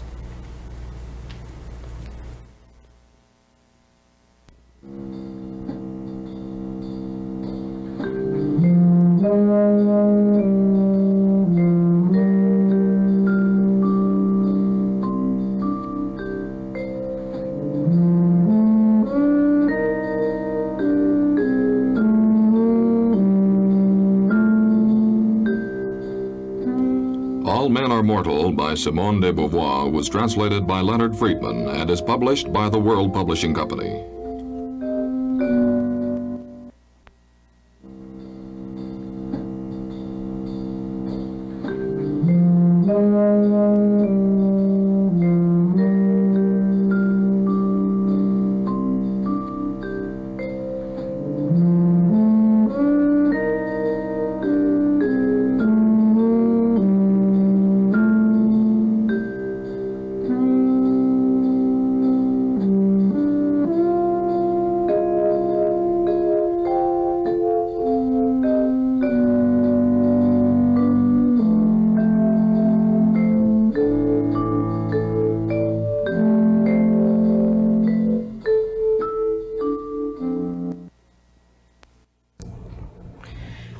The word sin holds for us all the fascination of the forbidden. Selfish, asocial acts do not attract us. But sin, that conjures up visions of loveliness, dancing there tantalizingly, just beyond the no trespassing signs. And yet, the concept of sin is not fashionable in today's society. We speak a great deal about guilt, but it's mostly guilt feelings, as though in some strange way we had guilt without sin. I believe there are only two groups which really take sin seriously. One is the fundamentalists, who are still with us, and the other is the existentialists.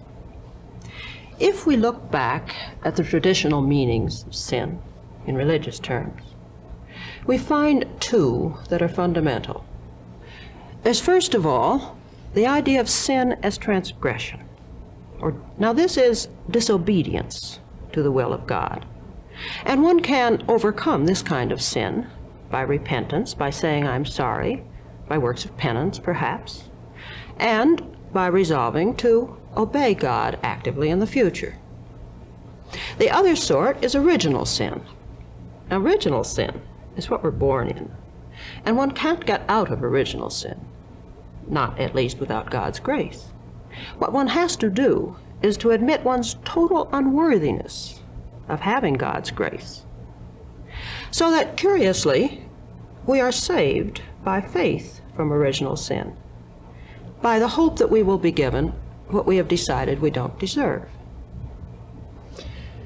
In religious existentialism, the idea of sin, both original sin and sin as transgression, still makes sense, although the difference is that religious existentialists no longer feel that there is any clearly defined moral code there before us, or that we have any rational guarantee that we can ever be sure that we know God's will. For humanistic existentialism, the situation is more difficult, and some people declare flatly that it is perfectly meaningless to talk about good, evil, right, or wrong if there is no God to refer to. I remember that one time when I was talking about humanistic existentialism, someone in the audience said, "But if these people are right, is there any reason whatsoever why I should not go home and beat my wife?" But the existentialist would say that if the only reason this man does not beat his wife is because he fears or even loves God, then he is in sin whether he knows it or not. Why shouldn't he beat his wife? Well, because he loves his wife, or at least he esteems her as a human being whose joys and sorrows are as important as his own are. But I'll admit that there is a tremendous difficulty here.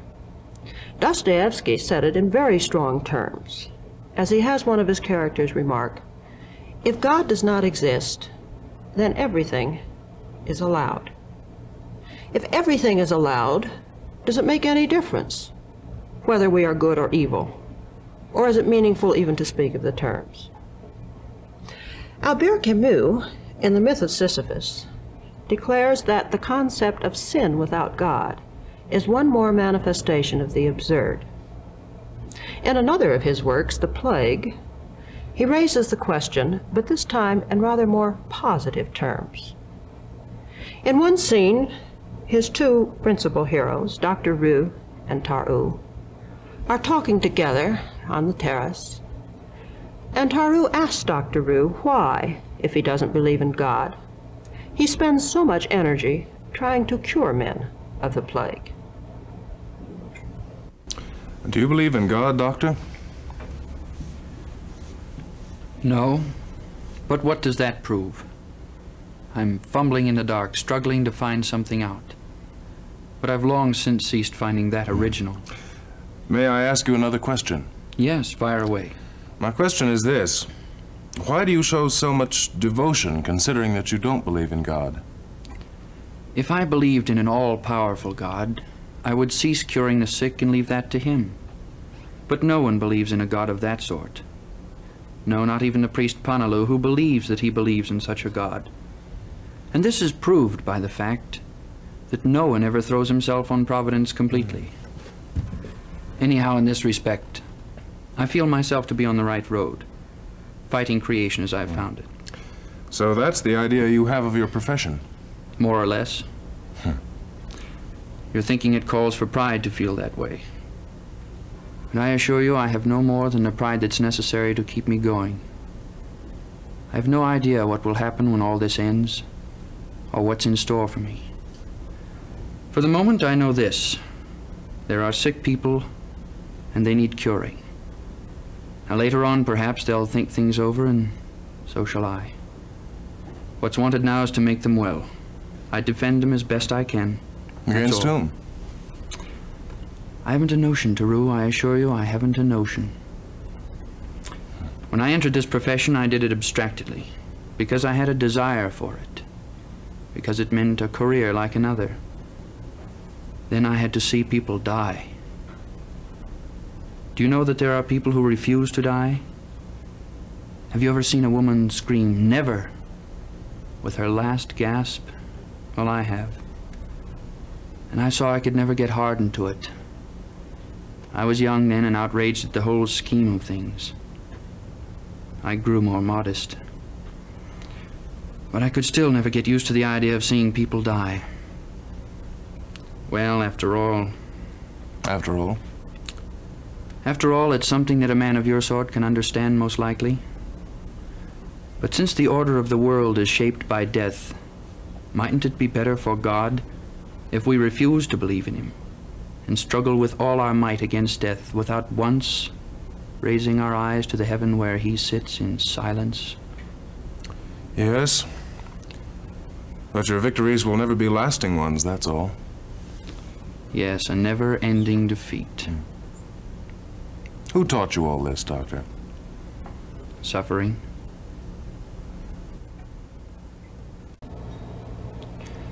Dr. Roux has demonstrated for us the possibility of love and of responsibility without God. He finds that the solidarity of mankind is based upon the recognition of our common suffering, as though men stand together against a hostile universe.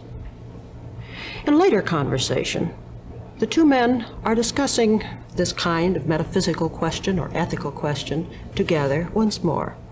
And this time, Tarot raises the problem of evil not in the sense of suffering, but in a moral sense. He says that he has found that our society is permeated by an absolute evil. He is speaking not only of outright acts of criminal violence, but of what seems to him even worse, of men's attempt to justify evil. He speaks of political groups which rationalize murder as they sacrifice some individuals for what supposedly is a struggle for a better state for all of mankind. And he speaks of that form of legalized murder, which society calls capital punishment. Tarot finds himself weary of it all. It seems to him that this evil is indeed a pestilence among men, and he longs nostalgically for purity. I know that each of us has the plague within him. No one on earth is free from it. I know, too, that we must keep a constant vigil lest in a careless moment we breathe in someone's face and fasten the infection on him. In this earth there are the pestilences and there are the victims. And it's up to us, so far as possible, not to join forces with the pestilences. No, I grant you we should add a third category, that of the true healers. But one doesn't come across many of them. And anyhow, it must be a hard vocation. That's why I've decided in every predicament to take the victim's part, so as to reduce the damage done. At least among them, I can hope for finding a path towards attaining to the third category, that is, to peace. And do you have an idea of the road to follow for attaining peace? Yes, the path of sympathy. It comes to this. What interests me is learning how to become a saint. But you don't believe in God. Exactly. Can one be a saint without God? That's the problem. In fact, the only problem that's facing me today.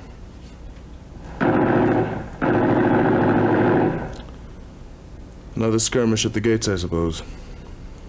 Well, it's over now. No, it's never over.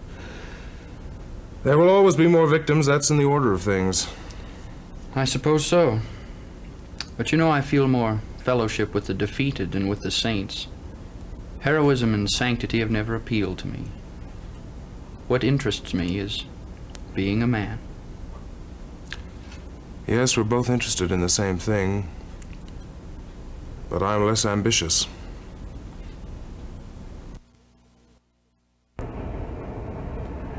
Dr. Roux and Tarot both want to live developing their highest potentialities as human beings. But Dr. Roux has chosen the path of service, whereas Tarot is still seeking some way of uprooting all of the seeds of pestilence within him. He wants to be a saint. But before we can ask the question whether, if grace is withdrawn, there can be saints without God, we must ask another question. Can there be sin without God? I think that there can. If one looks at the essential nature of sin, one finds that there is always somewhere the idea of a discrepancy, some sort of gap between what is set up as needing to be, that it ought to be, and what actually is. But man has within himself this discrepancy, this gap, this cleavage, this nothingness. For there exists a space, as it were, a psychic space, between himself and his projects, between what he is at any one moment and what he aspires to be. And out of this nothingness, there comes, of course, man's freedom. But out of this nothingness, too, comes the possibility of his sin. I believe that sin, for the existentialist, may exist in either of the two senses of which I spoke earlier. First, let's take the matter of sin as transgression. Sin as transgression here is no longer a broken bargain or disobedience. It is rather a discrepancy between the fact of man's freedom and the lie which he tells of himself. It is based upon cowardice, upon the rejection of an open future, upon a refusal to accept the human condition as what it is, a rejection which is based upon fear. The existentialists call this kind of sin bad faith. Bad faith tells a man that he is whatever his situation is, that he is absolutely and must be the role which he plays in society, usually a role which he feels has been thrust upon him. Bad faith tells man that he is determined, that he is not himself responsible, but that things from the outside have made him what he is and caused him to do what he did.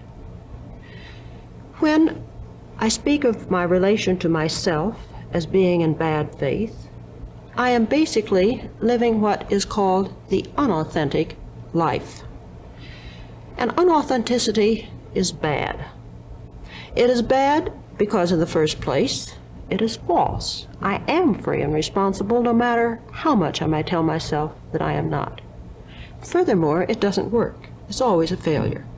For no matter how much I may try to pin down and glue down the wings of my consciousness, it will soar free at inconvenient moments, leaving anguish in its wake.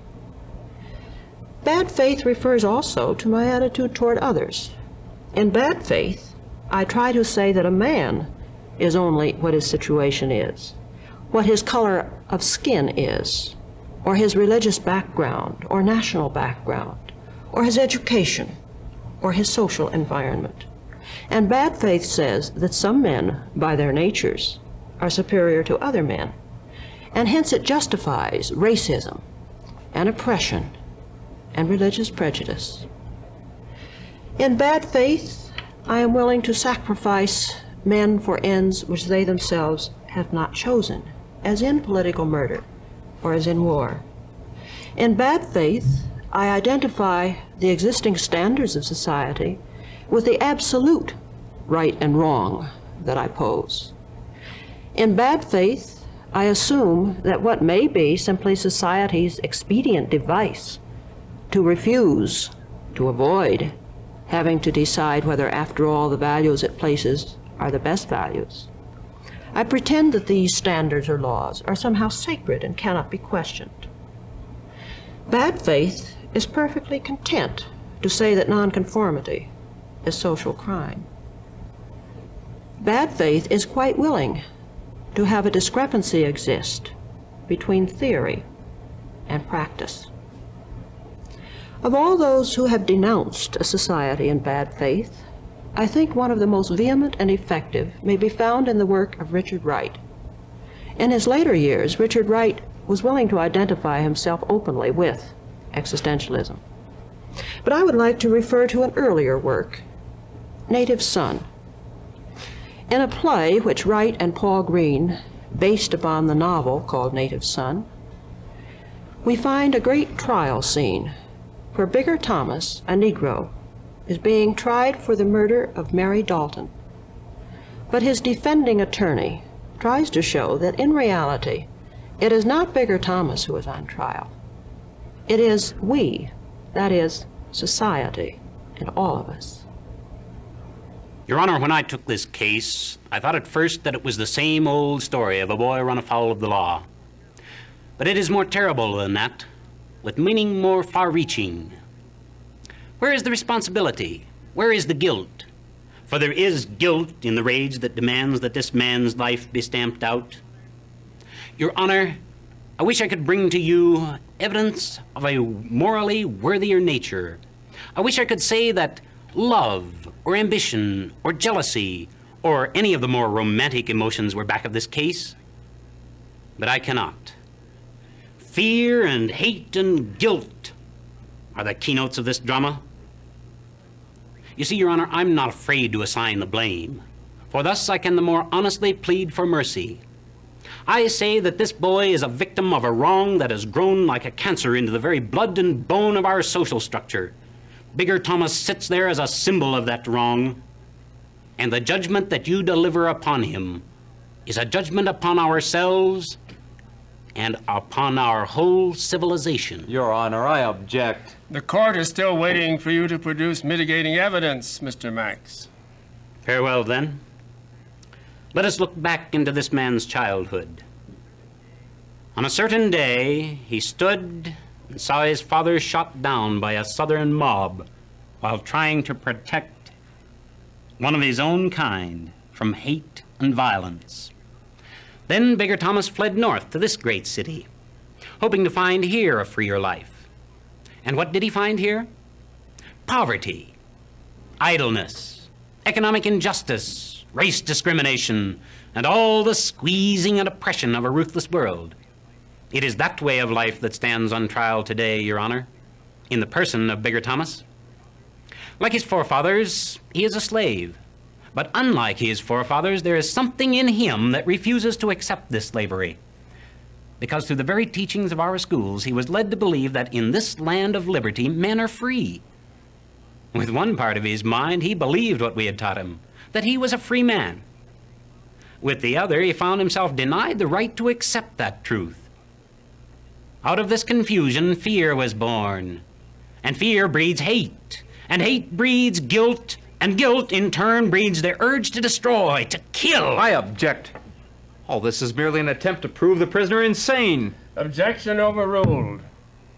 In this fear-crazed, guilt-ridden body of Bigger Thomas, a vast multitude cries out to you. Give us our freedom, our hope, and our chance to be men. Can we deny these cries? Can we boast through every medium of public utterance that this is a land of freedom and justice for all, and in our behavior tear these all down?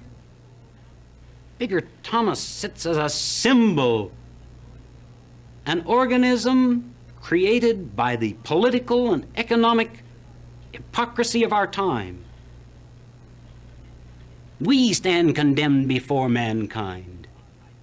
Your Honor, I beg you, not in the name of Bigger Thomas, but in the name of ourselves, spare this boy's life.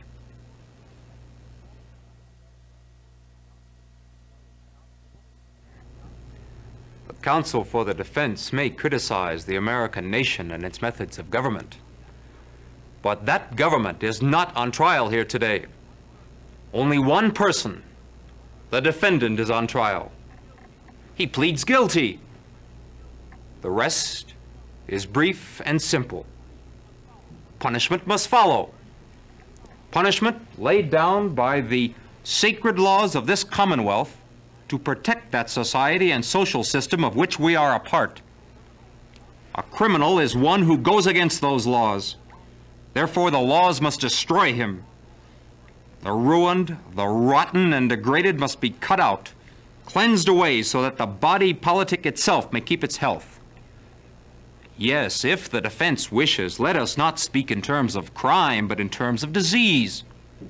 I pity this diseased and ruined defendant. But as a true surgeon looking to the welfare of the organic body of our people, I repeat that it is necessary that this diseased member be cut off and obliterated, lest it infect us all unto death. Bigger Thomas is sane and responsible for his crimes, and all the eloquent tongues of angels or men cannot convince this honorable court that it and I and the others gathered here are the guilty ones. Your Honor, in the name of the people of this city, in the name of truth and Almighty God, I demand that this Bigger Thomas justly die for the brutal murder of Mary Dalton.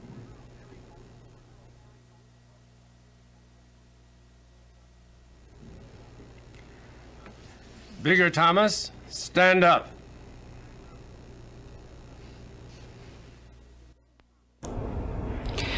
Bigger Thomas was condemned to death, and for the moment at least, the jury persuaded itself that it was not on trial. Wright's novel and play are more than an attack on segregation, even more than a description of society in bad faith. I think it contains a suspicion of the existentialist original sin. Sartre, in his book Being and Nothingness, says, "Original sin is my upsurge in a world where there are others. My original fall is the existence of the other." Once again, we find that original sin contains a discrepancy. We have to live, as if there were only one world, the same for everyone. But there is not one world. There are as many worlds as there are individual and independent subjectivities. In my daily life, I cannot avoid treating at least some men as if they were objects and thinking of them as such. But no man is an object. We are all subjects, and the world for us is the world which our own subjectivity experiences. There is no other. Again, I live and have to live in full responsibility for my acts. But this responsibility is accompanied by so terribly limited a knowledge, so that in a sense I must act responsibly and blindly.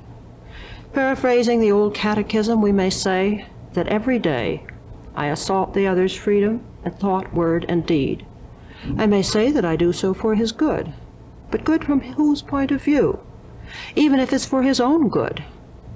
Still, if his own good is his own freedom, then I am the enemy. Our social structure is based on original sin, for no matter how enlightened, the majority does and must live at the expense of the minority. But there is no arithmetic by which we can add up human souls and justify this kind of attitude. We might get rid of political oppression and maybe capital punishment, but what about the old idea of a criminal who needs punishment? Can we justify this? There is salvation by works from bad faith. We may improve our conduct. But there is no salvation for original sin, if by this we mean that the saint may be cleansed of existential guilt and washed clean. In fact, sainthood may be the greatest temptation. For if a person actually shuts himself off from mankind and withdraws to preserve his purity, this is simply an avoidance of that responsibility which we ought to recognize.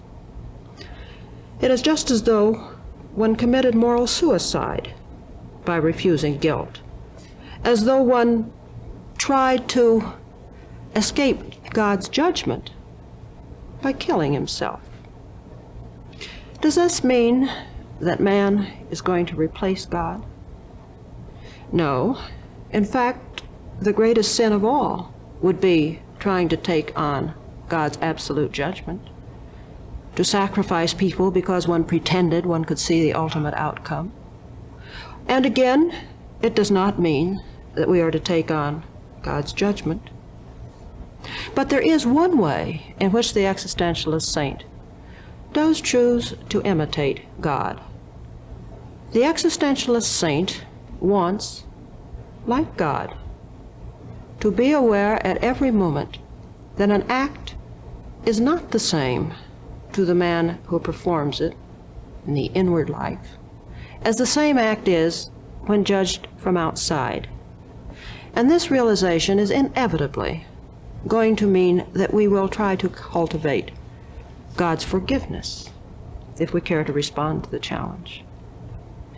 The existentialist saint, baptized in the sins of the world, wants to understand men, to accept them without condemning them, to help them without passing judgment upon them or living their life for them.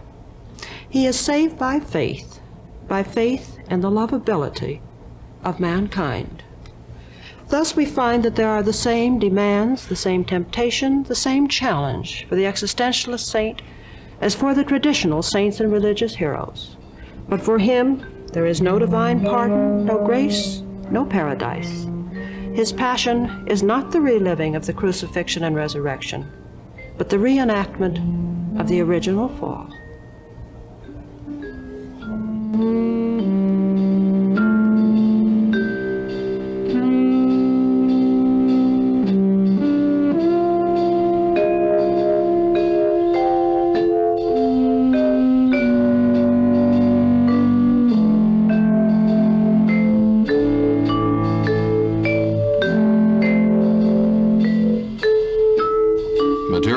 Self-Encounter was taken in part from The Literature of Possibility, a study in humanistic existentialism by Hazel E. Barnes, published by the University of Nebraska Press. The Plague by Albert Camus was translated by Stuart Gilbert and is published by Alfred A. Knopf Incorporated.